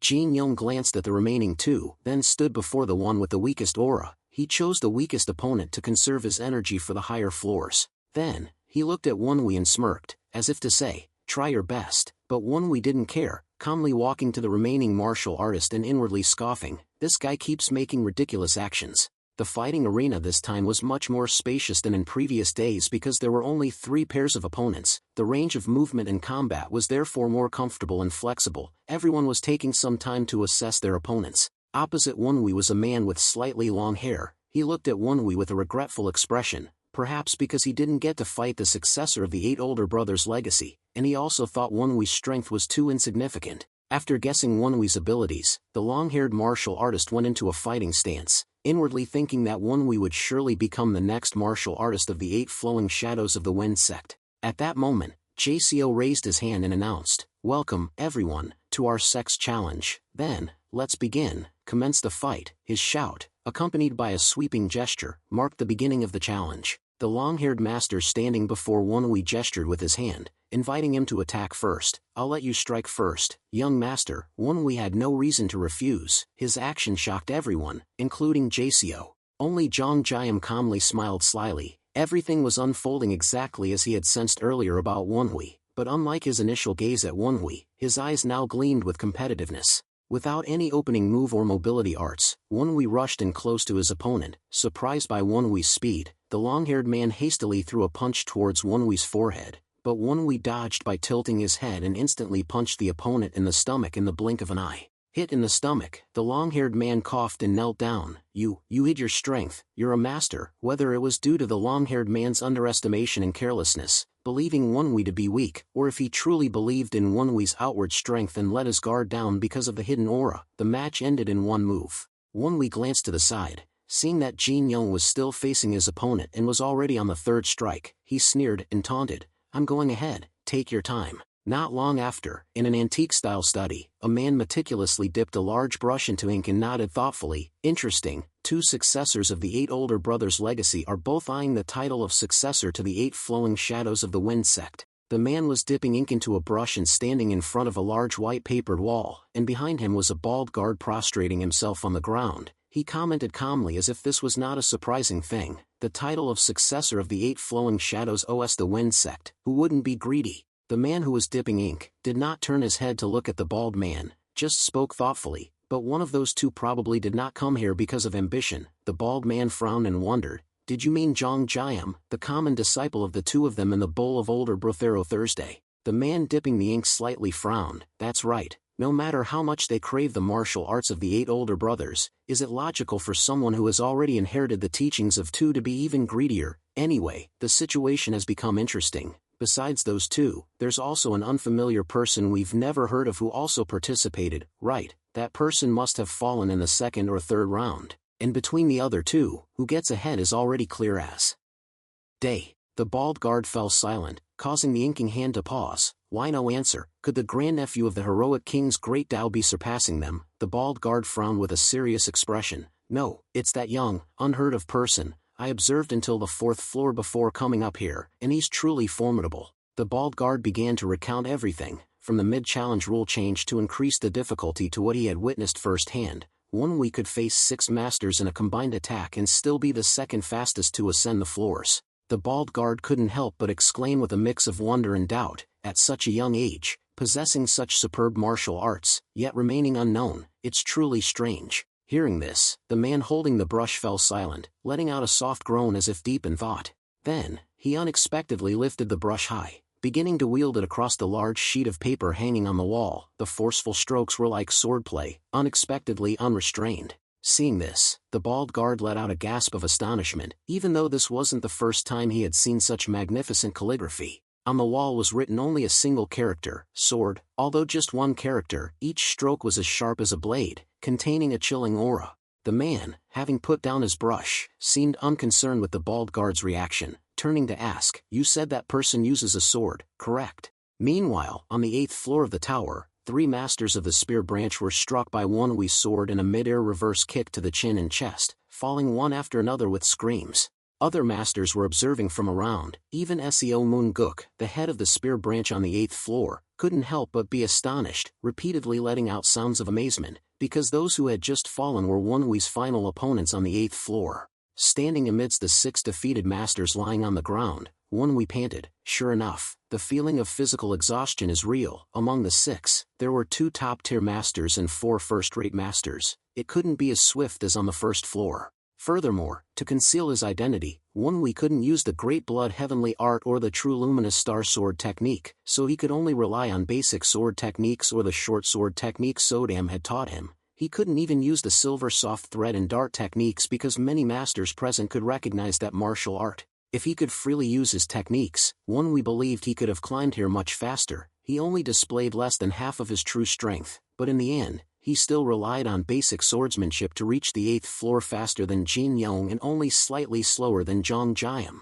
One Wii sighed wearily. It's all self-inflicted suffering. Bringing the blood demon sword into the unnailed packed ion would be too risky, and the rising fame of the 2 rising stars also prevented him from easily revealing the heavenly south sword, so he had no choice but to entrust the blood demon sword to Sama Young, and as a precaution, he applied black iron powder to the heavenly south sword and limited drawing it to avoid detection. Seeing one Wii sighing with resentment over his involuntary fame, Sodam chuckled and changed the subject. Hey, yet you still got here faster than Jin Yong. One Wii clicked his tongue inwardly. He'll get here soon enough. Originally, the challenge was to fight masters from each branch with comparable martial arts. However, the martial arts of the 3 participants far exceeded the capabilities of a single branch master, so they changed the rules accordingly. From the 2nd floor onwards, one Wii and Zhang Jiam each fought 6 branch masters in a combined attack, while Jin Young only fought 3. His self-esteem was severely wounded, and he fought furiously, but still slower than one Wii and Zhang Jiam.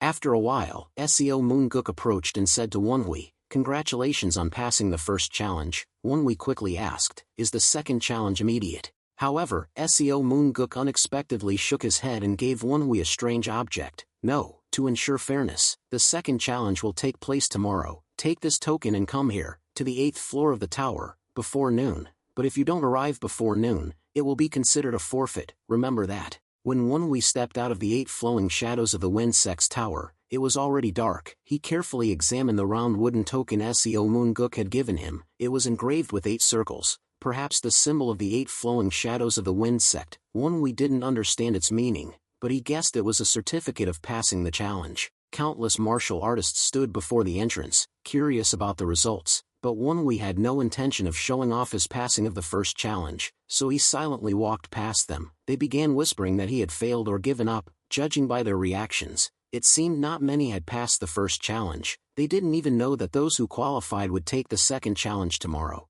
Won-Wee suddenly felt something was very strange. Jong Jiam must have passed before him, but he didn't see him leave the tower. Looking at everyone's reaction, it was as if only he had emerged until now. The problem was that from the time he reached the 8th floor, Won-Wee hadn't seen Jong Jiam's shadow at all. The 8th floor was unusually quiet.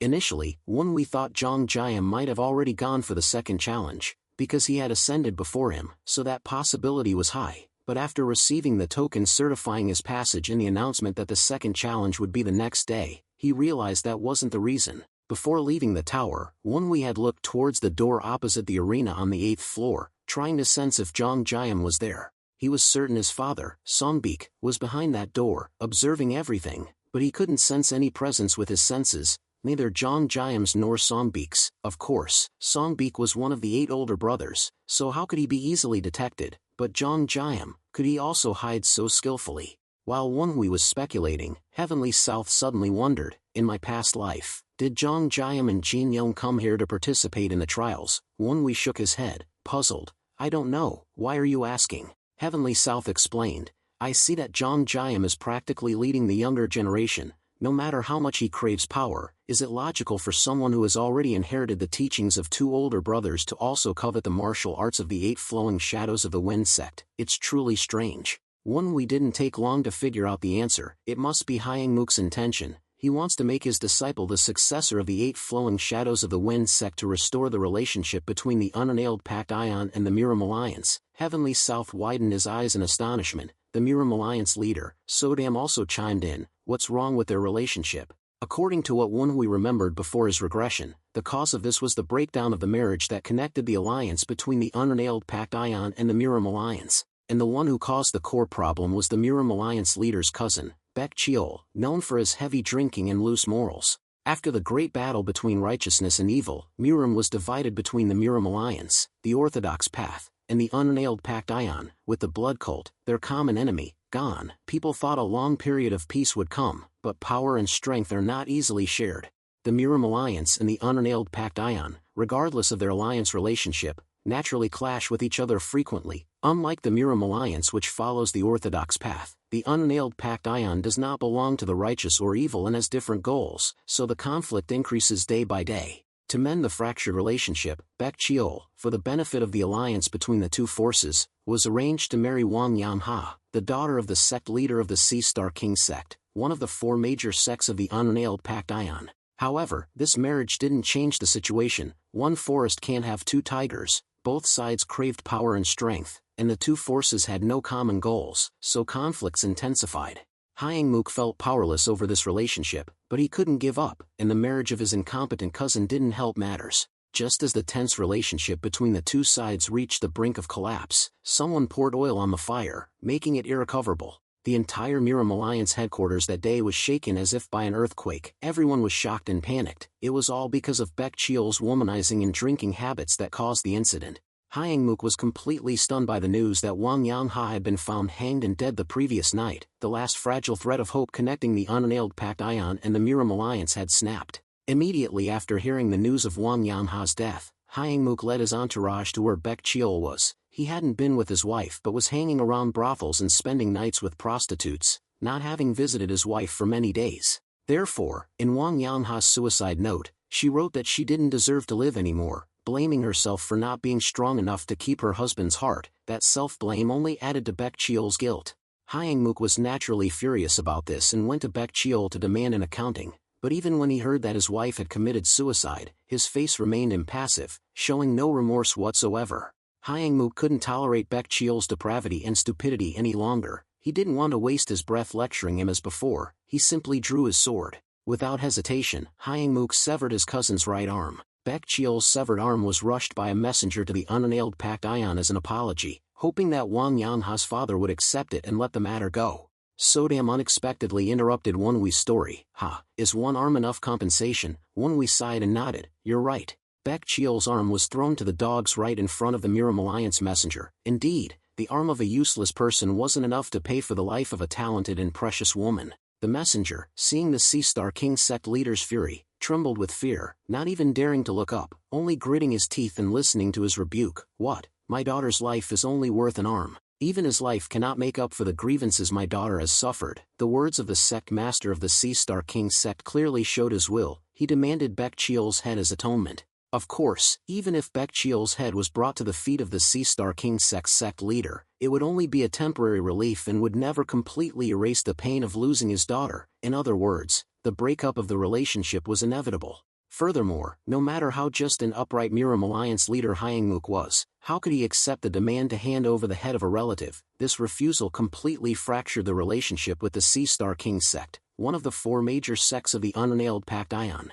Heavenly South was surprised. The alliance between 2 such powerful forces shattered over a single woman. Sodam didn't understand much about politics but deeply sympathized with Wang Yangha's story, immediately retorting, "What do you know? Try doing that to the evil Moonsword's daughter and see if he doesn't annihilate your entire clan." However, we agreed with Heavenly South, leaving Sodam stunned. The main issue wasn't entirely the woman. One sect turning its back wouldn't easily cause the entire alliance to collapse. Sodam asked in surprise, "Then what is it, really?" The unnailed Pact Ion has 4 martial sects, all major powers. Each sect has a sect master who makes decisions on its behalf, similar to how the sects in the Miram Alliance are run by sect masters or patriarchs. However, the unnailed Pact Ion differs from the Miram Alliance. The unnailed Pact Ion doesn't have a single leader. The 4 sect masters of the 4 major sects discuss and decide the Paction's direction, but this also causes internal problems. Before the Sea Star King sect master ended relations with the Miram Alliance, another sect had already insisted on severing ties,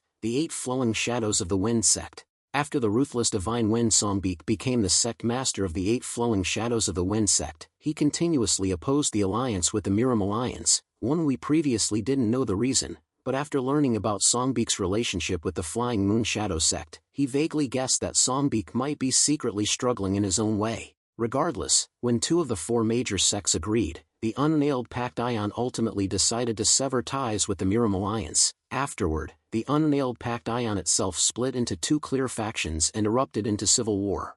According to Wonwee's deduction, Hyangmook sent Zhang Jiam to this selection competition to become the successor of the 8 Flowing Shadows of the Wind sect master. The next sect master, then, 3 sects within the unnailed Pact Ion would support resuming relations with the Miram Alliance. But Wonwee knew an incident would affect Hyangmook's plan: the death of the 8 Flowing Shadows of the Wind sect's ruthless Divine Wind Songbeek. Wonwee didn't know the exact cause of Songbeek's death. Before his regression, the unnailed Pact Ion only announced his sudden death. After Songbeek's death, the unnailed Pact Ion realized the weaknesses in its organizational system and decided to change the old management system. Thus, the sect master of the orthodox Divine Martial sect, the Divine Martial Sword Emperor, became the city lord of the unnailed Pact Ion, the one making decisions on all major matters. The sect masters could still offer opinions, but they were only for reference. In short, there's a power struggle within the unnailed Pact Ion. Songbeek might have used strategy to expand his influence because of this, but Heavenly South considered another matter. Wonwee, could it be that Cheon Muzong killed your father? Wonwee sighed and shook his head. I can't be sure, but currently, as one of the 8 older brothers and a direct opponent, the Divine Martial Sword Emperor Cheon Muzong is the most likely suspect. Wonwee recalled recent events. Much new information he didn't know in his previous life had been filled in. Although the complete picture wasn't yet drawn, the connected clues at least gave Wonwee a foundation to speculate about the matters surrounding his biological father, whom he'd never met. The most important issue was how to resolve the danger Songbeek faced in the sect master's internal struggle, but each time Wonwee thought about it, he hesitated. He didn't know if this father was worth saving. If Songbeek was like Wonwee's adoptive father, whether he lived or died wouldn't be worth his concern. Sodam sensed Wonwee's turmoil and advised, regardless, you can't let your father die without doing anything, right? Heavenly South agreed, yes, isn't abandoning the one who gave birth to you against morality, Wonwee. Wonwee looked towards the 8 Flowing Shadows of the Wind sect's tower, feeling a pang in his heart. Morality, honestly, I'm not quite sure. He wondered if he'd feel as happy meeting his father as he did meeting his grandfather. This had been a question troubling him, but on second thought, he needed to meet him to resolve his doubts. Sodam seriously reminded him, then you must try your best. If you let him choose another successor, won't you lose the position that should have been yours? Wonwee pondered for a moment. The position that should have been mine. I'll know when I meet my father, whether it truly is mine or not, but one thing's certain, I can't let him die before I get the answers to my questions." After concluding his thoughts, Won-wi wearily stretched and prepared to return to his inn. At that moment, someone unexpectedly pushed through the crowd and appeared behind Won-wi, silent as a ghost. "Young master, may I speak with you for a moment?" Only when the person spoke did Won-wi realize someone had approached him. Won-wi recognized the muscular bald man, the guard who had observed him up to the 4th floor during the tower challenge. He didn't know what the man wanted, but his constant observation had made him uncomfortable, unsure of his intentions. It was best to avoid him, he politely said. "Excuse me, I've just finished the challenge and am too tired to rest." Before Won-wi could finish, the bald man uttered an unexpected sentence. "The Divine Martial Sword Emperor wishes to see you, young master." Won-wi completely didn't anticipate this. He never expected the Divine Martial Sword Emperor Cheon Muzong, one of the Unnailed Faction's 2 top experts, to seek him out. Sodam was also shocked. "Isn't he the one who might have killed your father before your regression?" A multitude of thoughts flooded Won-wi's mind. Was the Emperor suspicious of his identity? Had he made a mistake during the tower climb that raised suspicion, or had the false identity he created for the competition caused a problem? Before climbing the tower and being asked his identity, Won-wi had fabricated being from the Flowing Sword sect, a lone martial arts family that had disappeared over 100 years ago, often mentioned during Song-won's youth. Since it was a long-gone family, it didn't seem suspicious, but the fact that someone who could become the future city lord of the Unnailed Pact Ion sought him out still made Won-wi uneasy. Even so, Won-wi had no way to escape. Avoiding him now would only make Cheon Muzong more suspicious. He could only follow the bald man away from the 8 flowing shadows of the Wind Sect Tower area. They walked in silence, but as they neared the Orthodox Divine Martial Sect Tower area in the northwest, the muscular bald man spoke. "I apologize for the late introduction. I am Gap Won-chun, sect master of the fundamental power-destroying sect branch in the Unnailed Pact Ion." Won-wi had wondered who he was, guessing he might be a subordinate of the Divine Martial Sword Emperor, but he hadn't expected him to be the head of a sect in the Unnailed Pact Ion. Such a person guiding him as if he were a subordinate of the Orthodox Divine Martial Sect made Won-wi curious. He wondered how, after competing in the 8 flowing shadows of the Wind Sect Tower, this man was guarding the entrance and even entering. He decided to subtly inquire, "I thought you were from the 8 flowing shadows of the Wind Sect, since you're leading us into the tower." Gap Won-chun scoffed, "I'm just an observer. According to the Unnailed Faction's rules, no sect can hold an official event without an observer from another sect." Won-wi replied nonchalantly, "Oh, I see." But he learned useful information. The man was observing the 8 flowing shadows of the Wind Sect's challenge, as per Unnailed Pact Ion rules. From the current situation, he likely had closer ties to the Orthodox Divine Martial Sect than to the 8 flowing shadows of the Wind Sect. Heavenly South immediately understood Won-wi's deduction. "It seems they're restraining each other, Won-wi." Won-wi nodded slightly. "So, the city's rules and the internal division into 2 factions are exactly as I heard in my previous life, but still hidden." He suddenly thought, perhaps the Divine Martial Sword Emperor's reason for seeking him out wasn't simply suspicion of his identity. At that moment, Gap Won-chun stopped, pointed to a building, and said, "It's there." Won-wi was surprised. The place he was pointed to wasn't the Orthodox Divine Martial Sect's tower. It was a tiled roof building with cloths hung on trees, looking like an ancestral shrine. There weren't even any Unnailed Pact Ion martial artists nearby. As they approached the shrine-like building, Won-wi sensed an aura from within. However, the aura was too distinct for someone among the 8 older brothers. He couldn't sense those he'd met before. While Won-wi was wondering, Gap Won-chun turned and left. "Go in." Won-wi watched him in surprise. "Aren't you coming in?" Gap Won-chun walked straight away without looking back. "My duty ends here. I must return to the tower to continue observation." Won-wi felt this was just an excuse. To properly observe, he should stay in his position. Perhaps he was instructed to let Won-wi enter alone. Won-wi stood looking at the shrine-like building for a while, then passed through the front gate and opened the building's door. As the door opened, the interior was lit by lamplight. It was indeed an ancestral shrine. The scent of incense stimulated Won-wi's sense of smell. Inside was an altar for worshipping deities, and before it stood a gray-haired man in white, hands clasped behind his back. Behind him sat a young man in his late 20s with a neat appearance, meditating with his eyes closed. Won-wi now understood. The aura he sensed earlier seemed to emanate from this young man. There was no need to guess. The old man was the Divine Martial Sword Emperor, Cheon Muzong. Won-wi couldn't guess who the young man was, but he could hear the ringing of his sword and somewhat sense his level. He possessed strength comparable to Won-wi with only his lower dantian opened.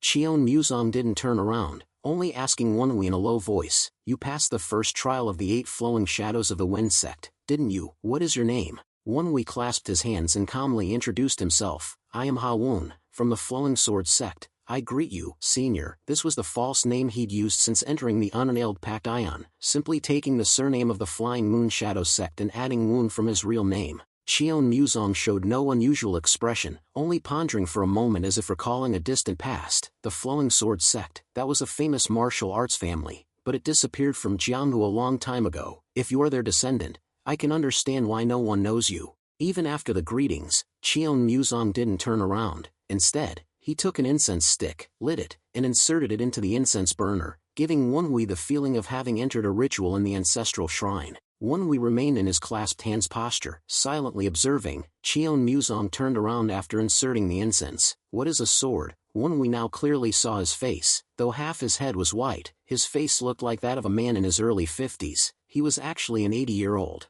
The unexpected question momentarily confused Wonwi. He hadn't offered greetings or introductions, just a direct question. How could he come up with an answer immediately? But the question seemed to have some hidden meaning. Wonwi felt that a hasty answer would be falling into a trap, so he became cautious and cautiously replied, "A sword is the king of all weapons." Cheon Muzong looked directly at Wonwi. "A spear is the easiest to learn, followed by the blade. People say, you're on the path of 10,000 days sword training, so why do you want to learn other miscellaneous things outside?" Wonwi was inwardly astonished. Miscellaneous things? What is he talking about? Could he be referring to the 8 flowing shadows of the wind sect? Cheon Muzong pointed straight at Wonwi, his eyes sharp as a sword. "Even 10,000 days of training is not enough. A sword is something that must accompany you for life. So why do you want to take the path of the heretics? Don't you feel that the swords you carry are crying?" Sodam and Heavenly South immediately retorted fiercely, "What the hell is this old man saying? Why are we crying?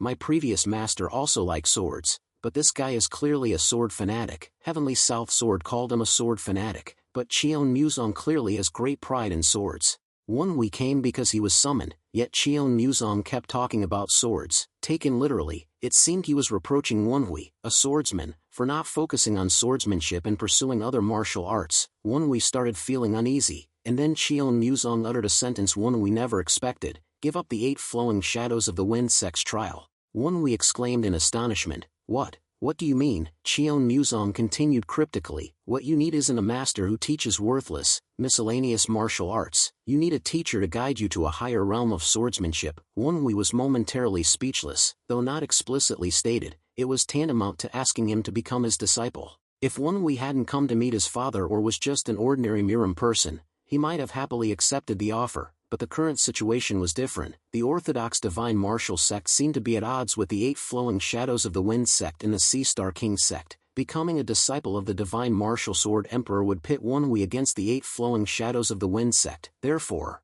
he subtly expressed his intention to refuse. "Senior, if I give up the trial, I'll have to become a guest of the 8 flowing shadows of the wind sect for 3 years. Cheon Muzong unexpectedly stated bluntly, "The ruthless divine wind doesn't intend to choose a disciple or successor. Even if you participate in that trial, you'll ultimately be eliminated and become a guest of the 8 flowing shadows of the wind sect. Do you think it's logical to choose a disciple with this kind of trial? To this day, no expert has ever passed." This was something Wonwi had also suspected since learning about the experts who had participated in this event, but he had a compelling reason to meet Songbeek. While Wonwi was pondering, Cheon Muzong added, his voice full of promise, "The ruthless divine wind only wants to increase his power. If you agree to be my disciple, I will protect you from him." Wonwi skeptically furrowed his brow. From becoming a guest, Cheon Muzong replied sincerely, "Yes." But the moment Wonwi's eyes met his, he felt overwhelmed by the intensity of Cheon Muzong's gaze. He couldn't help but be suspicious. Was he saying this with purely good intentions? If so, even if Wonwi refused to be his disciple, he wouldn't blame him.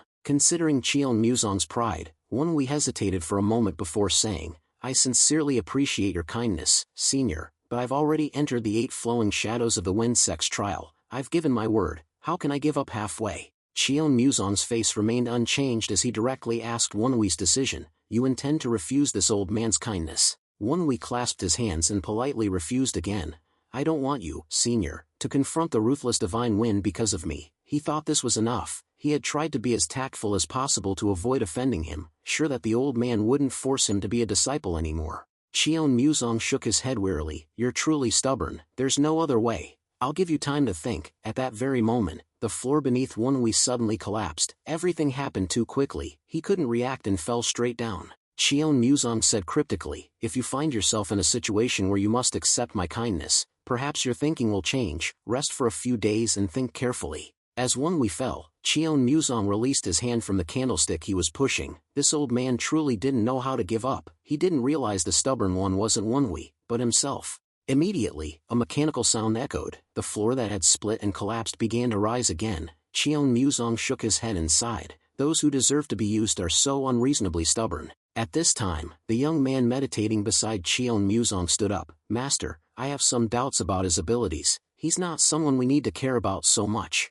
Cheon Muzong glared at his apprentice with cold eyes. Muhayak, you haven't finished refining your Jing, spirit. How can you see the strength of someone who has opened their Qi, vital energy, someone who only inherited the lineage of the Flowing Sword sect and has already opened their Qi in the realm of Jing, Qi, Shen, spirit, Qi, mind? It's truly astonishing. Muhayak was astonished. He was a disciple of the Divine Martial Sword Emperor, later known as the Little Divine Martial Sword, one of the two new martial artists representing the unraveled Pact Ion. He was often compared to Zhang Jiam, the representative of the Miram Alliance. The aura emanating from him was far stronger than that of ordinary juniors, even surpassing Jin Yong, the grandson of the Lai Wang Ba Dao. Therefore, he couldn't believe Wonwee was even stronger than him. Muhayak's eyes immediately flashed with fighting spirit. Facing an opponent of equal strength, how could a martial artist not feel competitive? But Cheon Muzong's next words seemed to slap Muhayak's fighting spirit. Don't try, it's too much for you. I thought I was summoning a tiger, but it turned out to be a dragon. It was clear Cheon Muzong was referring to Wonwee as the dragon. Hearing this, Muhayak's pride was hurt, but he could do nothing else. After calming down, Muhayak looked at the closed floor. Judging by his words, he seems very stubborn. Will we be able to persuade him in a few days? Cheon Muzong replied casually, it's alright. Anyway, if he doesn't participate in the second trial by noon tomorrow, he'll be forced to become a guest of the 8 Flowing Shadows of the Wind sect. In that situation, do you think a kid like him can still talk about integrity or something, if he insists on becoming a guest of the 8 Flowing Shadows of the Wind sect? Just keep him in prison until he stops being stubborn. Muhayak nodded. Disciple understands. Then, when the smell of Qi dissipating poison and the hypnotic fragrance dissipates, I will use the metal cage to lock him in the prison. Having said that, Cheon Muzong and his disciple walked out of the ancestral hall. There were no other sounds in the room. They completely ignored a thin silver thread snagged at the edge of the collapsed floor. Following the thread down, Wonwee was hanging precariously like a spider. Damn it, if I had reacted a little slower, I would have fallen straight down. Sodam angrily shouted upwards to vent her displeasure. He's one of the 8 elder brothers. Isn't he a top-ranking figure in Miram? Why use such a despicable way to trap someone like this? Wonwee shared her thoughts. Cheon Muzong was unlike the other 8 elder brothers he had met. Evil Moonsword Samachuk was a notorious villain, but he still tested Wonwee with the mindset of a father and one of the 8 elder brothers, although the unraveled Pact Ion didn't belong to either righteousness or evil. This method of imprisonment was unexpected. Heavenly South thought the same. It seems he's a very twisted person. Wonwee, if you hadn't reacted in time, you would have been in big trouble. As he looked down, a thick fog like white mist spread across the floor. He thought it might be the Qi dissipating poison and hypnotic fragrance that Muhayak had mentioned. Usually, smoke rises, but this fog remained on the floor, not rising at all. Luckily so. Heavenly South suggested Wonwee climb up and try to break through the ceiling of the cellar, but he shook his head. Looking up at the ceiling, he saw it looked like iron. Even though the floor above was wood, a strong strike would create a loud noise, possibly alarming the ancestral hall above. Even though Wonwee could no longer sense the aura or the ringing of the sword carried by Cheon Muzong's apprentice, he still had to be careful because he didn't know if Cheon Muzong was still in the ancestral hall. If he climbed up and encountered him, he'd be dead for sure. Sodam shivered at the thought. It was terrifying just to hear it. Wonwee could only look for another way out and look down at the floor filled with thick fog below. Soon after, the fog had mostly dissipated, lingering only slightly in the corners of the room. 2 hours passed. A thick iron door, without a single crack, slowly opened. A faint light shone into the cellar as a martial artist carrying a lantern entered. A large square space, surrounded on all sides by black iron, appeared before him. The martial artist furrowed his brows. Clearly, someone must have fallen here, but there's no one in sight. Feeling strange, he turned around to shout for help. But at that very moment, A dark figure hanging upside down on a thin silver thread lunged from behind the martial artist. He had no idea what was happening, not even realizing someone was behind him. Won-wee quickly struck his pressure points. Everything happened so fast, the martial artist couldn't react. The vital pressure points were hit, causing him to collapse instantly. The martial artist lay flat on the floor while Won-wee concealed his aura and landed. The martial artist couldn't hide his shock at seeing the person he thought was unconscious not only awake but unexpectedly appearing. At that moment, Won-wee's voice echoed through voice transmission. "How many people are inside?" The martial artist, whose pressure points were struck, couldn't move or shout for help. He could only reply haltingly, but he firmly declared, "You won't get anything out of me." Won-wee had been a spy. He had experienced enough methods of dealing with stubborn people like this. Without hesitation, he broke the martial artist's little finger. The martial artist was in excruciating pain but could only let out a soft groan. Won-wee continued to interrogate him about the exit and any possible traps along the escape route. Each time the martial artist didn't answer, the sound of snapping bones echoed in the dimly lit room. After a while, Sodam couldn't help but exclaim, "Amazing." Won-wee was completely speechless. Even with thorough torture, it won't be easy to make this guy talk. He had struck pressure points and broken 3 fingers, yet the martial artist still wouldn't say a word. He had said he would let him go if he revealed information, yet he stubbornly endured to the end. He was excessively well trained. Won-wee searched him, but besides weapons, he carried nothing. Perhaps they had prepared for such a contingency. If he was so well trained, besides weakening his spirit over time to force a confession, there might be no other way. But suddenly, a good idea flashed in Won-wee's mind. He wasn't sure if it would work, but it wouldn't hurt to try. Then, the martial artist was suddenly kicked, his body slamming against the opposite wall, the impact echoing throughout the place. Won-wee approached him with a cruel smile. "I didn't expect you to be so well trained. I have to admit defeat. I can't get you to talk." "Then, there's only one thing left to do, kill you to silence you." At this moment, Won-wee's eyes flashed with a terrifying green light. Just a moment before, he had opened his upper dantian, awakened his will, and silently recited the incantation of the illusionary eye. He stared intently into the martial artist's eyes, who glared back as if wanting to kill him. At that very moment, a brilliant streak of sword light ripped through the dark space, slashing through Won-wee's body, causing blood to splatter. The move was so fast that he couldn't react. The martial artist's eyes, which had been glazed over, suddenly widened in horror. His gaze shifted from Won-wee to the person who had just appeared behind him. The one who had seemingly killed Won-wee was Cheon-mu-song. He looked at the martial artist with cold eyes. "What are you doing here alone?" After Cheon-mu-song released his pressure points, the martial artist knelt on one knee, bowing and saying in a panicked voice, thank you for saving me." Cheon-mu-song sternly questioned him, "You fool, what was Mu-hyuk doing, leaving you here alone?" The martial artist frantically rolled his eyes, then, as if trying to defend Mu-hyuk, quickly explained, No, that's not true. Since that person was already unconscious, the young master said I alone was enough to handle it." Cheon-mu-song roared in fury, "Go get Mu-hyuk here immediately." The martial artist trembled in fright. "What?" But Cheon-mu-song just glared and yelled, "I said, go get him." The martial artist dared not ask further and quickly rushed out through the iron door. Yes, sir, sect master." Sodam witnessed the entire event, her eyes wide as if about to pop out. "What? The sect master, what did you just do?" Surprisingly, the voice coming from Cheon-mu-song's mouth was now Won-wee's. "It's nothing big, I was only half believing, half doubting, but unexpectedly, it worked. I used the 3rd stage of the illusionary eye to show him an illusion as I wished."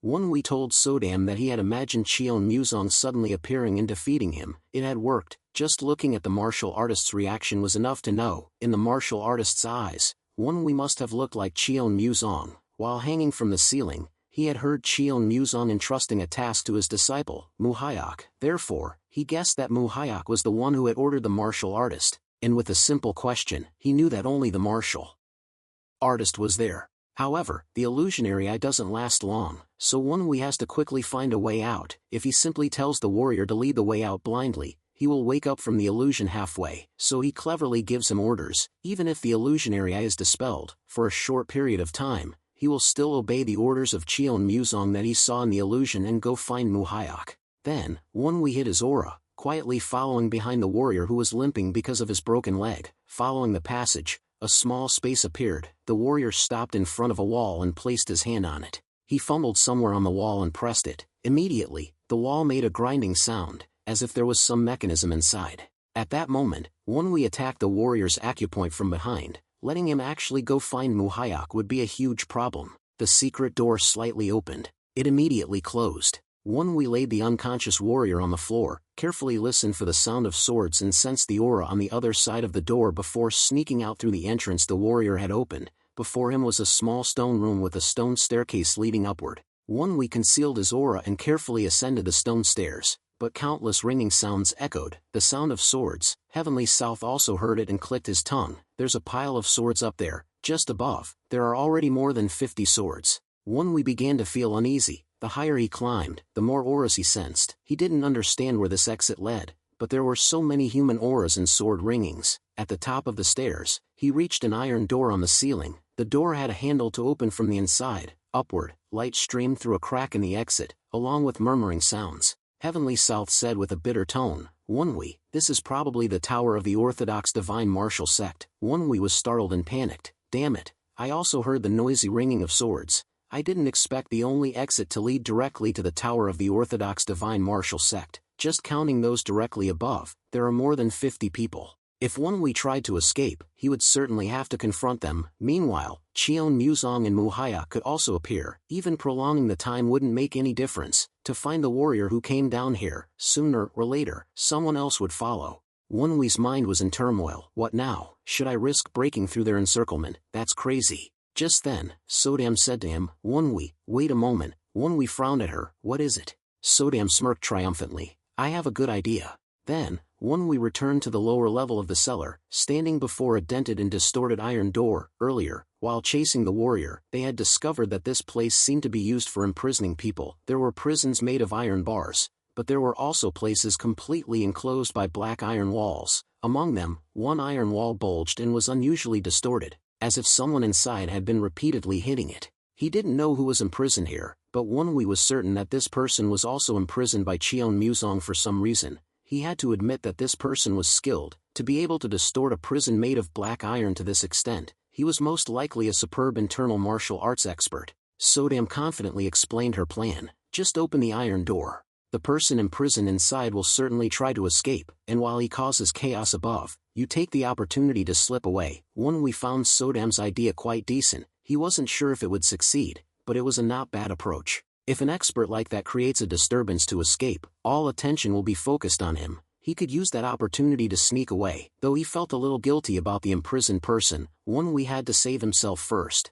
Sodam sensed Wee's approval and proudly tossed her head. See, I'm incredibly intelligent, aren't I? Heavenly South suddenly interjected. But will the person inside cause chaos as we expect? Sodam firmly patted the misshapen black iron door. That person must be incredibly angry, otherwise, why would they destroy it to this extent? No matter how they escape, they'll cause chaos for revenge. Heavenly South nodded after hearing this. Oh, you have good observational skills. I didn't expect you to have this ability. Sodam, feeling mocked, grabbed Heavenly South by the neck and spun him around like a top. Do you want to die? Haven't been beaten up in a while. Feeling itchy, Wee sighed wearily. These two. Afterward, Wee listened carefully for any sounds behind the iron door. The person inside was probably unconscious or asleep. As there was no sound at all, he gently turned the round handle of the door and pushed it inward, pushing and holding it to avoid making too much noise, afraid of alarming the seemingly ferocious person imprisoned inside. When the door opened completely, revealing the pitch-black space inside the prison, Wee realized that the thickness of this iron door was from the wrist to the elbow. At that moment, a person rushed out from the darkness of the prison, approaching Wee at an incredible speed. His hand reached toward Wee's head. Fortunately, Wee managed to block the grab with his arm. Sodam shrieked in surprise. But he just shook his head, indicating he was fine. Wee was slightly startled for a moment. He thought the man was unconscious, but it turned out he wasn't. Based on the strength of his grip, his internal energy was terrifying. Wee had guessed he was an internal martial arts expert, but he didn't expect him to reach the ultimate peak of super excellence. Wee quickly brushed his hand away. Immediately afterward, he executed an exquisite Chin-Na move, grabbing his wrist and slightly turning his body, pushing his entire body toward the hallway wall. When his face was revealed in the dim light, Wee involuntarily called out his name, Hai Yang. Wee was certain that this person was Hai Yang, black hair, black eyes, but he couldn't help but recognize that face. Hai Yang's eyes, filled with streaks of tears, stared intently at Wee. Then, she frowned and muttered, So, Wee. A few weeks prior, after leaving seclusion, Hai Yang immediately went to Luo Chuan, Shangxi. She went to directly persuade the third Supreme Blood Viper King, Gu Jieyang, to serve under her, but Gu Jieyang didn't seem welcoming. Unexpectedly, the great young miss came in person. Hai Yang entered the room, her eyes cold as she looked at Gu Jieyang. I'll get straight to the point, Third Supreme. Do you agree to become my servant? Gu Jieyang didn't even bother to turn his head to look at Hai Yang. His eyes and expression remained unchanged by her direct proposal. Gu Jieyang indifferently replied, I believe I've made my position clear in the letter. Hai Yang recalled the last letter she received from Gu Jieyang and laughed sarcastically. The letter where you said you would serve whoever brought back the blood demon sword. Immediately afterward, Hai Yang's mocking gaze sharpened as she questioned Gu Jieyang. Third Supreme, let me ask you this, do you think our sect will have a future under that person's leadership? Gu Jieyang remained firm in his belief, resolutely refusing to look at Hai Yang. An individual's opinion is meaningless when facing the masses. I'm only following the sect's legacy. Following the sect's laws is the destiny of its followers, young miss. Before Hai Yang left, Gu Jieyang softly added, Great young miss, please take care. Those were Gu Jieyang's final words to Hai Yang, and they were sincere words, even though he still turned his back on her. Although he didn't support Hai Yang, as one of the fourth Supremes who had watched both Hai Yang sisters grow up, Gu Jieyang wasn't completely heartless toward them. Therefore, even after submitting to Baek Ryona, he still hoped Hai Yang would find a way out to avoid losing her life in this power struggle. Hai Yang left with resentment. Of the four Supremes, three now stood with Baek Ryona, not to mention the Blood Demon Sword. Now the third Supreme had also joined the opposing side. For Hai Yang, this was a heavy blow. In Hai Yang's eyes, recognizing and venerating someone as the Blood Demon simply because they were chosen by the Blood Demon Sword was foolish and ridiculous. What made a Blood Demon wasn't the Blood Demon Sword, but the wielder's own strength. Ultimately, Hai Yang returned to Kaifeng without accomplishing anything. However, on her way, she heard exciting news. One of the 8 older brothers, the ruthless divine wind of the unrivaled Pact Ion, was searching for a successor. Regardless of righteous or evil, anyone had a chance to claim that position, so she began to hesitate.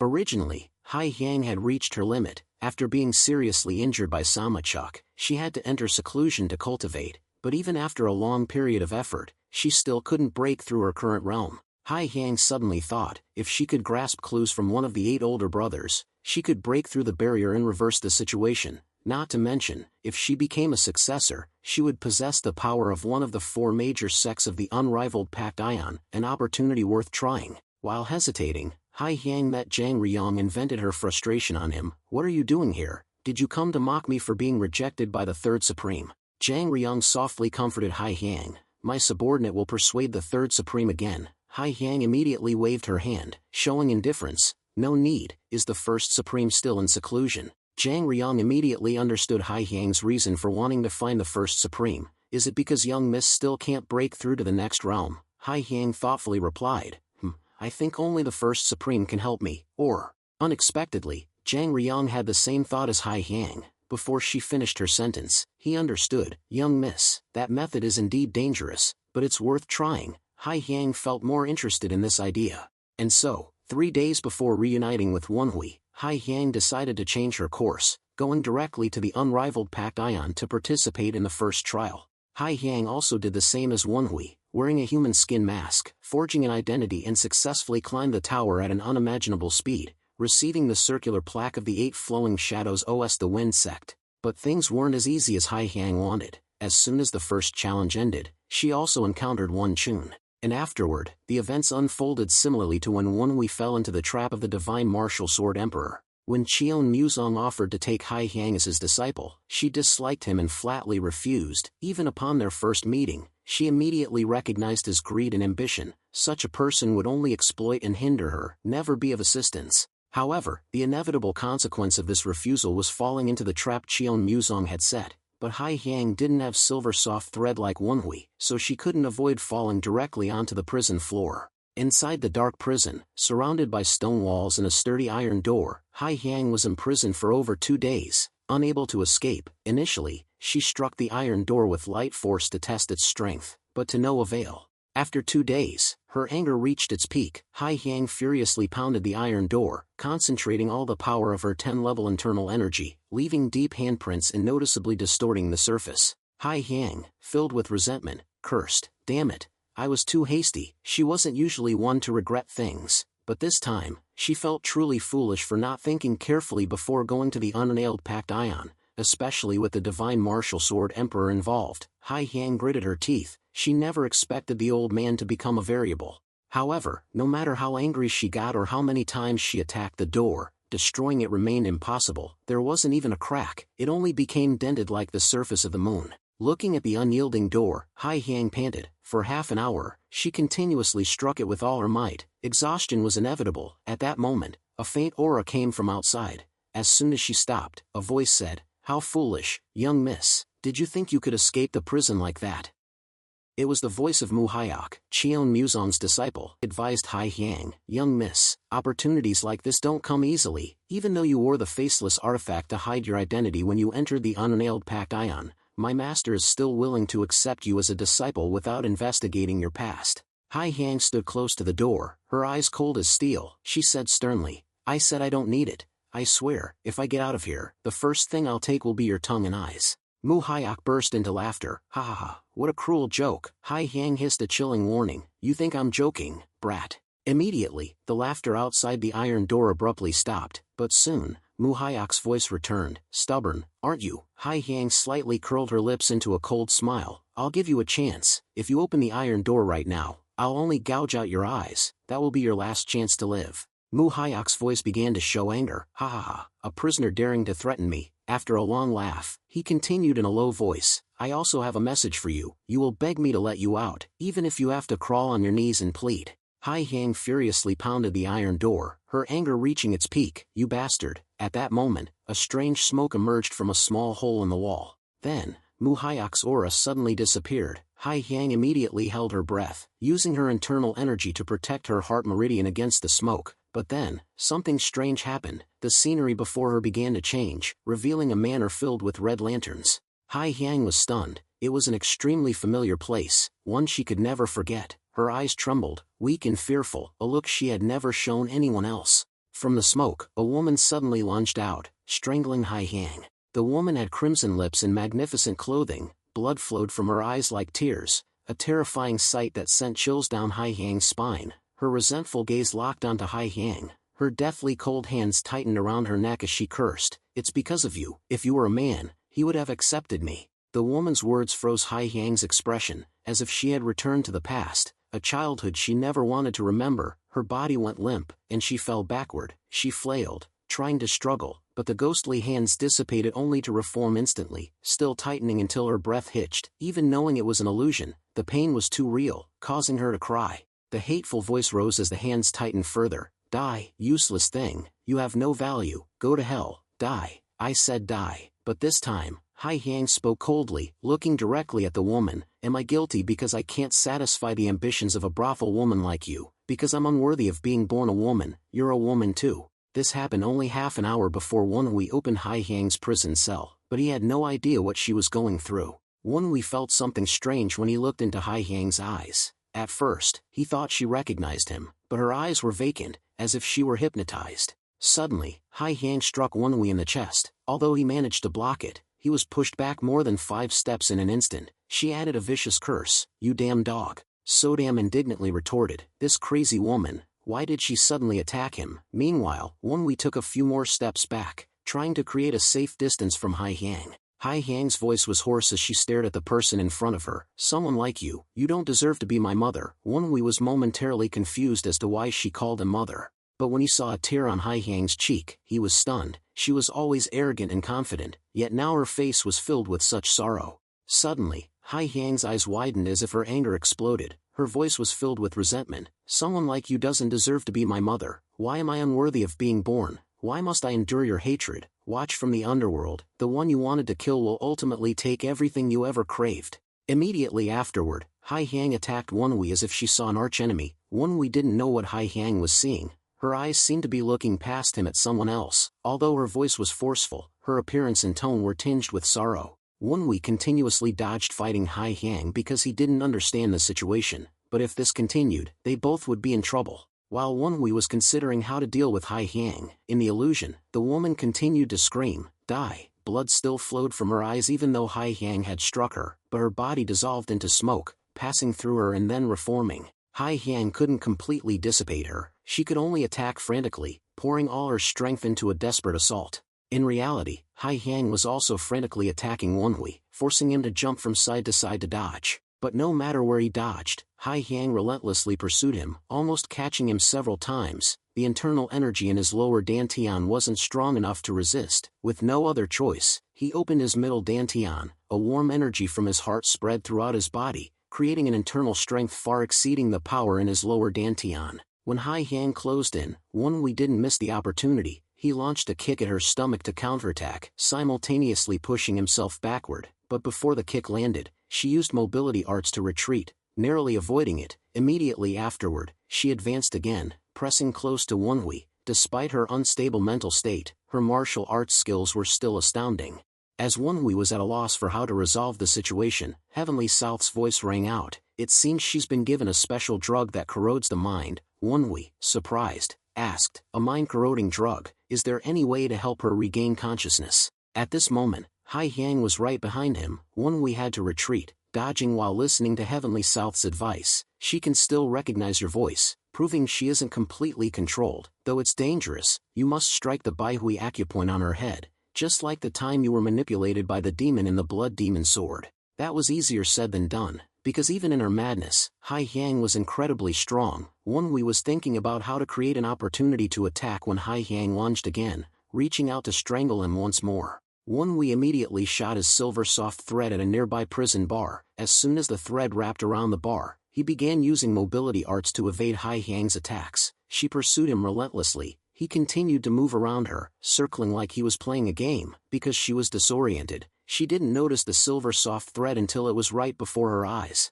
Wenhui guessed that Hai Yang couldn't see reality because she was trapped in an illusion, so he deliberately tested it. Her not seeing the silver soft thread would make subduing her much easier. Immediately afterward, Wenhui pulled the silver soft thread sharply, retracting it in an instant. The loosely wrapped thread around Hai Yang was suddenly pulled taut, gripping her arms and body. Not missing the opportunity, Wenhui immediately leaped onto Hai Yang, concentrating all his innate core energy into his hand and striking her directly between the eyes. A pained groan escaped Hai Yang's lips. Although Wenhui tried to restrain his strength, the Baihui acupoint was one of the most dangerous pressure points. The pain must have been excruciating. She opened her eyes wide, staring at him with a vacant look before collapsing. As Hai Yang fell, Wenhui quickly caught her gently, although he didn't necessarily have to be gentle with her. After all, they were rivals within the blood cult. So damn, dazed, asked Wenhui, she's unconscious, how did you do that? Wenhui clicked his tongue.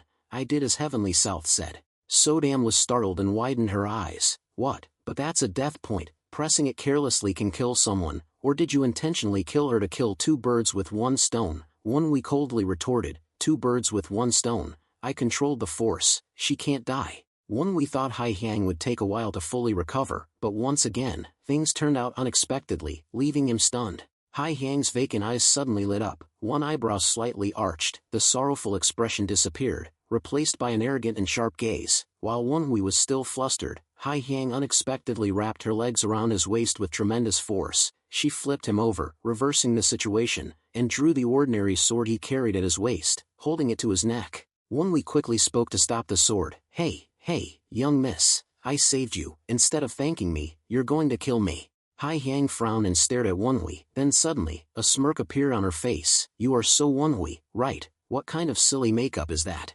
Wenhui should have changed his voice, but because he was focused on helping Hai Yang wake up, he was careless. After all, her ability was amazing. Wenhui was wearing a human skin mask, but she still recognized him just by his voice. He had to admit, ahem, I have my own reasons. After clarifying his identity, Wenhui quickly asked for his sword back. It was just a temporary sword he bought from a blacksmith to minimize having to draw the Heavenly South sword.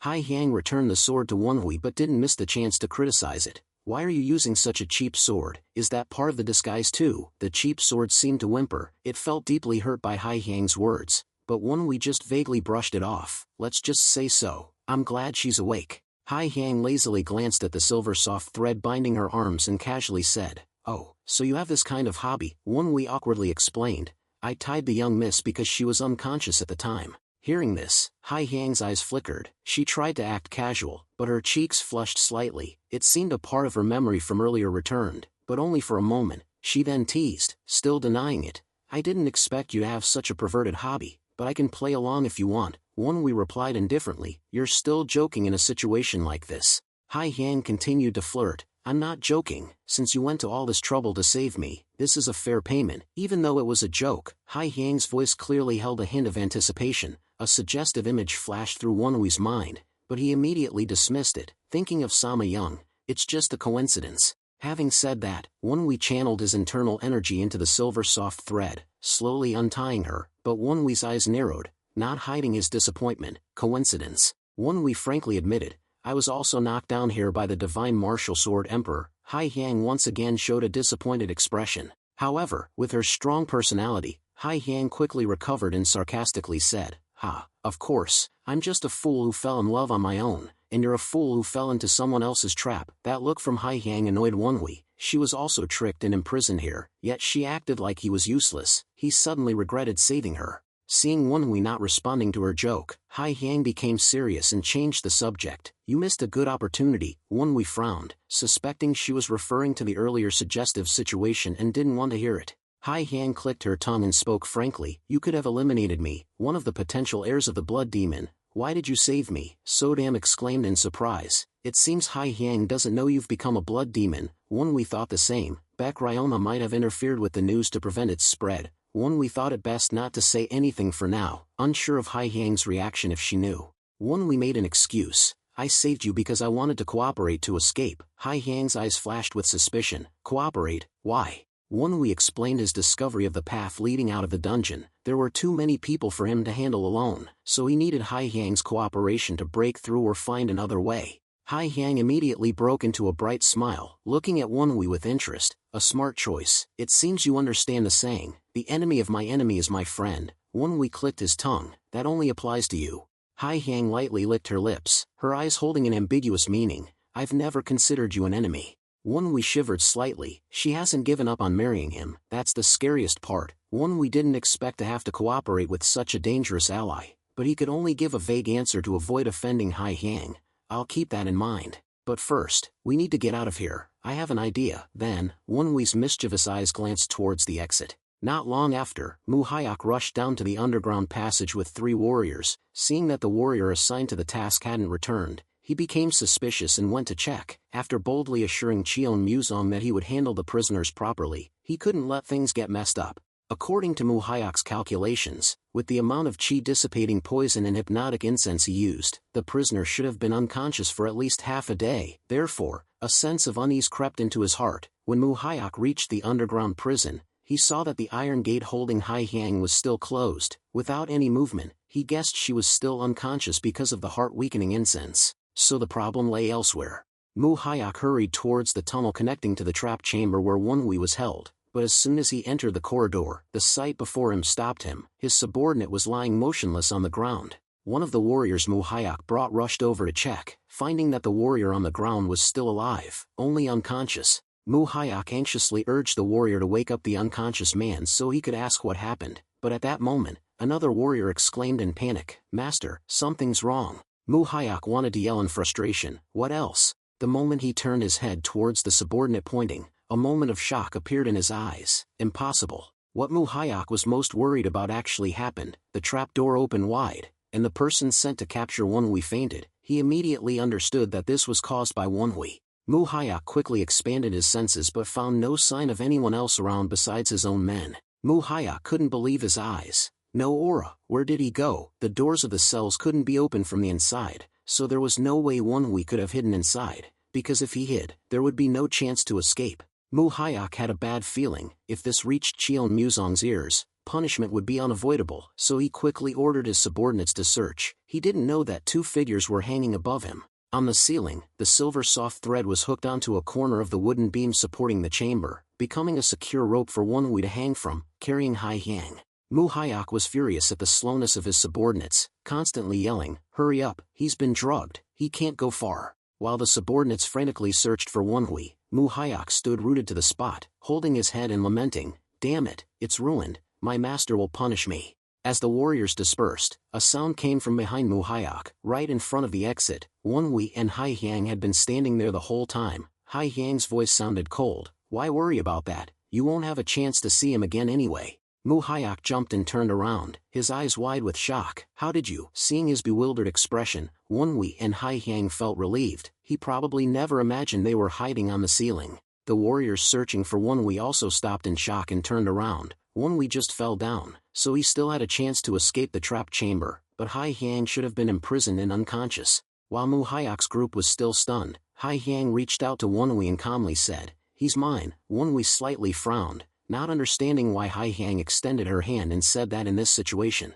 Hai Hyang didn't even glance at Wonwee, only urging, "Give me the sword, you handle the rest." It sounded like an order, but Wonwee had no intention of arguing with her here. Looking at her murderous expression, it seemed she had a lot of blood debts with Mu Hyuk. Wonwee drew the cheap sword that Hai Hyang had criticized earlier and handed it to her. Hai Hyang gripped the hilt tightly, her voice chillingly cold. "I said it before, what I want, I will take." Hai Hyang was referring to the threat she made to Mu Hyuk while in prison. That alone was enough to make the cheap sword tremble in fear. Mu Hyuk's subordinates quickly drew their swords. They seemed to have calmed down somewhat and immediately charged towards Wonwee. "Do you think you can leave here?" They were all first-class experts, seemingly skilled in combined attacks. They quickly surrounded him from all sides and attacked simultaneously. But fortunately, thanks to the training at the 8 Flowing Shadows OS the Wind Sect Tower, Wonwee was used to battles like this, couldn't prolong the time, had to use all his strength. Immediately, Wonwee quickly swung his left hand, the silver soft thread tightly wrapped around the other warriors. They panicked and tried to cut the thread, but it was useless. The silver soft thread wasn't something that could be cut easily. The reason Wonwee used the silver soft thread instead of his sword immediately was because the events here could not be hidden, so killing people would only cause more trouble. However, Hai Hyang didn't care about that. She approached Mu Hyuk with a sinister smile. "Hey, brat, I said I'd gouge your eyes and cut your tongue, right?" Hai Hyang pointed her sword at Mu Hyuk, smiling brightly as if she had conquered the world, but regardless of her beauty, the smile was terrifying. Hai Hyang lunged like lightning, swinging her sword straight at Mu Hyuk's chest. He frantically raised his sword to block, but with a clang, his sword flew away, violently trembling. He himself was knocked back by the force of the impact, flying more than 10 steps before barely stopping. Mu Hyuk's face turned pale. "Aren't you afraid of the consequences?" He trembled, glancing at his bleeding hand. Even with his lower dantian open, he couldn't withstand Hai Hyang's terrifying power. Seeing his terrified expression, she couldn't help but laugh mockingly. "Perhaps you should worry about your eyes and tongue first." Despite being at a disadvantage, Mu Hyuk arrogantly sneered. "Ha, how arrogant, with that crappy sword, do you think you can touch me?" Hai Hyang looked down at the sword, which now had a small crack, and shook her head slightly. "Tsk, it really is a cheap sword," but of course, that didn't stop her from channeling her internal energy into the sword, making it tremble violently. Hai Hyang swung the sword again with pride. "This is enough for you." The ordinary sword in her hand seemed to have transformed into a deadly weapon, emitting a blazing red killing intent. The blood-slicing sword essence was unleashed. The technique aimed directly at vital acupoints on the body. The blood-slicing sword essence from the Great Blood Heavenly Art Sword technique. Mu Hyuk hurriedly used his sword to defend. The sharp sounds echoed. Every time the sword touched the sword, sparks flew, but he couldn't hold on for long. While Mu Hyuk was showing an opening, Hai Hyang suddenly closed in again, her flashing blade sweeping across his neck, her movements and speed at a level that he couldn't keep up with. Only when Hai Hyang's blade was at his throat did Mu Hyuk react. Panic-stricken, he swung his sword to defend, resulting in another powerful clash that sent him stumbling backwards several steps. Mu Hyuk could only lower his center of gravity as he was pushed back, preventing himself from falling. His sword had been knocked away, but he had no mind for it. He was frantically touching his throat, confirming his head was still attached. Hai Hyang clicked her tongue in disdain. "You're not as strong as you boasted." In that moment, Mu Hyuk realized something was amiss. He felt an emptiness and wetness in his right eye socket. Before him, Hai Hyang was smirking wickedly, her left hand clenched, raising something. A long trail of blood still arced through the air in the wake of her movement. Mu Hyuk still didn't understand what had happened, but Hai Hyang's airy smile sent shivers down his spine. She said cryptically, "I'll take one first." A scream of agony ripped through the air. Mu Hyuk finally realized the object in Hai Hyang's hand was his right eye. His remaining eye trembled violently, almost popping out. In a short span of time, she had not only overwhelmed him but also gouged out his eye with her bare hand. Wonwee had thought Hai Hyang was just bluffing, but she had actually done it. Even the 2 sword spirits beside him trembled at the sight. Good heavens! How cruel! Hai Yang approached Mu Hyuk, whispering softly as if comforting a child, but her crazed eyes and gleeful smile were enough to send chills down anyone's spine. Shhh, be quiet now, you still have an eye and a tongue. Mu Hyuk trembled uncontrollably, but Hai Yang was trembling with excitement. She swung her sword again with icy eyes. Do you think that's enough to appease me? We couldn't let Hai Yang continue. He rushed forward to intervene. Young miss. She looked at him. He gently shook his head, signaling that it was enough. The plan was to just scare him, but if she continued, she might actually gouge out both his eyes and cut out his tongue. Hai Yang looked around and chuckled in surprise. You're finished. We had ended the fight with the three warriors in just a few moves. Undeniably, he had become much stronger. Using only his lower dantian, he could still fight three top experts without difficulty. Compared to his past life, it was a world of difference. We clicked his tongue, advising Hai Yang, scaring him is enough. We pointed upward, indicating that the most worrisome person was still the divine martial sword emperor. Seemingly understanding, Hai Yang snorted coldly, crushing the eye in her hand until it burst, its milky white fluid running down her fingers. Such a buzzkill. The sight caused Wei to unconsciously frown. Mu Hyuk trembled like a rat trapped in a dark corner, his body stiff, staring at Hai Yang with eyes filled with desperate terror. Hai Yang may have gone too far, but there was no time to argue. We approached Mu Hyuk. You saw that. If I hadn't stopped her, you'd have lost both eyes, or maybe even your tongue. In other words, you owe me your life. Hearing this, Mu Hyuk stared at him in astonishment, as if he had heard something absurd. After a moment of silence, he gritted his teeth, his voice trembling. Do you think you can leave here safely after doing this? You're walking a path to death. Mu Hyuk seemed afraid of Hai Yang, but he was still defiant toward Wei. Wei clicked his tongue, advising him, you should worry about your own condition first. The blood pouring from your eye socket is enough to make you dizzy. Hai Yang shook her head slightly, a hint of boredom in her voice, still mouthy. Don't bother persuading him. Using him as a hostage to escape seems quicker. Mu Hyuk glared at Wei. Are you threatening me? Wei shrugged nonchalantly. Not threatening, just showing you how to stay alive. Suddenly, his eyes turned cold. You don't know who that person is. Do you think he'll blink an eye for a hostage? Don't dream. From the moment you touched me, you've crossed the point of no return. Judging by Mu Hyuk's reaction, his master was indeed as cold-blooded as he claimed. If so, this would be more troublesome than Wei had anticipated. But he didn't give up and changed tactics. Don't you want to live? Mu Hyuk laughed. Does anyone want to die? Wei continued. Then just tell me one thing. How to open another path to escape from here? Mu Hyuk was slightly startled. His demeanor suggested Wei had guessed correctly. Wei had a reason for asking. While searching the prison area, he discovered another wall besides the path leading to the secret chamber. It looked like a secret exit to the Orthodox Divine Martial Sect's tower, but no matter how much he searched, he couldn't find the mechanism to open it. He sat down and pressed Mu Hyuk. So how do you open it? Mu Hyuk remained stubborn. Do you think I'll just tell you? Wei frowned. Aren't you trying to avoid death? Mu Hyuk chuckled mockingly. Better to kill me. You only have two choices, surrender, or kill me and wait for death at his hands. Wei had to admit that not only his subordinates, but Mu Hyuk was also stubborn. If he continued this, it would be very dangerous for the two of them. Wei looked at Mu Hyuk for a while, then stood up. Fine then. Mu Hyuk sneered.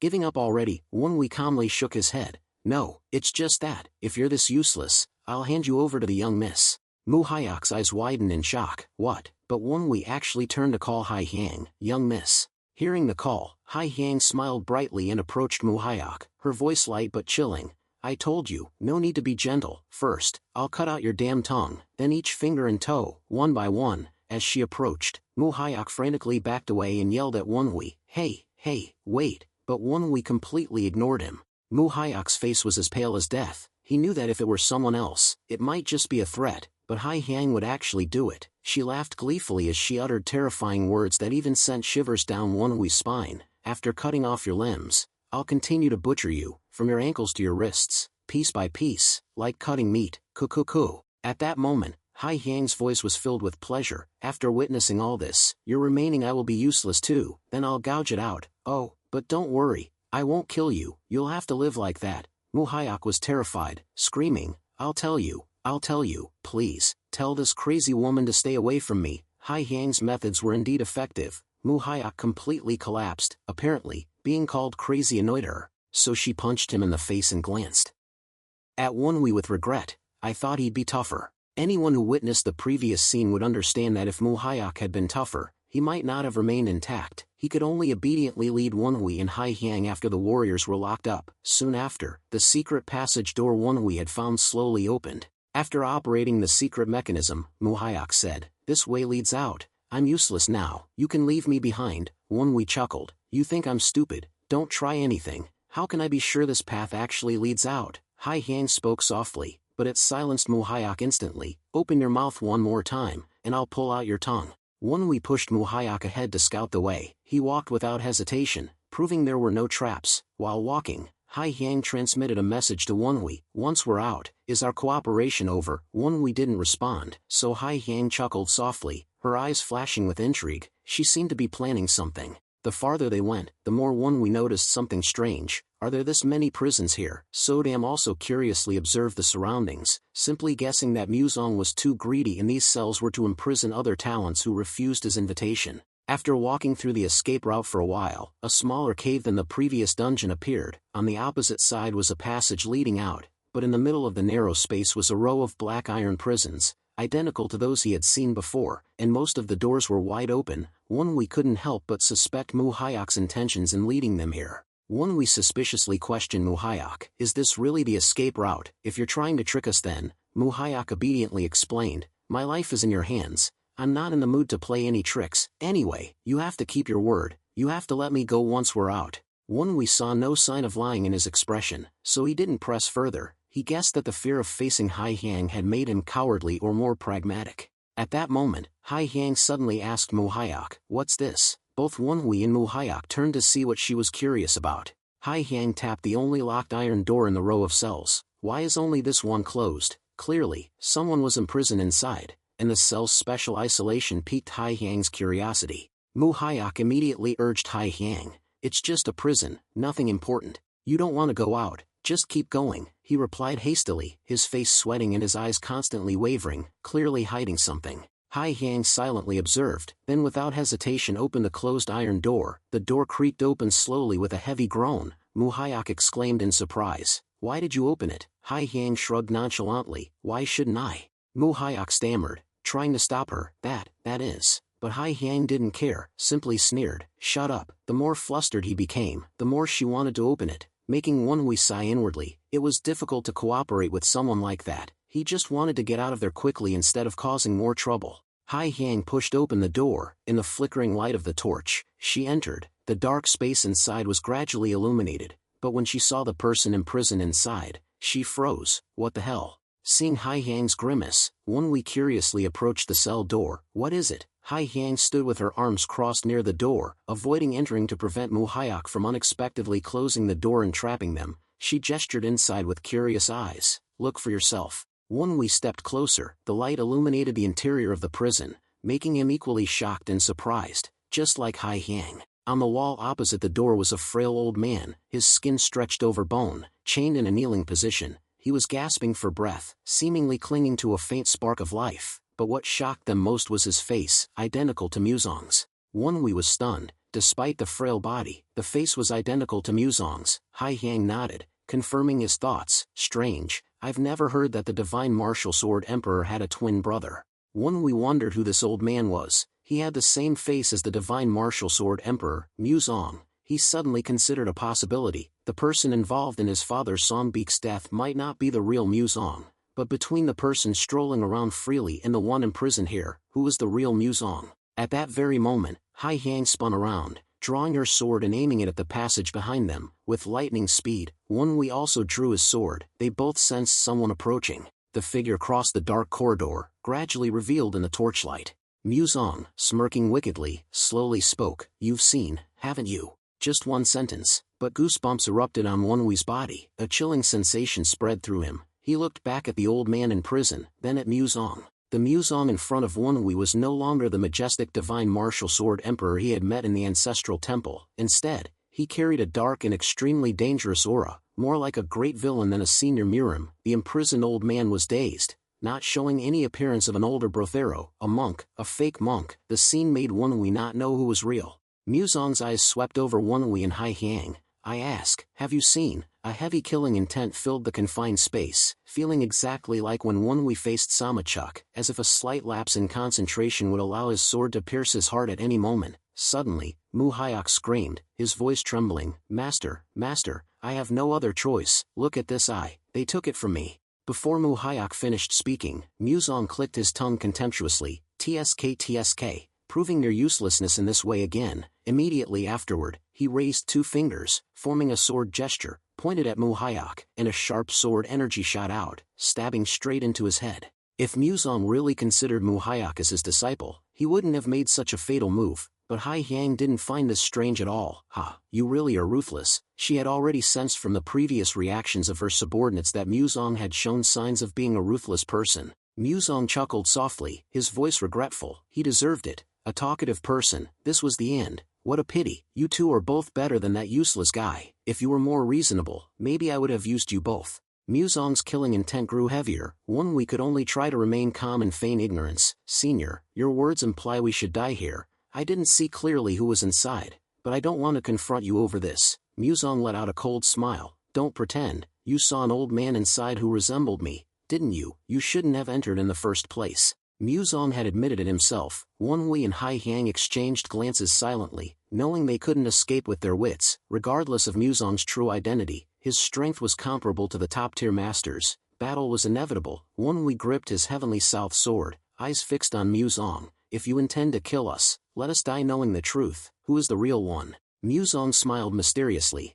Who's the real one? Before finishing the sentence, he flicked 2 fingers, sending a sword chi towards Wonwi and Hai Yang. A sudden, unannounced attack. Hai Yang swung her sword, striking the sword chi that tore through the air. The imposter is you. Wonwi also opened his middle dantian, simultaneously swinging his sword in sync with hers. Muzong's sword chi clashed with their blades, scattering in all directions. Deep gashes appeared on the stone wall, the ceiling shaking violently. The black iron prison might be sturdy, but the structure of the underground passage was weak. An idea struck Wonwi. He glanced at Hai Yang. She was also looking at the ceiling, thinking the same thing. Wonwi had just telepathically shared his thoughts when Hai Yang charged towards Muzong. They understood each other's plan without needing explanation. Muzong merely sneered, his eyes icy cold. Give up those foolish thoughts. You think you can escape me this way? Hai Yang calmly smirked. Let's see. A red mist rose from Hai Yang's body. Her sword began to glow crimson, as if soaked in blood. The sword seemed to shriek, unable to withstand the evil energy of the great blood heavenly art.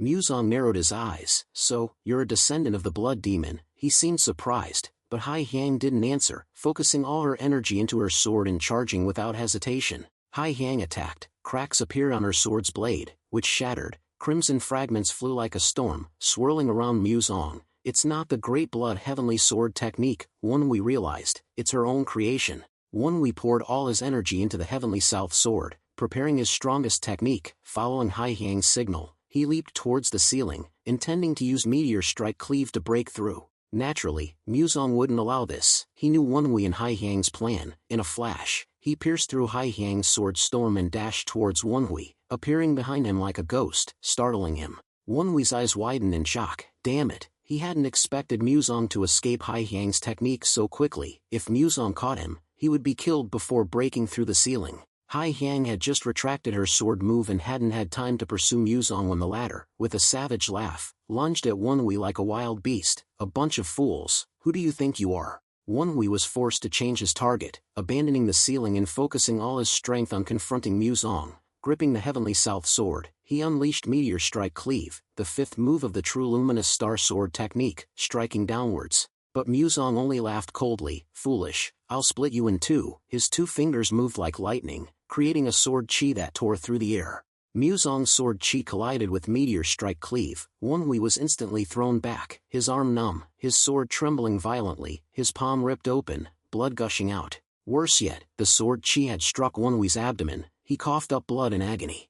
Though he quickly activated the golden blood body, focusing all his chi into his abdomen, the pain was excruciating. The feeling of a blade piercing his organs blurred Wonwi's vision. Muzong's power was overwhelming. Even the golden blood body at Wonwi's level couldn't completely block it. The damage was lessened, but not significantly. Wonwi fell to the ground, groaning in pain. Muzong landed beside him, sneering contemptuously. Pathetic. Not bad, though. At least you prevented being split in two." Just as Muzong was gloating, a figure suddenly rushed from behind him. Of course, detecting a sneak attack wasn't difficult for Muzong. With a glance, he determined the attacker's position. He immediately spun around, launching a sword chi like a spear at the attacker, only to find it was Mu Hyuk's corpse. Muzong recognized his dead apprentice. His eyes showed no pity, only anger at being tricked by such a childish ploy. At that moment, the ceiling collapsed, rocks raining down. Muzong quickly retreated, trying to avoid the falling rocks. The entire cave shook violently. Muzong's sharp eyes quickly found the culprit. He roared in fury, "You damned wretch, how dare you!" The one who had destroyed the ceiling was Hai Yang. She quickly moved towards the injured Wonhui, ignoring the falling rocks around her. Huge rocks from the collapsed ceiling formed a wall, separating half of the cave. Their plan had succeeded, but Wonhui was unfortunately hit by debris and fell into a chasm created by the cave-in. Wonhui's life seemed over, but in an instant, Hai Yang grabbed him by the scruff of his neck and pulled him towards solid ground, calling out his name anxiously, "Wonhui, are you all right?" Seeing Wonhui didn't respond, Hai Yang glanced at his abdomen. With a slightly sarcastic tone, she said, "You idiot, how badly injured are you to not even dodge the rocks?" Before she finished, Hai Yang's expression changed. Her face flushed red with anger or heartbreak, then paled with fright. Wonhui was in terrible condition. His lower body was nearly ripped open. He felt his organs spilling out, blood rising in his throat. He could faint at any moment. Hai Yang immediately pressed him down, tore open his outer clothes, and pressed her hands onto the wound, gritting her teeth. A sizzling sound echoed, like searing meat. A burning sensation spread through Wonhui's abdomen, but he gritted his teeth, suppressing his screams. It was as if Hai Yang had learned the fiery yang palm, using heat to cauterize the wound. Wonhui's flesh was seared, but it would temporarily stop the bleeding and infection. Hai Yang quickly tightened the wound, tearing her clothes to bandage it, but blood continued to flow from his mouth. She angrily scolded him, "You fool, do you want to die? Why did you turn back to stop him?" Though she rebuked him, she knew that if Wonhui hadn't stalled Muzong, because he couldn't reach the ceiling, they both might have died. Wonhui didn't intend to speak, but when he looked down, he saw Hai Yang's arm was also stained with blood. Muzong had injured her, probably when escaping her whirlwind sword technique. Wonhui managed a weak chuckle, cough, "We're both in the same boat." Hai Yang continued to complain, "Idiot, is a torn arm the same as a ripped open stomach?" Just then, the stone wall shook, and a loud explosion echoed from the blocked passage. Immediately after, Muzong's voice echoed from the other side, "Foolish fools, you think you can escape me with this childish trick." The stone wall began to crack. He was about to break through with his bare hands. Muzong relentlessly struck the stone wall, his eyes flashing with terrifying killing intent. "Keep running. When this wall breaks, you'll suffer a fate worse than death." Unexpectedly, Hai Yang bent down and hoisted Wonhui onto her back. She was trembling but held him tightly. "Don't die." She kept repeating his name, fearing he would lose consciousness. Despite her own injuries, she focused all her attention on him. Wonhui groaned in response, "My ears, they hurt." "Stop nagging." "But I don't intend to die." Wonhui was trying to convince himself he would live. He couldn't explain how, or if it would work, but he was gambling his life on it. He used his usual playful banter to reassure Hai Yang, but she only yelled louder, "Ha, shut up, your mouth is still working fine." Wonhui coughed up blood, too weak to argue. Hai Yang muttered, "You're mine. I won't let what's mine die." Even in this situation, her possessiveness was evident, a typical Hai Yang trait. Strangely, Wonhui didn't feel annoyed as usual. Hai Yang gritted her teeth, carrying Wonhui as she used mobility arts to escape. The pain was excruciating. Every time she moved, his abdominal wound felt like it was tearing further. Every few seconds, she called out, "Stay awake, Wonhui. Don't close your eyes." Wonhui struggled to keep his eyes open. Finally, he saw an escape route, a staircase leading upwards. Hai Yang accelerated, running up the stairs. At the top was an iron door slightly ajar. Hai Yang kicked hard. The door flew open. It wasn't heavy or thick like the prison doors below. The exit revealed a small narrow room. Hai Yang was surprised to find no one waiting there. She hadn't sensed anyone's presence beforehand, but she couldn't be sure until she opened the door. This seemed like a secret passage, unlike the path leading to the Orthodox Divine Martial Sect's tower. Looking around, she saw wooden chests stacked everywhere. It appeared to be a storage room. But at that moment, an explosion echoed from below, reverberating up to them. That meant Muzong had broken through the wall. He would catch up to them soon. Thinking of the Muzong who was chasing him like crazy, Hai Yang cursed in frustration in her heart. "Damn it, he didn't give us any rest." Hai Yang turned back to look at Wonhui, her eyes filled with thought. Then suddenly, she started opening each chest in the warehouse in a hurry. Wonhui couldn't help but wonder, Cough, cough, what are you doing? Hai Han quickly found an empty chest. She told herself there was no other way. She couldn't carry him and run forever. They would both be caught eventually. So Hai Han lifted Wonhui and placed him inside. He was shocked, eyes wide. What the hell are you doing? However, Hai Han immediately snapped, silence. Then, she pressed a pressure point on Wonhui's chest, stopping his breath. He looked at Hai Han in panic, unable to guess her intentions, seemingly understanding his doubtful gaze. She touched his cheek, her hands covered in blood. It's all right, this is the turtle breathing technique, stay here. Wonhui's vision blurred, sinking into darkness. He could still see Hai Han's gentle yet resolute smile. Don't die. If you die, I swear I'll kill everything alive in the unnailed packed ion. As Wonhui's consciousness grew hazy, he dimly saw Hai Han biting her arm, making the blood flow more profusely. See you later, Wonhui, he thought for a second before passing out. Was she trying to leave a trail to lure him away? Soon after, Muzong arrived at the warehouse. The space was deathly silent. He scanned his surroundings, searching for signs of Wonhui and Hai Han. Muzong quickly discovered a trail of blood on the wooden floor leading towards the warehouse exit. Logically, he assumed they had fled that way in a hurry. And with their current injuries, they couldn't have gone far. If he pursued them immediately, Muzong would easily catch them. But something bothered him, causing him to hesitate. It wasn't that he wasn't confident in his mobility arts to pursue two injured people, but his cunning and craftiness prevented him from immediately trusting what he saw. Suddenly, Muzong's sharp eyes fell upon the large chests in the warehouse. He noticed the chest where Wonhui was hiding. He pondered for a moment, a deep sense of doubt flashing through him, even though he sensed no one inside. But perhaps the intuition of an old fox prompted Muzong to slowly place his hand on the chest. A strong feeling urged him to open it. At that moment, shouts came from outside the warehouse. This way, catch it, this way, hurry. Muzong's attention immediately shifted towards the door and the blood trail on the floor. Without a doubt, he rushed out like an arrow, inwardly scoffing at Hai Han and Wonhui's stupidity for making such an obvious escape. In reality, Hai Han could have easily slipped away, discreetly avoiding the guards, as the warehouse was in a sparsely populated area, but she deliberately didn't. Seeing Muzong hadn't pursued her, she launched an attack to draw his attention. While fighting frantically despite her injured arm, Hai Han didn't understand her own actions. She had become bait to give someone else a chance to live, even risking her own life for him. This was the first time she had acted like this.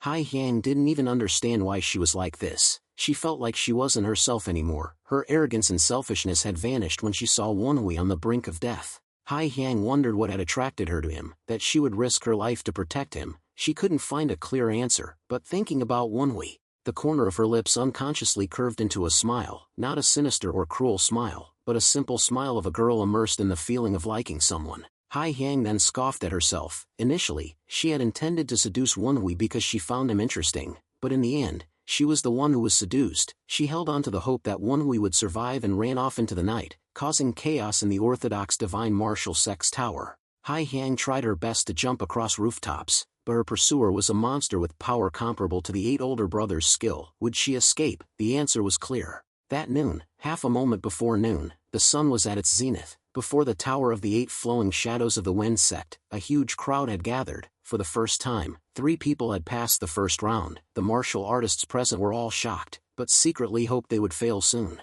The competition should have continued, but it was interrupted because one person hadn't appeared. The crowd started to argue. Why hasn't he arrived yet? You mean the one-eyed man in the black cloth? He's still not here. It's almost noon. Did he give up? That's possible. This time, all the opponents are successors of the 8 older brothers. Even if he passed the first round, he must know how much weaker he is. But it's worth a try, isn't it? He seems too cowardly. Witnessing this, Gap One Chun chuckled inwardly. They don't know anything. They're so talkative. They don't know why he couldn't come. Suddenly, a commotion arose at the back of the crowd, making Gap One Chun feel strange. What's going on? The crowd parted, as if a ferocious beast had appeared among a flock of sheep. From there, a blood-soaked man walked towards them. It was Wonhui. His dilapidated appearance caused everyone to look at him with pity. Gap One Chun was terrified. No way, that's Ha Woon. He should be locked up in the dungeon, but now he's here, in front of the tower gate. What the hell happened?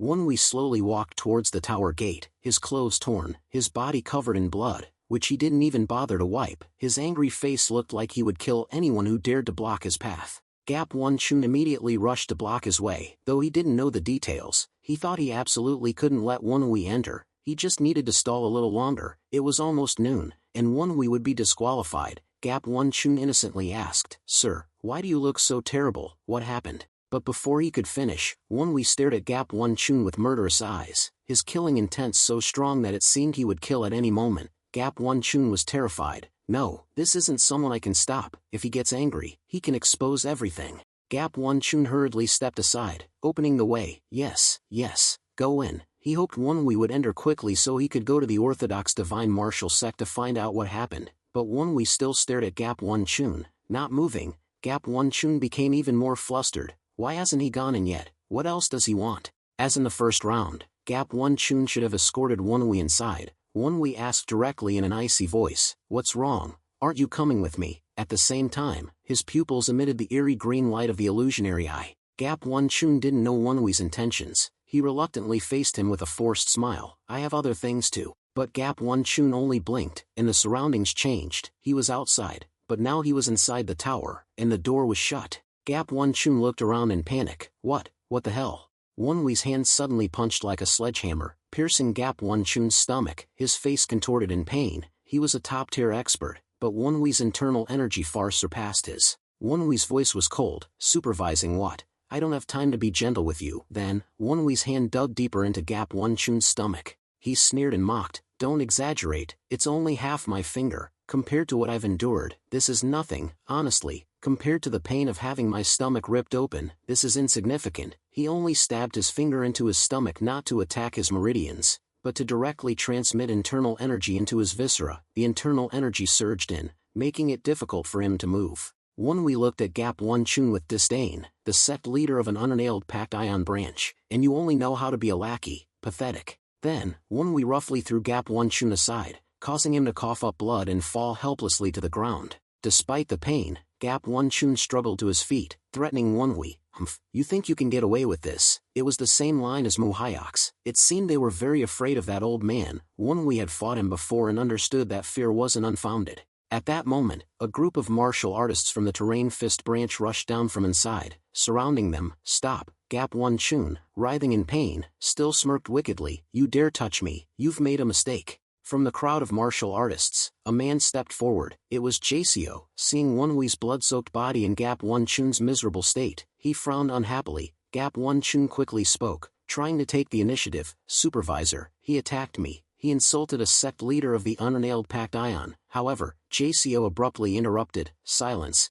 Gap One-chun's face turned pale, speechless. Sodam saw the martial artists of the 8 flowing shadows of the Wen sect surrounding Won-wee and couldn't help but worry. But he calmly reassured her. "No need to make a fuss. Nothing will happen." Sodam tilted her head in confusion. "What?" Jaseo turned to Won-wee and said in a low voice, "The use of force is not allowed within the Tower of the 8 flowing shadows of the Wen sect." Won-wee sincerely bowed his head. "I apologize." Gap One-chun felt triumphant, certain that Won-wee would be disqualified from the selection. However, Jaseo's following words to Won-wee left Gap One-chun dumbfounded. "You don't look good at all. With this body, do you think you can participate in the second round?" Won-wee looked unconcerned. "I see no reason not to." Jaseo immediately raised his hand, signaling the Terrain Fist branch martial artists to clear the way. "All right then, go ahead." Won-wee thought he would have to explain why he attacked Gap One-chun, but it seemed unnecessary. He cautiously asked Jaseo, "Don't I need to explain?" Jaseo casually shook his head.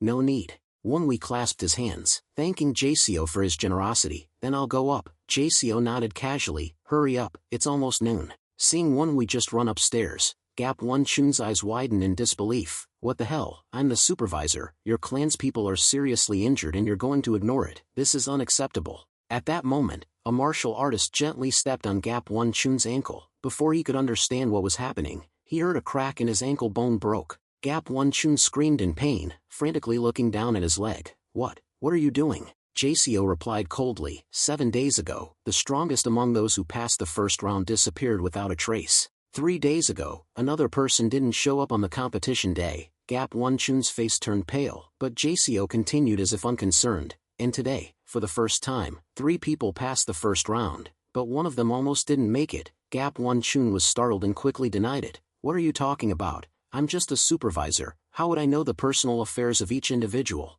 Jaseo ignored Gap One-chun's excuses. The first time, it could be a coincidence. The second time, it started to be suspicious. But the third time, it can only be certain. Gap One-chun was speechless, because Won-hui was the third witness. That was enough reason to act. Two masters of the terrain fist branch approached. Gap One-chun, about to be arrested, sighed wearily. But the next second, he narrowed his eyes at Jaseo, whispering with a sinister smile, "It should have run away, even if I didn't do it, if he found out." Jaseo immediately acupunctured Gap One-chun, silencing him and preventing him from committing suicide. "These words don't need to be said here, and we need to interrogate him to find the mastermind." Gap One-chun struggled in vain, but other martial artists quickly stepped forward to escort him to prison. While Won-hui quickly climbed the stairs, Sodam's voice rang out, "Well, it seems they aren't so stupid after all." Won-hui nodded in agreement. "It seems so." Including Won-hui, 3 talented participants in their exam have been eliminated. Even with the time gap, it's strange not to notice.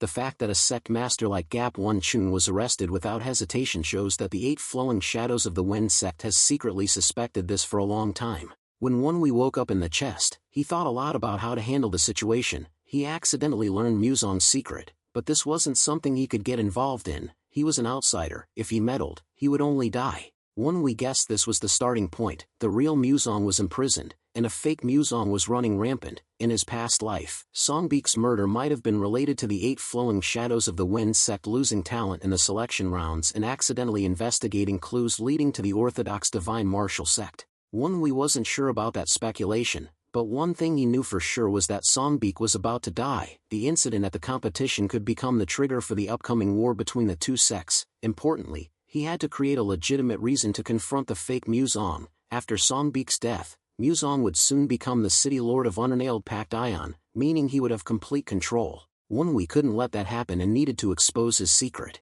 But as an outsider of Unnailed Pact Ion, he had no way to deal with a fake divine martial sword emperor. If he couldn't get involved, the people of Unnailed Pact Ion would have to resolve it themselves. The only one who could fight him was the ruthless divine wind. On the other hand, Won-hui did this because he worried about Hai Hyang. How could he not worry when she had lured that old man for him? While she wasn't the type of woman easily defeated, he still couldn't be completely at ease. At this point, the only way to know if she was still alive was to force the fake divine martial sword emperor to reveal himself. To do that, Won-hui first had to meet his father. Only by passing all the remaining exams could he meet him. Luckily, he reached the 8th floor at the last minute. Reaching the 8th floor, Won-hui saw 3 people standing in the middle of the arena: the martial artist in charge of the 8th floor, Zhang Jiam yawning wearily, and Jin Young looking at him with disappointment. "Humph, I thought you'd given up," he thought to himself, yet he still voiced it out loud. Seeing him, Won-hui was reminded of Song Juabek. That undisguised arrogance was quite similar. As Won-hui entered the arena, the person in charge spoke in a calm voice. "It's noon, all 3 of you arrived on time, then let's begin the exam." Won-hui, Zhang Jiam, and Jin Young all looked towards the person in charge, their eyes full of determination. Jin Young even sneered, his confidence impossible to hide. He was the last to pass the first round, yet now he acted as if he were incredibly powerful. A moment later, Jaseo was kneeling on one knee, reporting to a middle-aged man sitting before him. This man had a handsome face, sharp eyes, and was calmly reading a book. Jaseo said gravely, "The Orthodox Divine Martial Sect has exceeded its limits, Sect Master." The man listening to the report was Songbik, the Sect Master of the 8 flowing shadows of the Wind Sect. Songbik didn't look away from the book, saying indifferently, "Where is he?" Their sabotage was expected anyway. In contrast to Songbik's indifference, Jaseo anxiously suggested, "We've imprisoned him in the basement. He hasn't said a word, but everyone knows he's from the Orthodox Divine Martial Sect. If we leave him be, they'll continue. It's best to convene a sect meeting and issue a severe warning." Songbik merely hummed. Jaseo knew it wouldn't be easy to persuade him to make a big deal out of it, so he immediately presented a witness. "This time, he's made a mistake. Unlike before, we have sufficient reason to act." Jaseo clearly referred to Won-hui, the survivor of his confrontation with old Muzong. Jaseo looked towards the door. If he went outside, he could go straight to the 8th floor where the second round of the exam was taking place. Seeing this, Songbik's expression changed slightly. He narrowed his eyes. "You seem to like him very much." Jaseo smiled frankly. Not only did he sneak attack the Divine Martial Sword Emperor from behind, but he's also strong enough to compete with the successor of the 8 older brothers' techniques. Who is more suitable to be your successor than him? Hearing this, Songbik only gave a faint smile. Looking at his expressionless face, one could understand why he was called ruthless. Songbik replied half-heartedly, "That's not certain." Jaseo frowned, disagreeing with Songbik's thoughts. "You really intend to give Zhang Jiam a chance?" Songbik replied thoughtfully, "That boy is very bold. When he stood before me, he wasn't intimidated and spoke his mind. I can understand why Baek Hyangmook and Jin Injinran accepted him as a disciple." It turned out that after the first round, Songbik had directly called Jong Jiam for a chat. He found it strange that Jong Jiam, the representative of the younger generation of Lim Ming Murim, would participate in the competition, but after talking to him, he became very interested. JCO was a little disappointed, his head bowed in dejection. "Is that so? If you think so." At that moment, Songbik closed the book and said to JCO, "But since you said so, I also want to see for myself." JCO was stunned, but then couldn't hide his joy. "You intend to observe yourself?" Songbik stood up from his chair and walked towards the opposite door. "After all, they are blindfolded, it's fine if I just watch for a while." JCO quickly stood up and led the way excitedly. "You won't be disappointed." Songbik clasped his hands behind his back and slowly followed. The door opened silently, revealing the arena of the 8th floor where the second round was taking place. An extremely harsh test took place within the time it takes for an incense stick to burn. A small red line was marked on the incense stick, about the length of a fingertip. One only needed to endure until the ashes burned to the red line to pass. Each contestant's opponent would be one of the 8 branch heads of the 8 flowing shadows of the wind sect. But the fight wasn't that simple. The participants were blindfolded and could only rely on other senses to perceive their opponent's position and attacks. To this day, no one had passed this test. Furthermore, a red circle about 2 meters in diameter had been drawn on the ground. In reality, what made this test the most difficult wasn't the blindfold, but the cramped space. Even with eyes open, fighting within a 2-meter radius was extremely difficult. Now, blindfolded, a single wrong step could cross the boundary. In the right corner, Jin Yong, blindfolded, was holding his own well against Yang Du Bang, the branch head of the Song Yinpom sect. He seemed very accustomed to fighting without vision, although he had almost stepped out of bounds a moment ago, creating an extremely dangerous situation, but managed to recover. Since Jin Yong started practicing martial arts, the most important training was blindfolding and sensing the aura. Therefore, he was very confident. For others, it's difficult. For him, it's no different from fighting with his eyes open. Although the Blazing King of the Supreme Blade didn't properly teach him morals, his martial arts training was certainly rigorous. But even though he was used to this fighting style, Jin Yong was struggling a bit, because the 3 participants were exceptionally skilled, and their opponents were no ordinary people, all selected from the elite of the 8 flowing shadows of the wind sect. Not all branch heads were strong. Among them, only 2 reached the super ultimate realm. Even Gap One Chun, the sect master of a martial arts sect, only reached the ultimate realm. Yet, mere branch heads of the 8 flowing shadows of the wind sect had reached the super ultimate realm. However, Jin Yong's strength was considered lower than Wonhui and Jong Jiam's, so his opponent, Yang Du Bang, was only at the highest level of the ultimate realm. Yet, he was sweating profusely during the fight. The other 2 opponents at the super ultimate realm were assigned to Wonhui and Jong Jiam. Wonhui's opponent's strength was slightly lower than Jong Jiam's. Just entering the super ultimate realm, based on his aura and internal energy sense, he could have comparable strength to Wonhui using only his lower dantian. JCO softly exclaimed in amazement while observing the participants, especially the one in the middle of the arena, Jong Jiam, who was fighting Zhou Riang, the branch head of the Myang Sword Stream. "Now I understand why the sect master appreciates him so much. He's truly exceptional." This challenge wasn't difficult for Jong Jiam, because in Wudang there was a place called Shadow Cloud Cavern, a pitch-black cave with no light whatsoever. Wudang's late-stage disciples had to live there for 108 days, eating, sleeping, and fighting in absolute darkness. Jong Jiam was a disciple of Jin Injinren, the Taiji Kingsword Emperor and sect leader of Wudang. There was no reason why he wouldn't have made him undergo such training. Therefore, even though Zhou Riang had far more experience, Jong Jiam didn't move more than 2 steps from his initial position and didn't break a sweat during the fight. But at that moment, Songbik wasn't looking at Jong Jiam. His gaze was directed to the left, where Wonhui was participating in the exam. He even slightly frowned. JCO couldn't help but worry. Doesn't he like it? Wonhui, also blindfolded, was fighting Huang Xinjie, the branch head of the high mysterious Wind Kick sect, but he wasn't showing anything extraordinary. Compared to Jin Yong, Wonhui fought more steadily within the designated area, but he wasn't enough to compare with Jong Jiam. His strength was clearly lower, causing JCO to be slightly disappointed. Suddenly, Songbik spoke. "That kid is hiding his strength." The sudden statement stunned JCO. What do you mean?" JCO couldn't understand why Songbik said that. But instead of explaining, Songbik suddenly shouted loudly towards the arena, "If you continue to hide your strength, I will eliminate you immediately." the entire arena became more tense than ever. Every participant was astonished by Songbik's announcement. Jin Yong's thoughts were simple. He immediately assumed that Songbik's warning was directed at Zhang Jiam.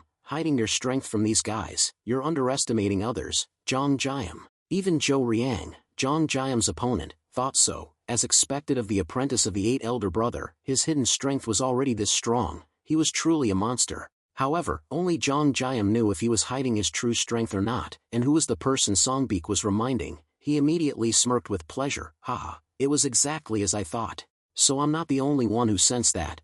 Obviously, the person Zhang Jiam was referring to was Wenhui. He had felt Wenhui hiding his strength from the first round, and Songbik's assessment solidified that for him. At this moment, Wenhui froze, as if affected by Songbik's words. Although the words weren't directed at anyone specifically, among them, he knew he was the most likely suspect. Huang Xinjie didn't miss this opportunity, kicking Wenhui directly in the face, a remarkably silent blow. Wenhui remained standing as if rooted to the spot, but what happened next was unbelievable. He had been dodging attacks, yet suddenly he raised one hand to block the kick, effortlessly, as if he wasn't blindfolded. None of the judges who witnessed this could believe it. Wenhui had blocked the blow with one hand. JCO was completely speechless, realizing his earlier assessment was wrong. Only Songbik remained standing, hands clasped behind his back, his gaze sharp, his face cold and impassive, yet, the aura radiating from him made everyone present feel suppressed. Huang Xinjie panicked, quickly twisting his body free from Wenhui's grasp.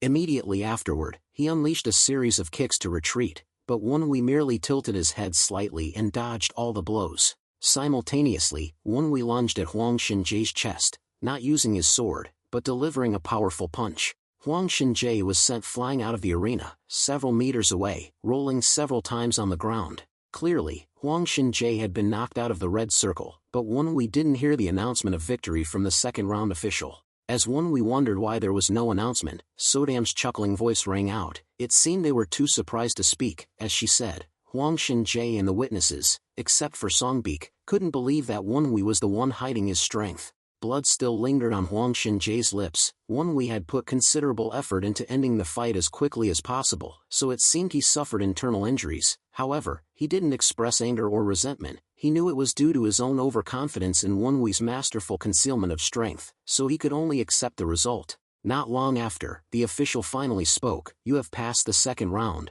Wenhui immediately removed his blindfold. Then, he quickly glanced towards the two people standing in front of the arena, searching for the owner of the shout just now. Beside JCO was a tall, middle-aged man with a powerful demeanor. Songbik had no intention of introducing himself at that moment, so he just stood with his hands clasped behind his back, his cold gaze fixed on Wenhui, as if trying to discern his intentions in hiding his strength. Sodam exclaimed upon seeing Songbik's face. Hey, he looks like you. He must be your father. I wonder if they'll resemble each other in old age. Heavenly South agreed. That seems to be the ruthless divine wind. Wenhui was stunned for a moment. That's my real father. This feeling is strange. Unlike when I first met my grandfather, his heart began to beat faster. Despite looking directly at Wenhui, Songbik's face remained expressionless. He whispered to JCO, I understand why you like that kid. Honestly, I didn't expect him to be this strong. JCO smiled proudly at his own judgment. Wenhui thought that if the voice just now was Songbik's, he must have realized Wenhui was intentionally hiding his strength. He was suspicious but silent, making Wenhui uncomfortable under his unwavering gaze. However, he needed to talk to him now. This was the best opportunity to confront him before the third round began. Wenhui didn't want to miss it, so he ran towards Songbik. But at that moment, the official blocked Wenhui's path. The test isn't over yet, Wenhui immediately argued. I've passed the second round, the official said firmly. The second round only ends when all three participants have completed it. Wenhui was stunned, wanting to curse. Damn it, what the hell? The third round is an individual. It only begins when everyone finishes the second round. How annoying. Unwilling to give up, Wenhui pleaded softly. If the test isn't starting immediately, can I talk to the sect master for a moment? But the official continued to shake his head. Without the sect master's order, you cannot see him until the examination ends. Wenhui was almost furious. He had tried to shorten the time, yet he was stopped this way. Forcing himself to continue wasn't easy. As his hidden strength had made everyone suspicious, any careless action might cause even more suspicion. Heavenly South encouraged Wenhui. Don't rush, Wenhui. Just get through the third round. Heavenly South's words were true. Once chosen as the successor, he could turn the situation around. At that moment, a sword was flung into the air. Won-Wee turned his head and looked to the side. Zhang Jiam's match had ended. Even though the incense stick was only half burned, he not only knocked Zhou Riang's sword away but also placed the tip of his sword against his opponent's throat. Zhou Riang raised his hand in surrender without hesitation. I lose. Congratulations on passing the second round. Zhang Jiam removed his blindfold, glanced at Won-Wee, and smirked, his words full of implication. Thank you, I've learned a lot. Heavenly South, seeing this, marveled to Won-Wee. His reputation is well-deserved. He truly has extraordinary martial arts talent. He won without moving more than 2 steps. Won-Wee now knew the situation on Zhang Jiam's side and had to admit his natural talent. Even though he was used to fighting blindfolded, to overwhelm a master of equal strength without moving more than 2 steps was truly unbelievable. Won-Wee looked at Zhang Jiam and then thought about himself, feeling the vast difference in their talent. Earlier in the match, Sodam had informed him of his opponent's position. He had also opened his middle dantian, activating his golden eyes, allowing him to see through his opponent's aura. But Zhang Jiam's talent was on a different level. He even yawned and asked to sleep after the fight. Soon after, Yang Dubang's voice rang out, admitting defeat. I lose. Everyone immediately looked towards him. Yang Dubang's foot had stepped out of the arena, while Jin Yong's foot was almost over the line. Jin Yong was panting, too breathless to respond to his opponent's congratulations. He seemed to be in a difficult situation earlier, yet he still persevered. His will to win was truly extraordinary. JCO couldn't hide his surprise.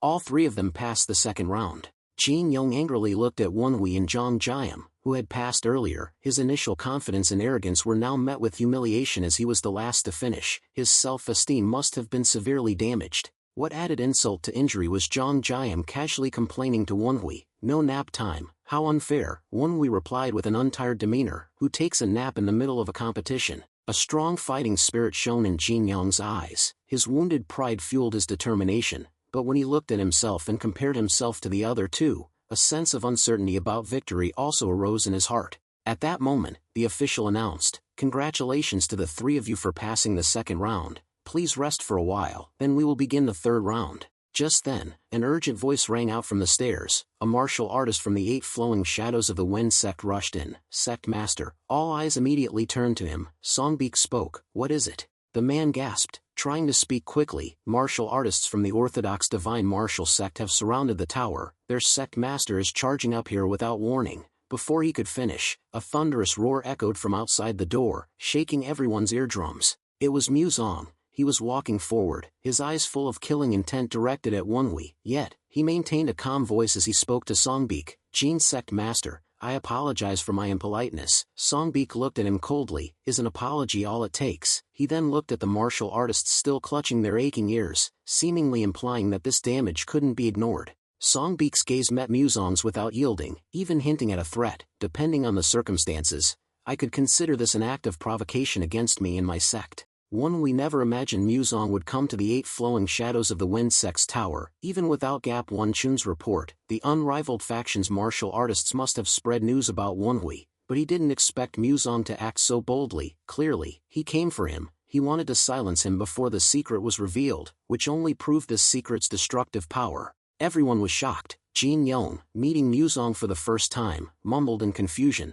The sect master of the Orthodox Divine Martial Sect. Could he be the Divine Martial Sword Emperor, Muzong? Not only Jin Yong, but even the branch leaders of the 8 flowing shadows of the Wind Sect were shaken, unable to understand Muzong's purpose in bursting in with such killing intent. Muzong suddenly pointed at Won-Wee and said coldly, just hand him over to me, and I will formally apologize as a sect, otherwise, I will cut off a finger as an apology. As he spoke, he raised his right index finger, willing to sacrifice his dignity just to eliminate Won-Wee before the secret was revealed.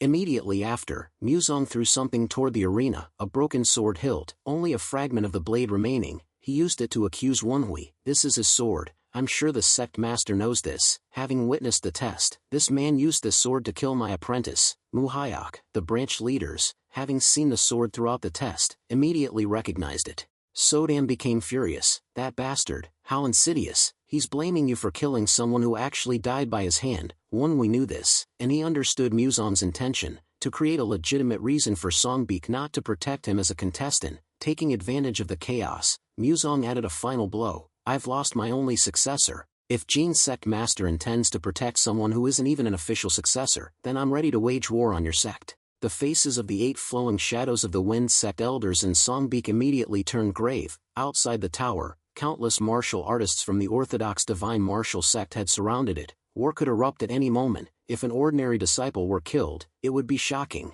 But this was Muzong's own apprentice, his future successor. The chances of reversing the situation were almost zero. Wonwi could only look pleadingly at Songbeak. Sect master, it's not like that.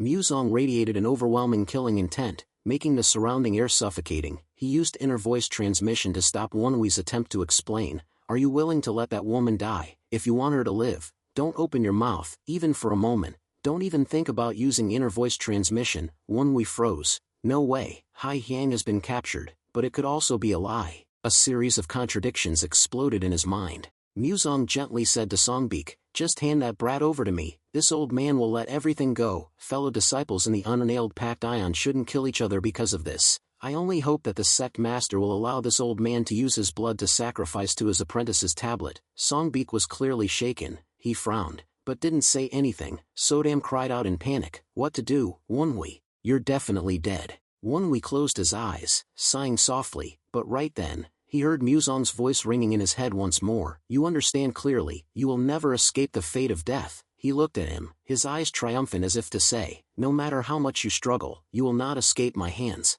Wonwi slowly opened his eyes and looked directly at Muzong. Even if I die by your hand, there's no guarantee that young miss will be spared, is there? The old man's eyes narrowed instantly. Wonwi had struck a nerve. If he'd captured Hai Yang to threaten him, there was no reason to spare her after achieving his goal. He would eliminate her to prevent future trouble. Then, Muzong unexpectedly transmitted a voice in a gentle tone. It seems you're very afraid of death. All right, if both of you become my apprentices and promise to remain silent, I can spare your lives. But Wonwi let out a breath, showing indifference, and transmitted back, you're as good at lying as I am. But hey, if I lose one person, it's only one person. But for you, if that secret is revealed, the losses will be enormous. What do you think? Muzong's face stiffened. He gritted his teeth, his voice colder than before. Are you threatening me? Wonwi chuckled lightly and casually replied, not a threat, just self-preservation. Muzong angrily snapped, are you crazy? If I go all out to kill you, do you think you can survive? Wonwi once again spoke indifferently, probably not, but before I die, I can still expose that secret. Muzong growled, I warn you, any movement or sound, and I'll kill you right here. The old man's true nature finally revealed itself. Wonwi became even more sarcastic. So scary. Muzong coldly snorted, you dare provoke me still, you're foolish. The moment he finished speaking, Wonwi pulled something out from his chest. Muzong was startled, thinking he was taking out some kind of evidence. Instantly, he attacked Wonwi with terrifying speed. At the same time, the air rippled, and a sharp killing intent swept past. Muzong aimed his sword directly at Wonwi's forehead to kill him in one strike, but he only heard a collision sound. Then his face froze, and he mumbled in astonishment, why did you block me? It turns out Songbeak rushed in front of Wonwi, deflecting the sword energy that Muzong released. Not only Muzong, but the entire 8 flowing shadows os the wind sect were in an uproar. They didn't expect Songbeak to come forward to protect Wonwi at the critical moment. Songbeak didn't have time to answer Muzong's question. He looked at the object Wonwi was holding and asked in a low voice, little brother, how did you get this? In Wonwi's hand was a round jade pendant, the sect's treasure of the Flying Moon Shadow sect. He answered without hesitation, my mother's relic. The always cold voice of the ruthless divine wind trembled slightly. A relic, from his mother, Haryung's son, even someone as emotionless as he couldn't hide the turmoil in his heart. Muzong exuded killing intent, his voice cold, you're lucky, but I want to see how long that luck lasts. At that moment, Songbeak interrupted, Sect Master Cheon, I never decided to hand this little brother over to you. Your attack just now was an insult to me. Muzong retorted resentfully, insult, he killed my disciple, are you going to protect him just because of a damn jade pendant? Songbeak immediately glared at Muzong. A damn jade pendant, that's strange. Muzong frowned in confusion, what are you talking about? Songbeak stared at Muzong with scrutinizing eyes. Let me ask you this, do you really not know what the jade pendant he's holding is? Muzong, irritated by the questioning, snapped, I'm asking you because I don't know what it is that's worth you protecting him for. Looking at the jade pendant in Wonwi's hand, Songbeak coldly smiled, so, you haven't forgotten it, you never knew it existed. Songbeak seemed to have noticed the flaw in the fake Muzong's identity and began to expose him. It was understandable that others didn't know since more than 20 years had passed, but you, the divine martial sword Emperor Muzong, who was once known as the strongest older brother in the unnailed packed ion, couldn't recognize that jade tablet. The key issue was that the Flying Moon Shadow sect was once part of the unannealed Pact Ion before being betrayed. As Hei Action had said, later generations might not know about this jade pendant and symbol, but those from the unannealed Pact Ion from 20 years ago couldn't fail to recognize it. Songbeak deeply doubted the old man in front of him. His sharp eyes seemed to pierce through him. "I'll ask one last question. Who are you?" The simple question left Muzong speechless. His face began to contort with suppressed anger and shock at being seen through. Then suddenly, a hysterical laughter rang out from the Muzong. His appearance at this moment was completely different from the image of the top martial artist representing the unannealed Pact Ion over the years, as if another side of him had been exposed. Even the martial artists of the Eight Flowing Shadows OS the Wind sect couldn't help but frown at that sight. After the laughter, Muzong suddenly changed his expression, speaking in a deep voice. "You're bold, Songbeak. Back then, before you broke through the limit, you wouldn't dare speak so insolently." Now, he had no respect left for Songbeak, signaling an ultimate challenge. The haunting laughter echoed throughout the hall. Then, Muzong let out a long breath, chuckling coldly, his tone full of sarcasm. "Just a little bit more, and it would have been perfect, but a mere insect ruined everything." Muzong's whole body trembled, his killing intent exploding violently. Immediately, Songbeak moved, using mobility arts like the wind to intercept him. His speed was astonishing. Even though he acted after Muzong, Songbeak arrived first, a true grandmaster of mobility arts, worthy of the title Wind God. As Muzong raised his sword, Songbeak also took a ready stance, prepared to respond to an attack at any moment, but instead of aiming at Wonhui or Songbeak, Muzong swung his sword in another direction, sharp sword energies flying straight towards the building's wall. A deafening explosion rang out, the ground shook, and the sword energy sliced through the wall, revealing a large hole looking directly outwards. While Wonhui wondered why he'd struck an empty space, shouts and charges came from outside. The sounds came from below. Songbeak immediately recognized it as a signal. "You want a war?" Muzong laughed scornfully. "Humph, the war has already begun. Everyone in this damn tower must be eliminated, only then will it end." While Muzong's subordinates charged into the tower, he looked directly at Wonhui, giving a sinister smile. "I intended to handle things quietly, but thanks to you, I have to accelerate the plan." So, just as Wonhui suspected, Muzong had killed his father. The clash of weapons echoed continuously. A battle had begun, and the warriors of the Orthodox Divine Martial Sect were acting like a storm. Seeing Muzong's subordinates charge, Songbeak quietly warned Wonhui, "Don't leave my side." With the change in the situation, Songbeak became more serious, his aura erupting violently. From his body, a massive killing intent exploded. The two masters in the Elder Brothero Bowl faced each other. The atmosphere became so heavy that it was hard to breathe, causing Wonhui's heart to beat continuously under this terrible pressure. The Elder Brothers' 8th rank experts had such strong auras that they looked like humanoid blocks of light. Songbeak's entire body was now covered in such a brilliant light, even his eyes were emitting light, exuding a terrifying aura.